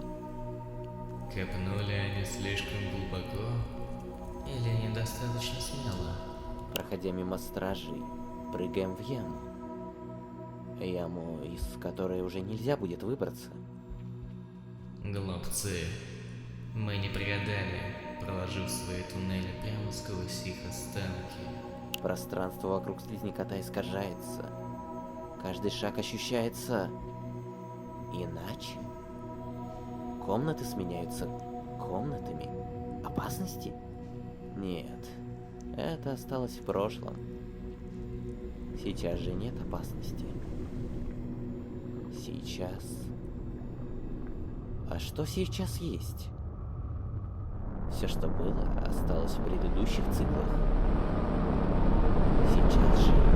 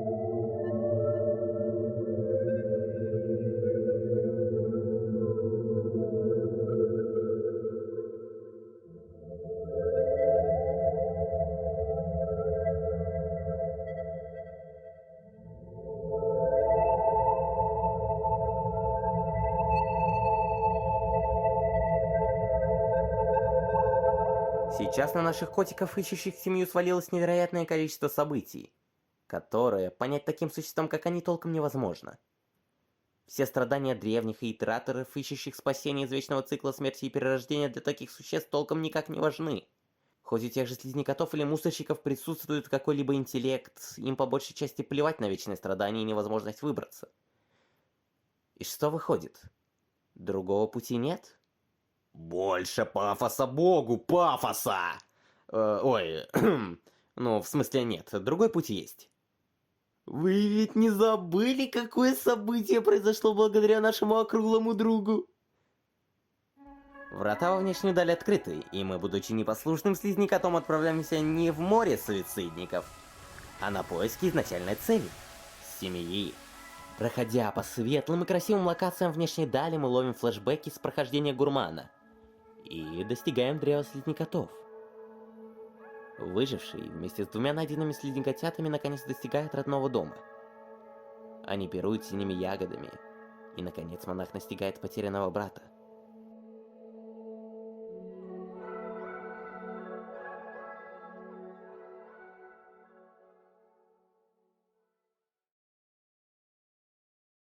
Спустя множество циклов после кампании монаха и выжившего на сцену уходит следующий слизнякот. Ручей. Ультимейт озвучивает, а вот слизнякота зовут Ручей. Да, это я, Ультимейт, и я вам буду рассказывать о Ручье. Честно говоря, без понятия, кто это. Он начал свой путь, падая как Кратос, с трупом мусорщика, пока на заднем фоне происходит какая-то ракета-бомба-петарда. Вообще, стоп. Давайте лучше поподробнее поговорим о нашем слизнедружке. Ручей — это слизнякот, внешне напоминающий амфибию. Имеет гребень на хвосте и верхних конечностях, и внешние жабры на морде. Перемещается намного быстрее других котов, быстрее плавает и может задержать дыхание на гораздо большее время. Имеет большие зрачки, что может натолкнуть на употребление наркотических веществ. Глобально мир изменился довольно сильно. Самое основное то, что циклы стали гораздо короче, и дождь может идти на протяжении всего цикла. Цветовая палитра почти во всех регионах была изменена из-за обильности дождей, плюс повсюду идет мелкий дождик. Водные существа, такие как водоножка или ячеругры, стали появляться гораздо чаще. Интересно, почему? Напишите в комментариях. Чё? Забайте в комменты! Именно в таком мире придется выживать нашему маленькому кокаинеру. Так как ручей находится в водостоке, у него есть два выбора, куда можно пойти. Либо через окраину к Пятигалькам, либо через побережье к Луне. Но так как мы идем по базе, то следующее направление слизнякиски лежит прямо к большой, доминантной сестре Муне. Из-за частых дождей вода в побережье стала гораздо чище, и вся грязь была вымыта. Когда ручей приходит, то слышит такой монолог. О, привет. Что за странный ты зверек? Память меня подводит, но когда-то, давным-давно, я уже встречала твоего сородича. Однако тот был не похож на тебя. Кажется, ты умеешь дышать под водой. Что за чудо? Но что важнее, я задаюсь вопросом. Кто дал тебе эту метку? Это точно не мой сосед Пятигалик. Он уже давно болен. Думаю, эти частые ливни – знак, что его оборудование не в порядке. А если он в таком состоянии, сомневаюсь, что какое-либо существо могло добраться до него и вернуться живым. Стало быть, ты издалека? Знаешь, нет значимых забот. Или, может быть, в погоне за ветром? Или ты из еще более дальних мест? Мне неизвестно, что привело тебя, но здесь ты ничего не найдешь. Могу лишь посоветовать вернуться домой. Эти земли стали чрезвычайно опасны, и со временем станут только хуже. Я надеюсь, ты поймешь, дружочек, что я не хочу показаться невежливым. Я просто беспокоюсь за тебя. Преисполнившись частичкой лора, дальнейшее наше направление идет прямо к Пятигалькам. Во время путешествия по криптам памяти мы можем заметить, что части подвеса упали вниз из-за обилия гнили на самом подвесе. Это привело к распространению болезни уже за пределами локации. Но теперь там нет стрижей. Зато есть куча желтых ящеров. После прохождения криптов памяти ручеек попадает в корпус. Сразу заметно, как он поменялся. Многие структуры обвалились, а гниль распространилась. И вот, Пятигалик предстает перед нами в своем величии. Комплекс так изменился. Ведь вроде бы мы помним Гальку относительно здоровым, единственные признаки гнили были только в неудачной разработке, и тут она разрослась настолько сильно, что невольно начинаешь задаваться вопросом, а сколько вообще циклов прошло-то? Причем гниль не только разрослась, она же еще и разъедает конструкцию, что привело к полному изменению местности. Те проходы, которые раньше вели в одно место, теперь либо отсутствуют, либо ведут в другое. Катушки, которые работали на постоянной основе, теперь с периодичностью отключаются, что придает ощущение конструкции, которая пытается работать, несмотря на плачевное состояние.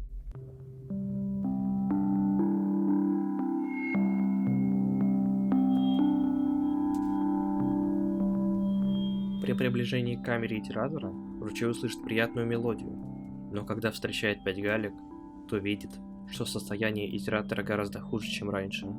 Он сидит на полу своей камеры, которая уже частично разрушена гнилью, и слушает музыкальную жемчужину. Это какая-то шутка? Я уже не раз видел твоих сородичей, и мне они были безразличны. Но я поделился с ними мудростью и указал путь. И вот, передо мной очередной зверек. Мне нечего дать тебе из того, чего у тебя еще нет. Да и в моем состоянии вообще ничем тебе помочь не могу. Я и себе-то не могу помочь. Все тоже бесстрастное выражение. Знание, я думаю, приносит упокоение. Каким вы там щебетом или пляской сообщаете о моем существовании? Очевидно, твой вид отличается живучестью. Иначе тебе бы не удалось добраться до меня. Тем более, учитывая, в каком состоянии сейчас моя конструкция. У меня нет для тебя ничего в подарок. Меня нельзя ни спасти, ни простить за то, что я натворил. Если ты и твои сородичи так уж любите вмешиваться в дела умирающих богов, то у меня к тебе единственная просьба. Глубоко в ядре этой конструкции есть энергошина для распределения невероятных объемов энергии. Эту энергию она получает из ячейки массового разряжения. Одна, единственная ячейка может помочь даже в моем состоянии. Прошу тебя, извлеки эту ячейку из гнезда и отнеси ее далеко на восток, одной моей подруге. Если она еще как-то умудрилась выжить. После извлечения ячейки моя конструкция начнет отключаться. Насосы, позволяющие мне вымывать гниль, остановятся, и я медленно умру. Нельзя вечно бегать от ошибок. Это единственное, что я сейчас могу. Прошу, сделай это для меня. Я сделал свой выбор. Это очень печально слышать. Могущественный итератор, который был так амбициозен, старался превзойти цикл, в итоге лежит на полу своей камеры, зараженный своим творением, что так ужасно и жалко выглядит. И 5 галек сам понимает, что его уже не спасти. Он умирает, чему ручеек не может воспрепятствовать, и лишь способен выполнить последнюю просьбу 5 галек.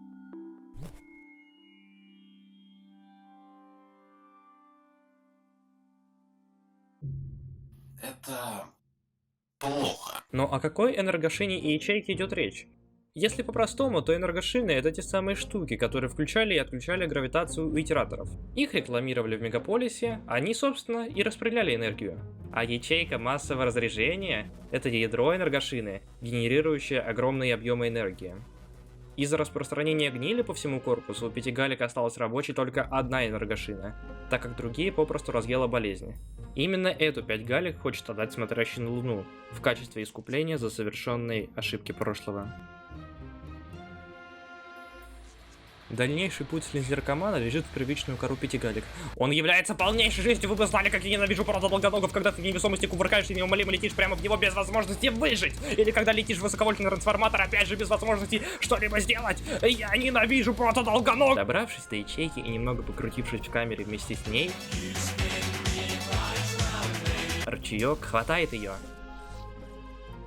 Поздравляю! Вы приблизили богоподобное существо к мучительной смерти! Ура! При активации этой ячейки ручеек способен быстро бегать, плавать и высоко прыгать. Короче говоря, становится суперкотом.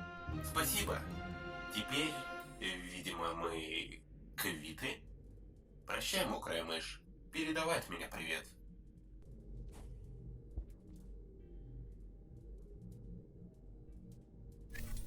Как тебе вообще это удалось? Что за бестолковый зверь? Путь до побережья станет гораздо проще, потому что ручей... Гонщик нелегальный, едет на всей скорости, профессиональный. Нет тебе покорности! Придя к Луне и показав ей ячейку, Слизнякот видит, как та обеспокоена его находкой. Или не видит. Он же просто силикэт. Что это? О, эта находка меня сильно беспокоит. Ты хоть понимаешь, что это такое? Это ячейка массового разряжения. Она представляет собой резервный источник энергии для наших конструкций на случай техобслуживания, строительных работ, прорыва труб с пустотной жидкостью и сбоев энергоснабжения. В отсутствие наших создателей, которые заменяли изнашивающиеся компоненты, эти ячейки стали одним из главных источников энергоснабжения для наших установок. Но то, что я сейчас держу эту ячейку, означает, что ее предыдущий владелец в беде. Надеюсь, это не твоих рук дело. Я не понаслышке знаю, что такое потерять источник энергии. После моей аварии все ячейки разряжения выпали из гнезд от сотрясения, и их унесло водой. Эта ячейка могла бы быть мне полезна, но мой кабель оборван. Наблюдатели бегают сами по себе, и все мое оборудование сейчас глубоко под водой. Вряд ли ты можешь доставить ее туда, где она нужна. Возможно, тебе удастся найти шахту доступа в мою нижнюю часть, но я понятия не имею, в каком она состоянии. Пожалуйста, осторожнее. Луна действует очень рискованно, веряя свое будущее в лапы глупенького кота с большими жабрами. Теперь Ручку предстоит довольно сложное путешествие по затопленной части корпуса Луны, который еще напоминает чертов лабиринт, где без карты будет очень туго. Но так как ячейка разряжения ускоряет кота под водой, то прохождение этой локации становится чуть более комфортным. Еще бы знать, куда идти.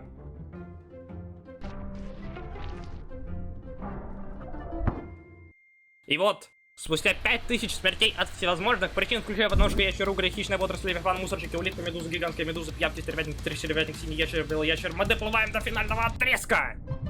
Он уже совсем близко! Вставив ячейку заряжения, она раскручивает слизняка как спиннер и выкидывает нафиг.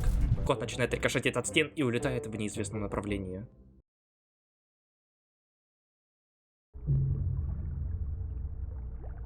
Ручей выплыл в совершенно незнакомом месте, называемом Печальным гнездом. Она является входом в мегаполис, смотрящий на Луну. Стоит отметить, что на сама локация выглядит очень красиво. Правда, весь этот снег, он так не свойственен миру дождя, что его нахождение здесь вводит в ступор. Но Ручью, скорее всего, все равно, он же тупенький. Следовательно, ищем выход. Маленький Проныра, это все ты? Чувствую себя так, словно очнулась от глубокого сна. Я еще пытаюсь во всем разобраться. У меня давно не было подобной связи с конструкцией. Все перезапущено в режиме техобслуживания. Кажется, все мои наблюдатели получили приказ возвращаться. С оборванным кабелем я не могу напрямую управлять конструкцией, но, используя их как гонцов, мне удалось установить некоторые из функций моей камеры. Если повезет, у меня получится. Ах, вот как! Здесь так много всего. Того, что я позабыла. Я уже никогда не буду прежней, но это... Прости, тяжело собраться с мыслями. Столько всего случилось, пока меня не было. Понять, что произошло, я могу только по непрочитанным сообщениям и записям наблюдателей. Некоторые из них относятся ко временам еще до моего обрушения. Невероятно. Ключи сброса шлангов — мое спасение? Нет, значит, мой завод никогда так просто не сдавался. Однако я не могу взять в толк, что еще произошло. Это все лишь совпадение? Другие тоже посылали помощь? А еще есть 5 Гага. Он себя неважно чувствовал до моего обрушения, а теперь ему гораздо хуже. Кажется, он едва дышит. Если от него осталась хотя бы часть, я... Когда-то мы были добрыми друзьями, несмотря на все, что случилось. Теперь он, вероятно, один, перепуганный. Нельзя вечно бегать от ошибок. 5 Галек, что же ты наделал? Мне уже столько дали, а теперь ты отдал последнее, что у тебя оставалось. Неважно, что было между нами в прошлом. Если бы он все так же злился на меня, ничего этого бы не случилось. Нам дали шанс все исправить, и он заслуживает знать, что его действия не были напрасны. Я так благодарна за все.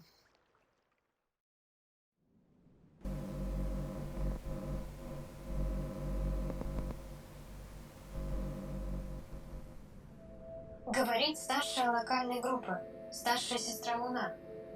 Некоторые из моих базовых систем восстановили ограниченную функциональность. Я получила доступ к этому массиву связи в первый раз после обрушения. Через своих наблюдателей я также узнала о некоторых текущих событиях. Кое-что я выяснила, читая свои сообщения и ведомости оборудования. Я уже понимаю, до какой степени разрушена местная инфраструктура.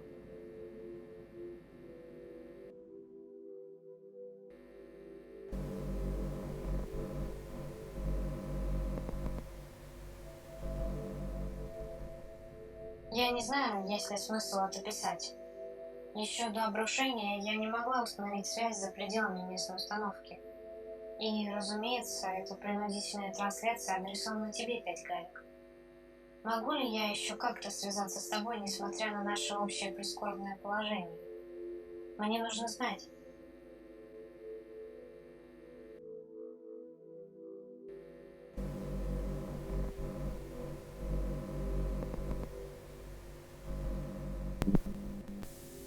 Если ты все же получишь это сообщение, дай мне знать, если найдешь способ. Я понимаю, что тебе не хочется говорить со мной после всего того, что случилось. У нас обоих было достаточно времени подумать. Вся злость, которую я к тебе испытывала, давно шла. Я не держу на тебя зла. Мы с тобой сейчас оба стоим перед похожими дилеммами. Я твоя старшая сестра, и ты знаешь, как я о тебе беспокоюсь. Прости, 5 галек. Если тебе захочется с кем-нибудь поговорить, я всегда рядом.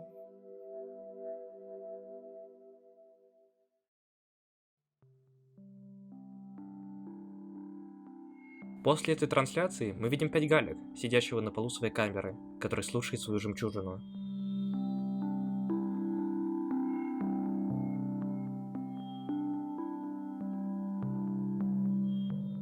Потом его кабель начинает постепенно загораться, а 5 галек разворачивается, и мы понимаем, что слова Луны дошли до него.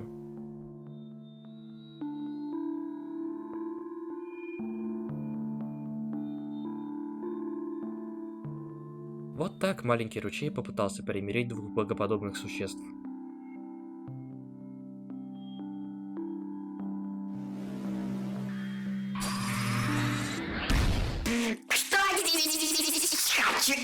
Русский язык топ, кстати. А вы помните Инва? Ладно, я снова расскажу вам про Инва. Ин, короче, это последний год мученик обитает в невероятно опасном мире, запятая, который всеми силами пытается убить 3 восклицательных знака. Давайте пожалеем его. Так вот, компания Фрея, ручья не заканчивается. Кавычки, восклицательные знаки здесь есть. Сейчас на побережье. Давайте посмотрим, что у них там вообще происходит. Это другой озвучкер, это другой озвучкер, это другой озвучкер. Ты в поисках еды? Я в поисках многоголосой озвучки. Новый озвучкер! У тебя такой милый голос, боже мой. Эй, успокойся, ты меня пугаешь. Ты боишься меня? Это только комплимент мне. Спасибо тебе большое, что я тебя напугал. Ну, вообще-то... Так вот, если ты ищешь нормальную озвучку, то тебе нужно встретиться с моей мамой. Твоей мамой? Давайте пойду к ней! Ну... Мы идем к моей маме, пойдем!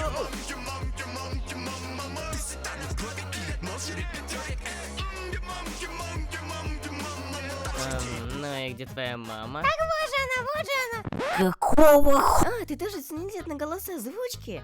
Сынок, ты просто великолепного человека сюда привел. Я в шоке. Но вообще, я очень люблю многоголосых. Ценитель одноголосой озвучки, я тебя обожаю. И какая же у тебя любимая одноголосая озвучка? Не знаю. Что?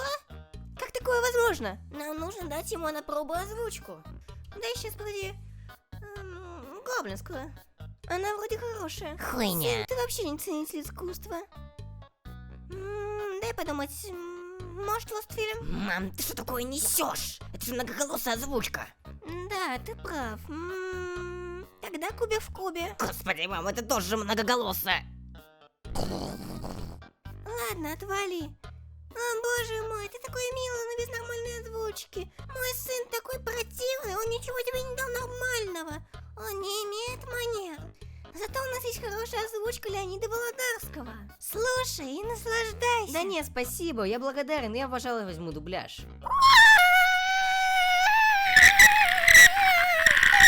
Я что-то сделал не так? Хватит слушать дубляжное говно. Иди сюда, говно собачье. Ну и что случится с миром, вы думаете? После того, как мы все... Ну, вы поняли.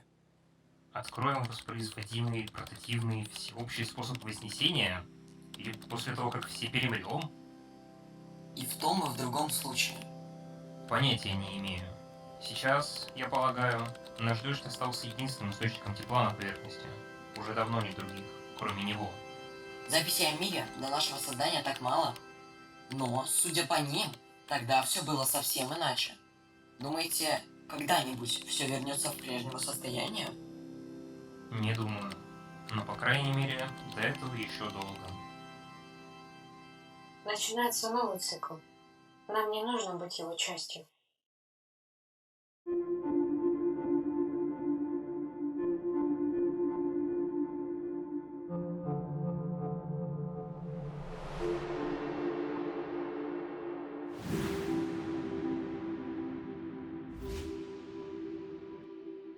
Спустя большое...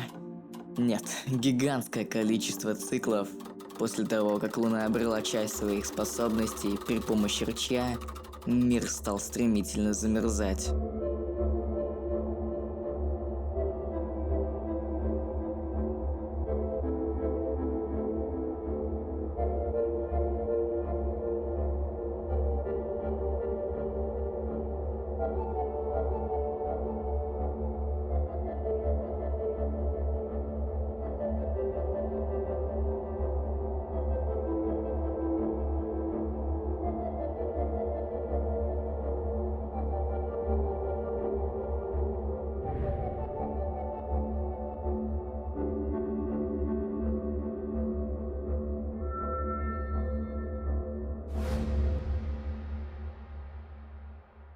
Вообще, давайте кратенько вспомним, что делали наши слизнякоты вплоть до ручья. Мастер копья, гонец семи красных солнц, который несколько раз был на его заданиях, передавая информацию от одного итератора к другому, а вдобавок мастер копья помог смотрящей на Луну с передачей сообщения. Техник, кровожадная убийца, которая уничтожала вид мусорщиков, мстив за своих детей, в итоге уничтожил большую часть их популяции. Охотник, тоже гонец, но в этот раз нет значимых забот. Мученик, который через боль проходил трудности, чтобы помочь Луне, и в итоге помог. Гурман, посланник колонии слизнякотов, который отправился исследовать новые земли для своих сородичей.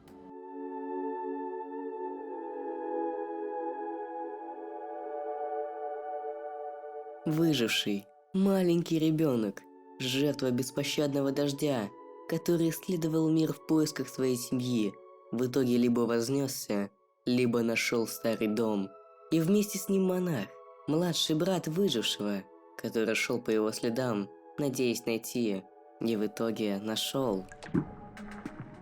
Ручей, супербыстрый слизнякот, который выживал в суровом и таком же быстром мире, в итоге по особой случайности помог двум итераторам, как физически, так и ментально.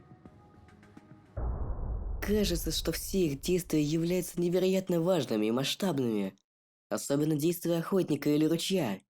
Но это далеко не так. Ведь дальше у нас идет слизнякот, который сможет изменить мир.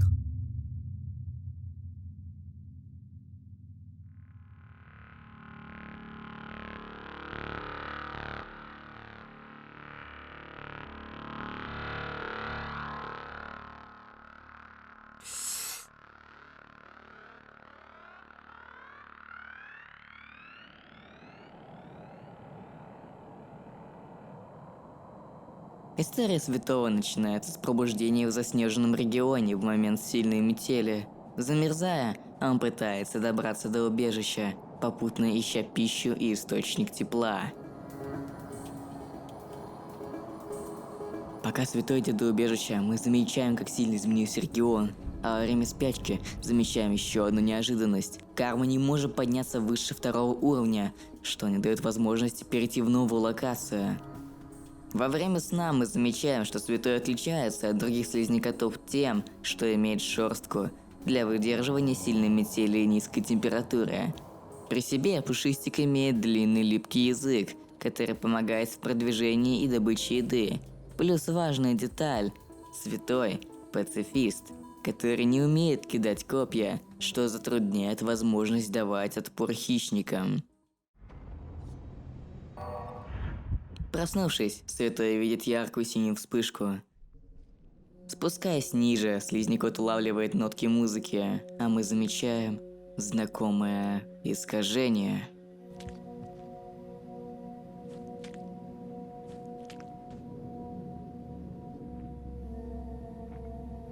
И еще одно существо пытается со мной поговорить. Знаком ли мне твой голос? Я существую так долго, что мне знакомы все голоса. Голоса всех, кто был и кто будет.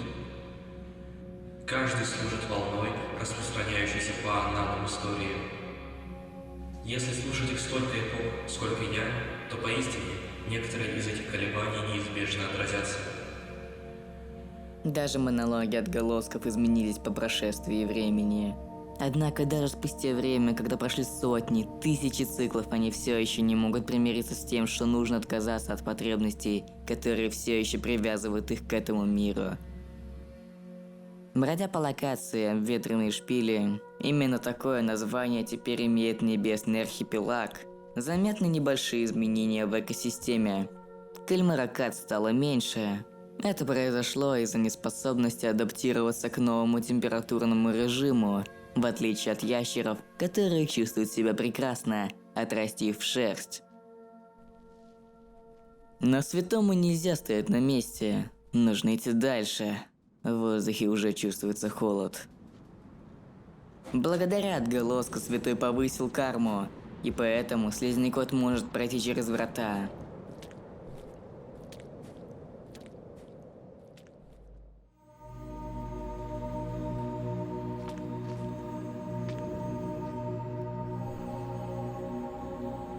На моих глазах эти просторы превратились в бесконечную тундру. Прикованный к одному месту, мы все еще не можем остановиться. Нас отделяет бесконечная воронка в неведомое будущее. Куда несут эти воспоминания?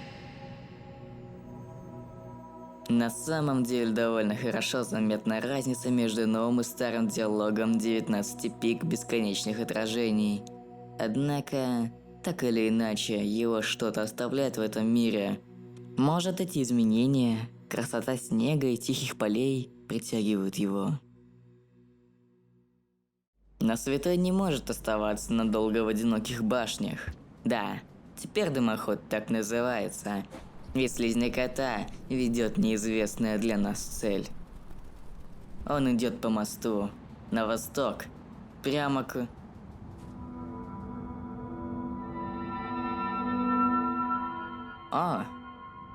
Моста нету. Тот мост, который был невыносимо труден и оставил детскую травму всем идущим через него. И наконец ты мог бы с легкостью его пройти за святого. Но моста нету. Он разрушен. Что же, святому придется искать другой путь. И куда теперь? Ну, почему бы не навестить старую подругу? Так что давайте направимся именно туда.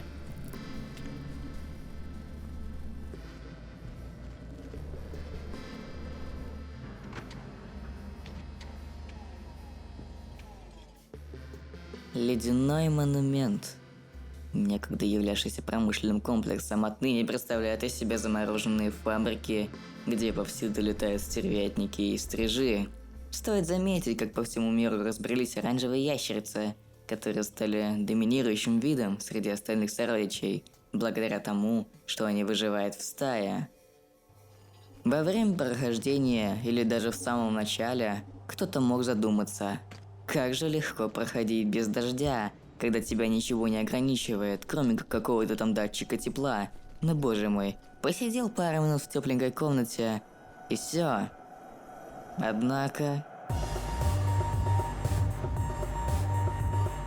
В какой-то момент времени начнется метель. Вы никогда не узнаете, когда именно это произойдет, но если это случится, то вы начнете замерзать даже в тех местах, где раньше было тепло и уютно. Поэтому придется понять, что без источника тепла типа фонаря не обойтись. Тебя ничто не ограничивает, однако цикл рано или поздно закончится, но его окончание будет именно на твоей смерти, когда ты закоченеешь до смерти.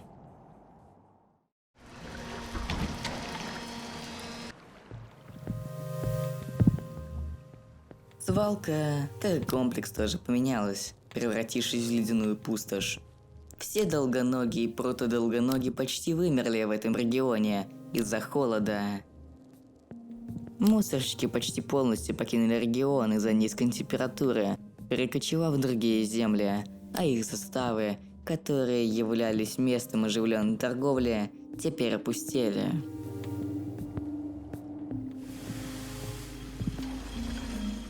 Одна из моих любимых локаций побережья замерзла и теперь называется Студенным берегом.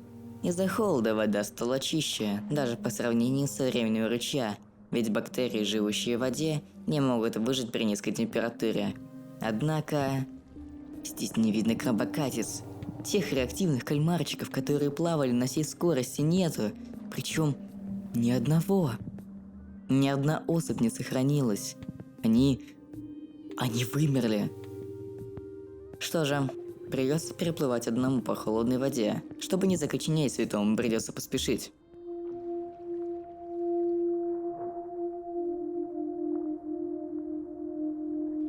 Луна никак не изменилась после кампании ручья. Ее состояние не ухудшилось и не улучшилось, что неожиданно. Ты ведь тоже это чувствуешь, странный зверек. Мы только встретились, но скоро наши восприятия разойдутся. Ступай, наши циклы скоро пересекутся. Все-таки даже Луна изменилась. Она говорит загадками, давая святому намек идти дальше.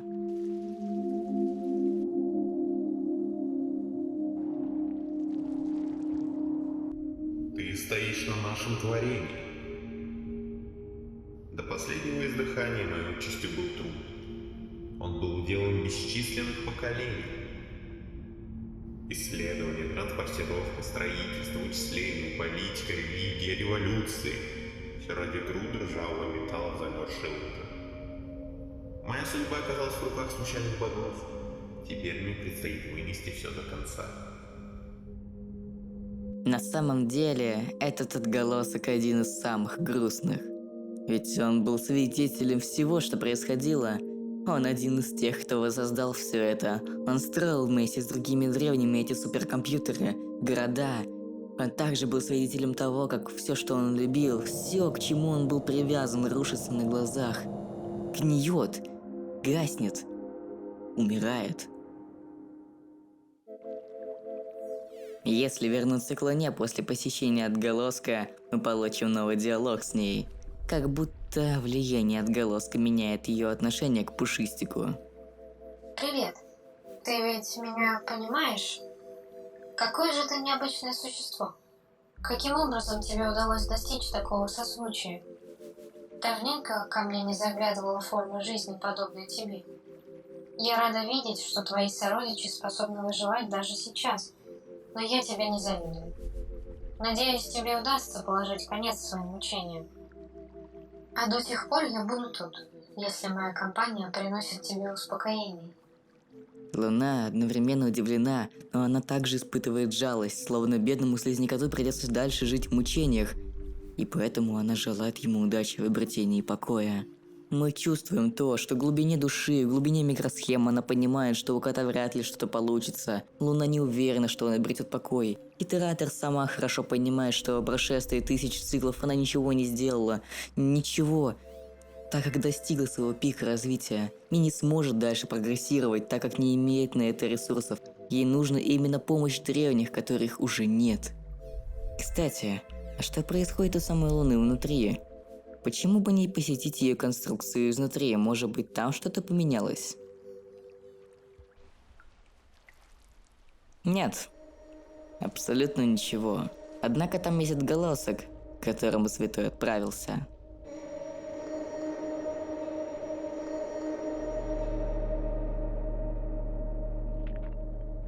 Что за порыв? Что за настойчивость? И все ради того, чтобы достичь забытого всеми места. Ты здесь ради меня, малыш? Или просто любишь дальние странствия? Такой энтузиазм достоин поощрения? Что за удивительный зверек? Этот отголосок мало чего может нам сказать. Довольно трудно понять, что именно удерживало его, но, по всей видимости, это была любовь к себе. Но у нас есть еще один бог, с которым даже непонятно, что случилось. Поэтому наш путь лежит в затененную цитадель.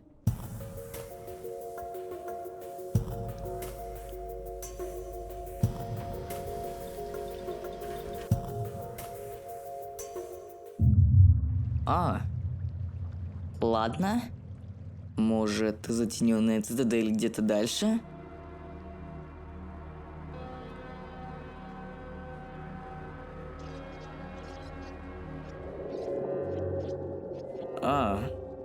Боже. Это уже не затененная цитадель, это подвес. Если еще на этапе прохождения святого по дымоходу и обнаружения отсутствия моста в стене можно было предположить, что мост просто обрушился, то сейчас сомнения отсутствуют. Корпус пятигалик, он просто упал. Окей. Может, внутри еще сохранилась конструкция?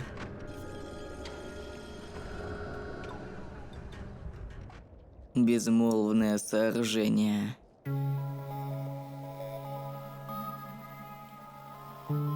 Затененная цитадель, корпус, 5 галек, все это теперь один регион. И с одной стороны кажется, что мы здесь ходили много раз, но с другой мы ощущаем невероятное чувство первопроходца. Все непонятно связано между собой. Вроде кажется, что ты идешь по затененной цитадели, но через проход ты уже в корпусе, и это поражает. Безмолвное сооружение является одной из самых мрачных локаций, даже мрачнее, чем затененная цитадель. Это место вызывает тревожность своей пустотой, пугает то, что недавно ты бродил по оживленному целевыми организме региону, в котором шли постоянные процессы, были изящные полеты нейронов и сканирование инспекторов, а потом гниль начала стремительно поглощать 5 галек, убивая его, что впоследствии привело к разрушению конструкции надвое. Самое грустное из всего этого, что долгоногие стали почти вымершим видом, проживая свои последние дни. Их осталось совсем немного. И печально, что 5 галек столько всего сделал, чтобы побороться с гнилью, но в итоге природа сделала все за него. Правда, слишком поздно сделала. Можно сказать, что это место красиво своей тишиной и холодом, однако...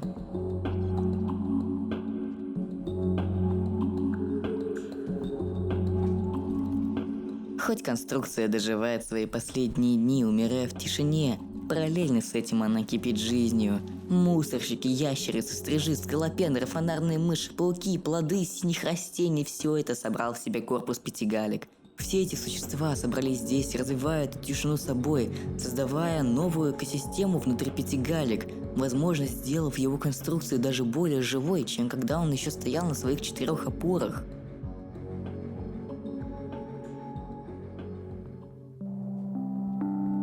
И все же не забываем, что где-то там, в глубине корпуса, лежит мертвый или живой 5 галек.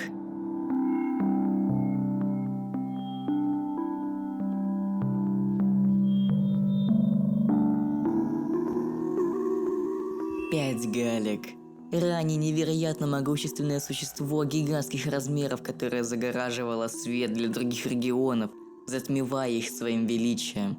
Итератор, как и все застрявшие в постоянном цикле, способны помочь освободиться от него другим, но не себе.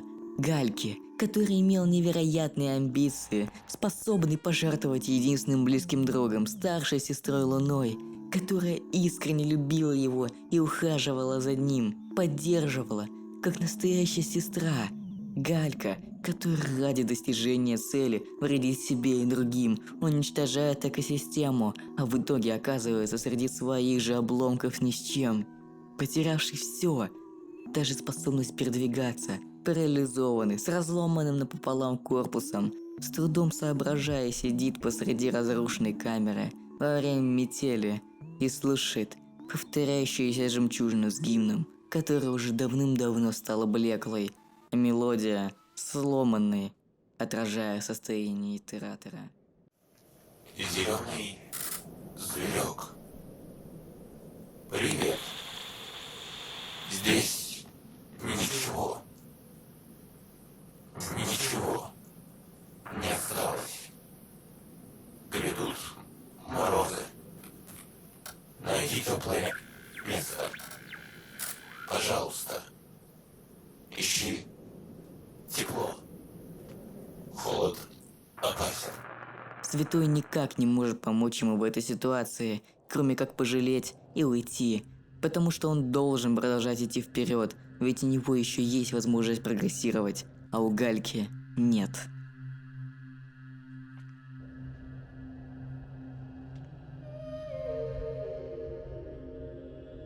Наше присутствие теперь ведомо, малыш.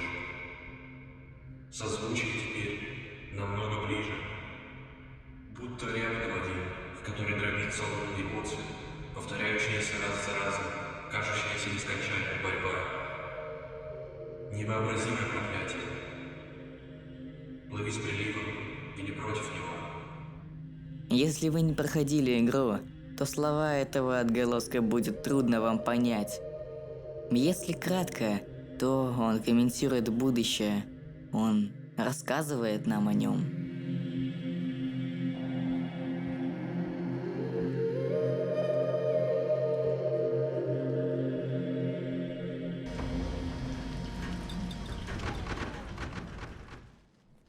Окраина.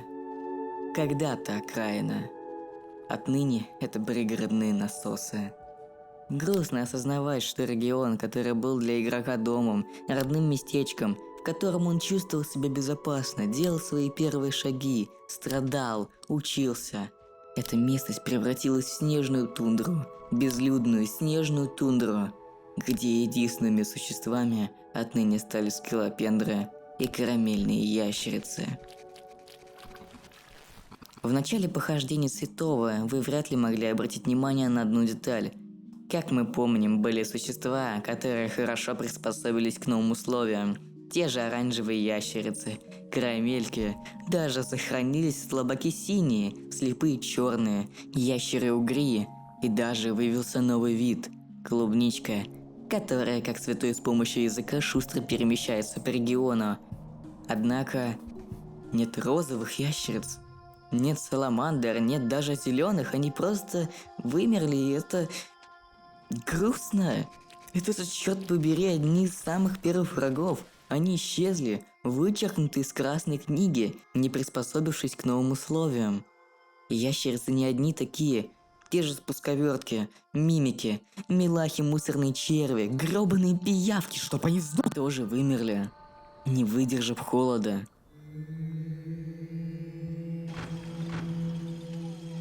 Опустелые поля.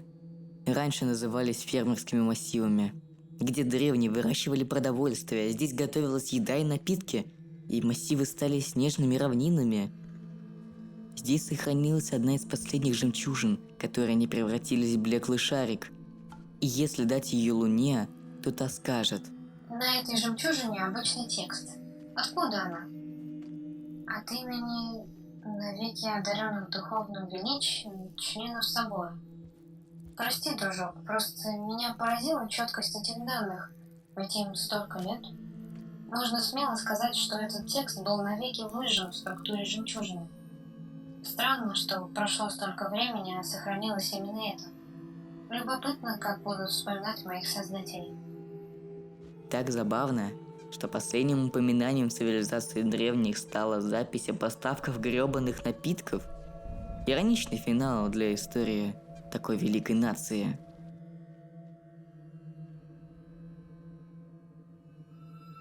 Почему так? Это давно позабытое место притягивает меня неким присутствием. Поля здесь не такие, какими я их помню. Слишком многое изменилось. Но, возможно, забывая известное, мы узнаем что-то новое. Несмотря на все, это место еще не открыло своих тайн. Возможно, поэтому я еще в темнице. Этот отголосок говорит такие четкие слова, которые отражаются во время самой игры. Забывая неизвестное, мы узнаем что-то новое. Это очень хорошая фраза, которая описывает всю кампанию Святого.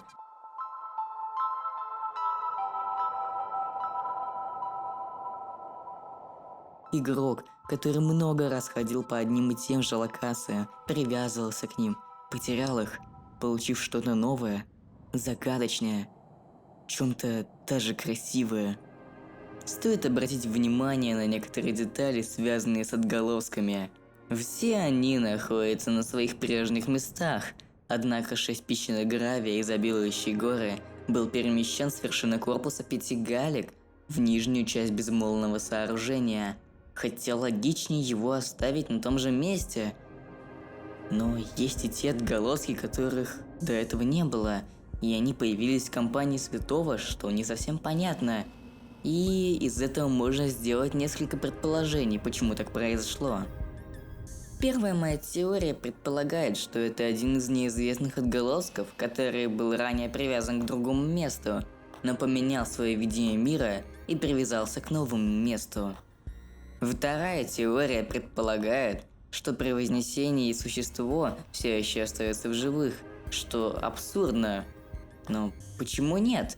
Если это существо вновь привяжется к старым вещам, то оно станет отголоском, тюремщиком, который отбывает свой безграничный срок, пока не отвяжется от места. А в третьей теории некоторые древние остались живых, но после кампании Ручья вознеслись и превратились в отголосков. Типа, почему нет? Однако эта теория не вяжется со стразами под разбитым стеклом, так как, судя по его словам, он вознесся вместе с другими древними в день X, так что не знаю. Но кроме новых отголосков появилась другая деталь, а точнее пропала. Из мира исчезли 2 отголоска. Один из мегаполиса, а другой из затененной цитадели. Но почему? Наверное, потому что они буквально ушли. Покинули мир. Места, к которым они были привязаны, уничтожены и превратились в руины. Мегаполис, который крепко стоял при кампании Ручья, упал вместе с конструкцией и разрушился, стал одним целым с корпусом, а затененная цитадель, точнее место, где был отголосок в цитадели, было разделено. Но почему тогда отголосок в стене переместился, а отголосок цитадели нет? Ведь осталась еще не до конца уничтоженная часть отныне освященного замка, и я правда не знаю, это настолько непонятно и загадочно, что я начинаю путаться. Может быть, моя первая теория была верна, и просто отголосок, когда разрушилась цитадель, привязался к новому месту. Но тогда к какому? И таких вопросов может собраться очень много, поэтому я предлагаю закончить эту тему. Как раз мы подходим к следующему отголоску. Маленький зверь, присоединяйся ко мне в великом разрушении. Старый мир скоро исчезнет, будет стерт из истории, чтобы проложить путь рассвету новой эпохи. Сколько таких уже исчезло? Какая по счету мы цивилизация? 10-я? 1000-я? Удивительно, какое значение они придавали своей мелкой борьбе. А в итоге все служило лишь пустоте. Грустно, что это не завершающий отголосок в этой кампании, ведь он затрагивает такие темы, как количество цивилизаций по типу древних, какими они были, куда они пропали. Также Эхо комментирует, что старый мир скоро исчезнет, завершая цикл. И остался последний отголосок. Но где он?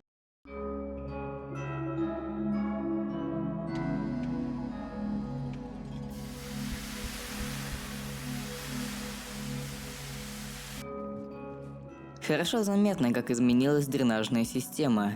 Она стала такой мрачной. Всюду ярко-голубые светильники, напоминающие грибы, которых до этого не было. И знаете, это придает свою атмосферу. Из-за разрушения труб появились новые проходы, а вся эта загадочность, темнота, она так и манит куда-то.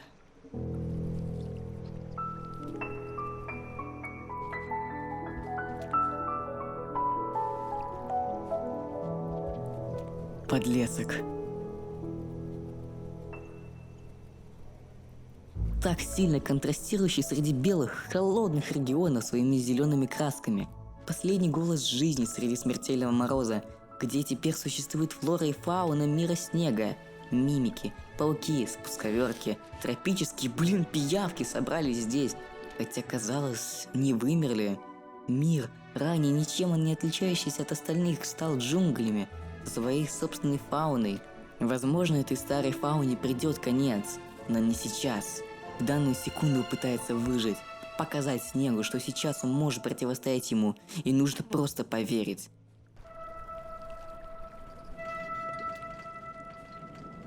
Так или иначе, в этом влажном мире остался последний отголосок, где-то среди мрачных пещер.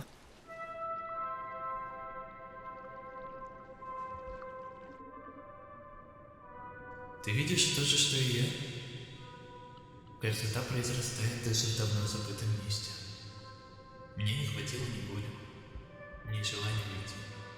Почему они всегда искали выход, будто бы были заключены в темницу? Что могла дать пустота взамен дара жизни, который у нас уже был? Этот момент, вот этот, именно его надо проживать. Я уже ранее комментировал этого отголоска, когда наступил день массового вознесения. Страза под разбитым стеклом был одним из самых трагичных древних, так как ему пришлось вознестись, хоть он этого и не желал. Отголосок не понимал всю эту настойчивость сородичей, которые так стремились разорвать цикл. Он своими словами бросил вызов своей культуре, всей истории древних. Но нельзя провернуть время вспять. Уже ничего не изменить. Ну а святой еще может изменить историю под себя, так как теперь он имеет власть, к которой все так стремились, которые все так хотели, ведь он нашел решение.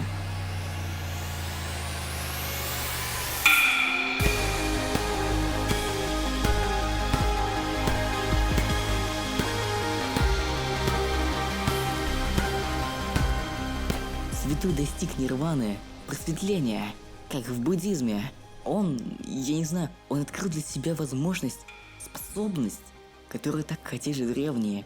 Они так желали наконец покинуть мир, искали решение, которое имело плохие последствия, из-за чего от него отказались, а потом из-за безысходности им пришлось прийти к этому решению снова.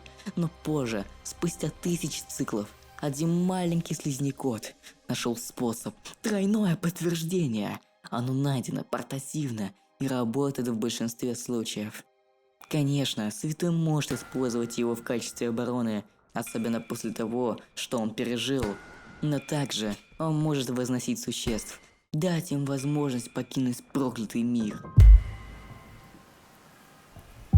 Смотрящая на Луну. Итератор, который пережил столько боли, который умирал, оживал. Ему помогли столькие, 7 красных солнц, незначимых забот, мастер копья, охотник, 5 галек. Начинается новый цикл. Нам не нужно быть его частью. Какие же все-таки хорошие слова. Что же, остался еще один бог. Случайный бог. 5 галек, который только и хотел вознесения, помощь 7 красных солнц, клиническая смерть Луны, гниль, Все это было ради этого.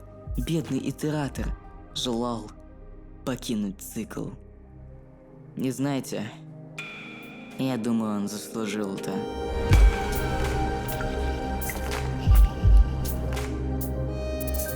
И вот, Святой сделал то, что никто не мог сделать до этого, кроме легендарной щепки соломы. Слизнякоту остается одно – идти туда, где он может покончить уже со своими страданиями.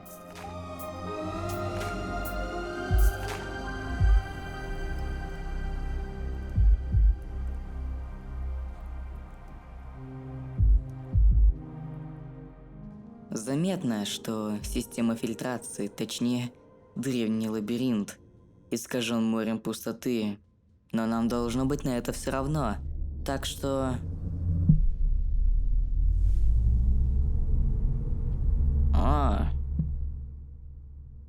Какого черта? Неужели прошло столько времени, что море пустоты попросту растворило все глубины, которые были святилищем древних, они пропали? Ну что же, святому остается прыгать?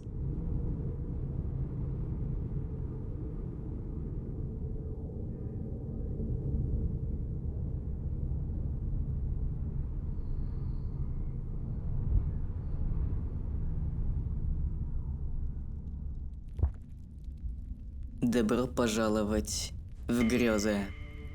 Рубикон – это нематериальный мир, в который попадают вознесшиеся святым существа. Трудно понять происходящее, но понятно одно. Все, что тут есть, настроено против святого. От красных ящериц до, мать твою, стражей, переграждающих путь. И все это прекрасно.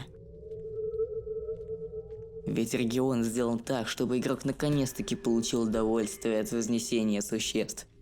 Стрижа, Левиафана, Стражи, ёпта! То, что другие компании никогда не давали нам. Да, мы способны убить Стража за того же Мастера Копья, ведь у него всего лишь 1 миллион хп.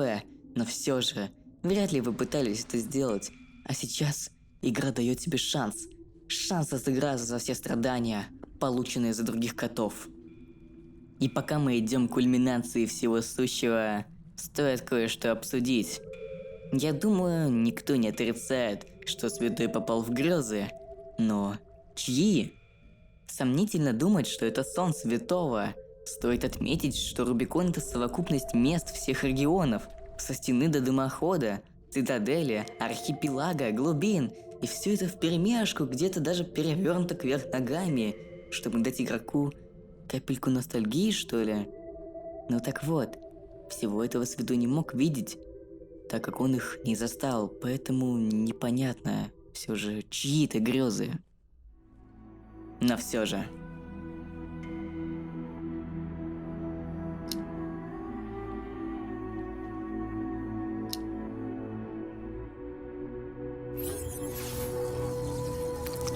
Кстати, давай воздадим вообще немного вернемся те время отверткой с 5 паять 5.25.2. Знаете почему? А потому что ребята, это он дует, если вы покинете и он встретит святого. Это правда не обманка Джокера. Вот смотрите сами, 3 восклицательных знака.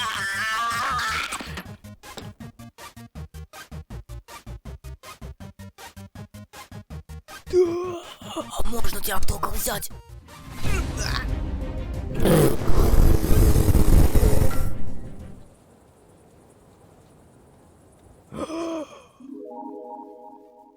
Дару, этот парень тебя обидел? Ну, дочтись.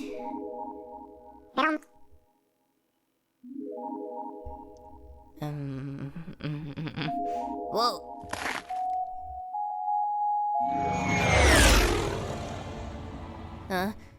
Погоди, нет, что ты делаешь? Не смей трогать это. Пуч. Это опасно. Оно может убить нас обоих. Я знаю.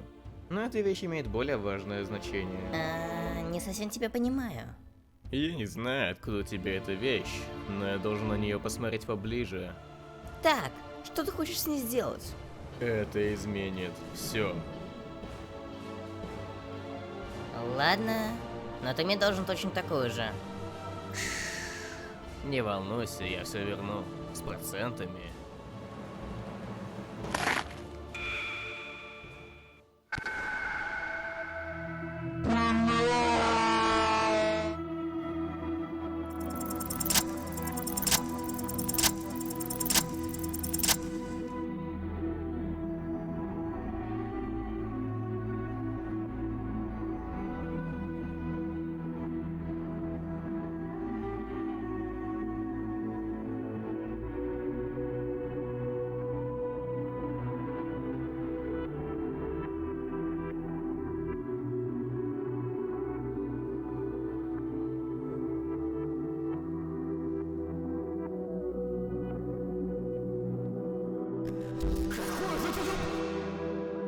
Хватит слушать дубляжное говно. Ты правда знаешь, что мне нужно?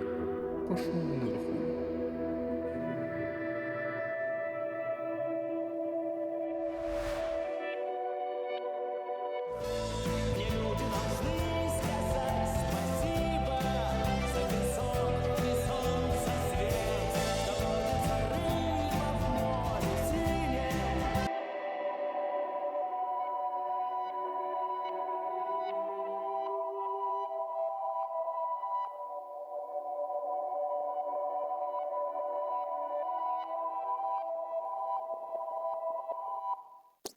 О нет, Инв умер.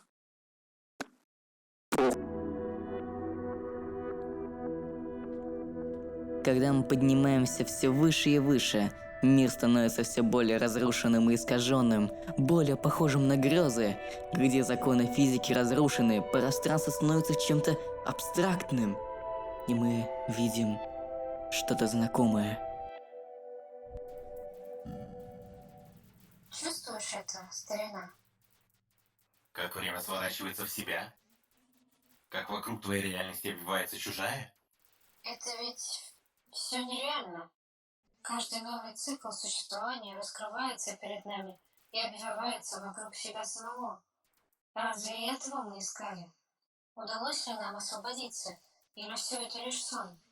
Может, ответ всегда был перед носом. Разве значит что-то для нас вопрос, раз мы здесь? Вдруг разрешить его, оперируя нашими изначальными предпосылками, было вообще невозможно? Вопрос не был четко сформулирован. Если бы, тасуя ответы, мы случайно наткнулись на верный, мы не отличили бы его от ложных. К тому же у нас не было надежного способа проверить правильность. Мы пытались понять, что лежит за точкой невозврата, не пройдя ее. Только видевшие ту сторону могут знать ответы, но они по определению не могут вернуться и рассказать нам. Видимо, поэтому тебе пора проснуться, маленький гость.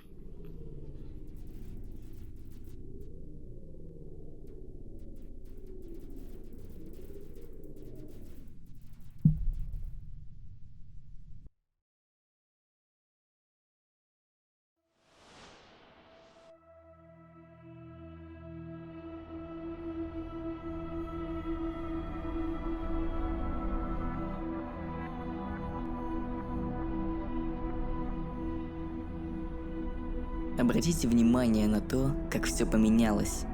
Если раньше все коты плыли вниз в пустоту, то сейчас святой идет вверх, все выше и выше.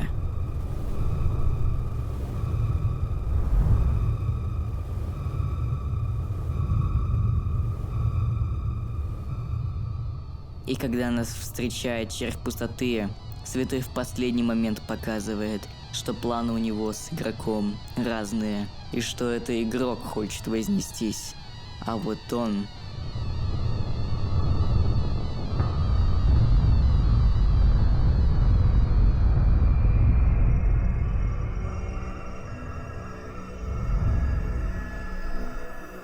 В момент отчитывания кармы святого назад показываются кадры из его прохождений.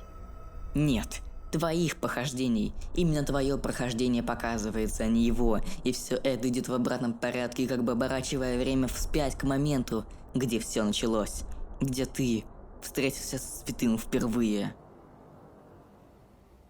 Карма святого на полном нуле.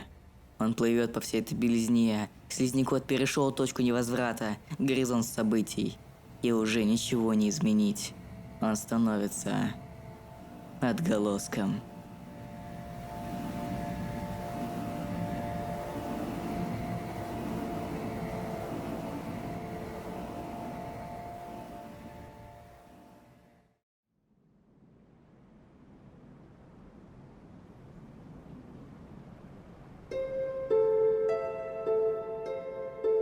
В катсцене мы видим, насколько мало осталось от величия древних. Безграничное облачное поле, когда-то усеянное тысячами итераторов, превратилось в кладбище. Кладбище когда-то великих конструкций. Но все же начинается новый цикл, и нам не нужно быть его частью.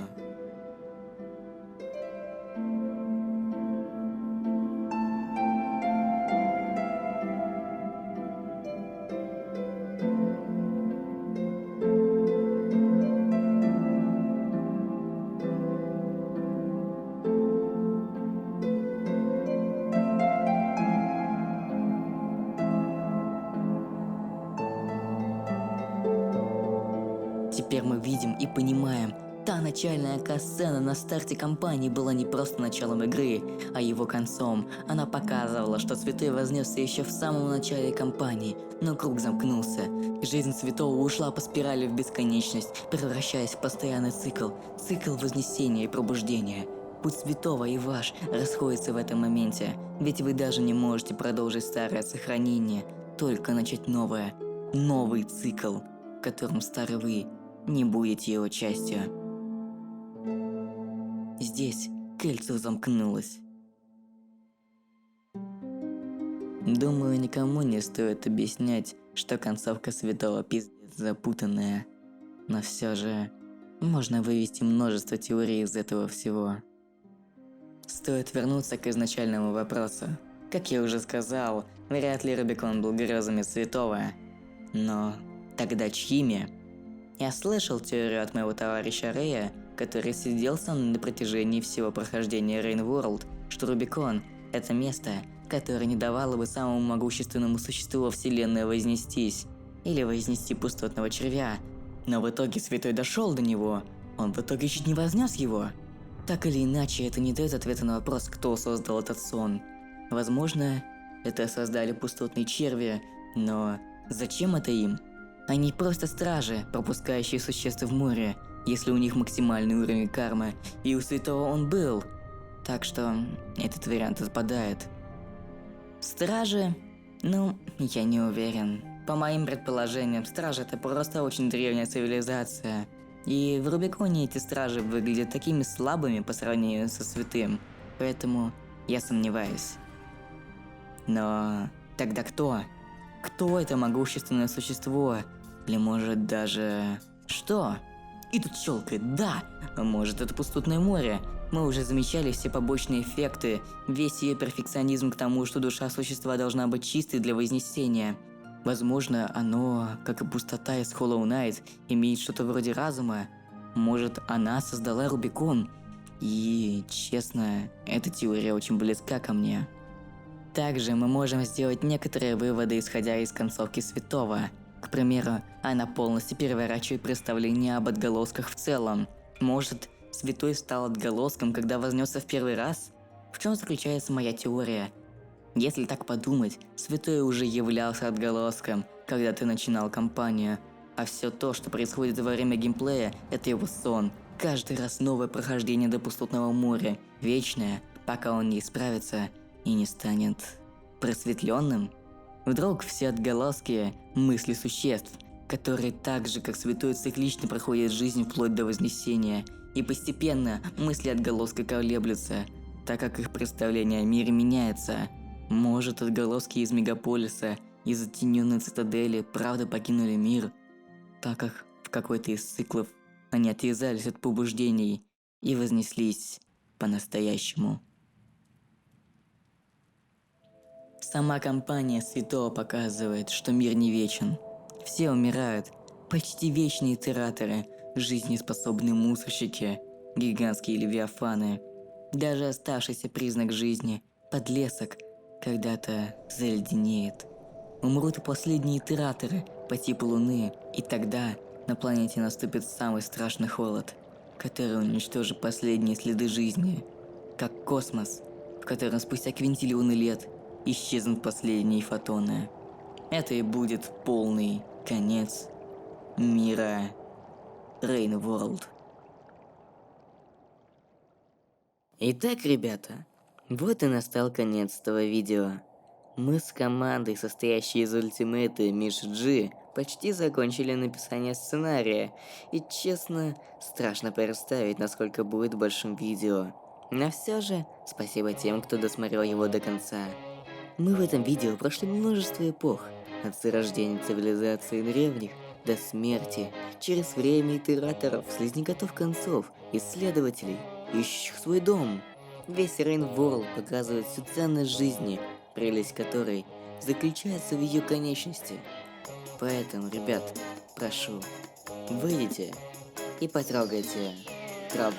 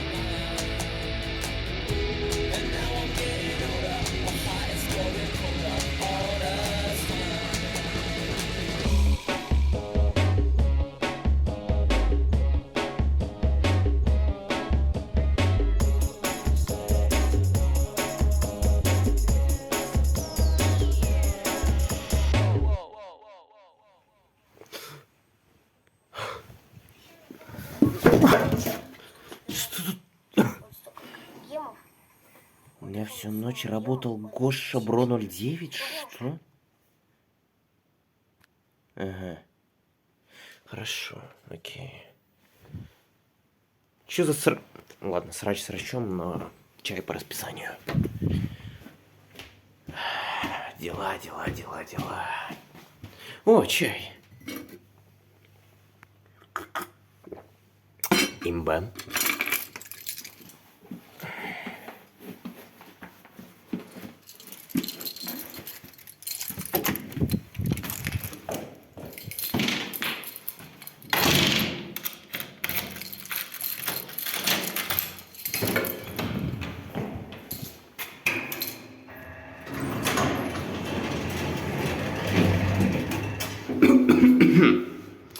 Чудо.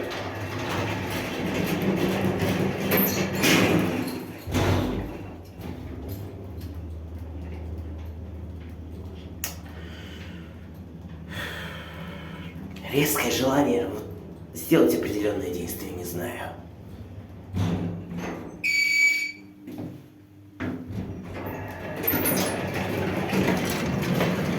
Доброе утро.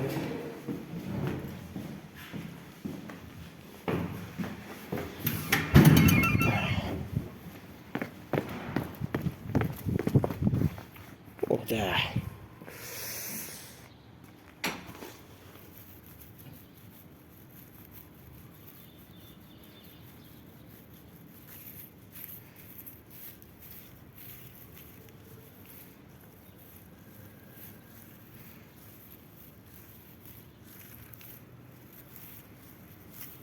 Считаю, что день удался. Дорогие друзья, этот год для меня был довольно трудный, но в общем-то и насыщенный, потому что в этом году вышел полный лор Hollow Knight, ну и наконец-таки полный лор Rain World. Да, хочу сказать, что создание полного лора Rain World было довольно полезным для меня, потому что это дало мне много опыта в After Effects, Premiere Pro, в аудишене, в звукодизайне, монтаже и так далее.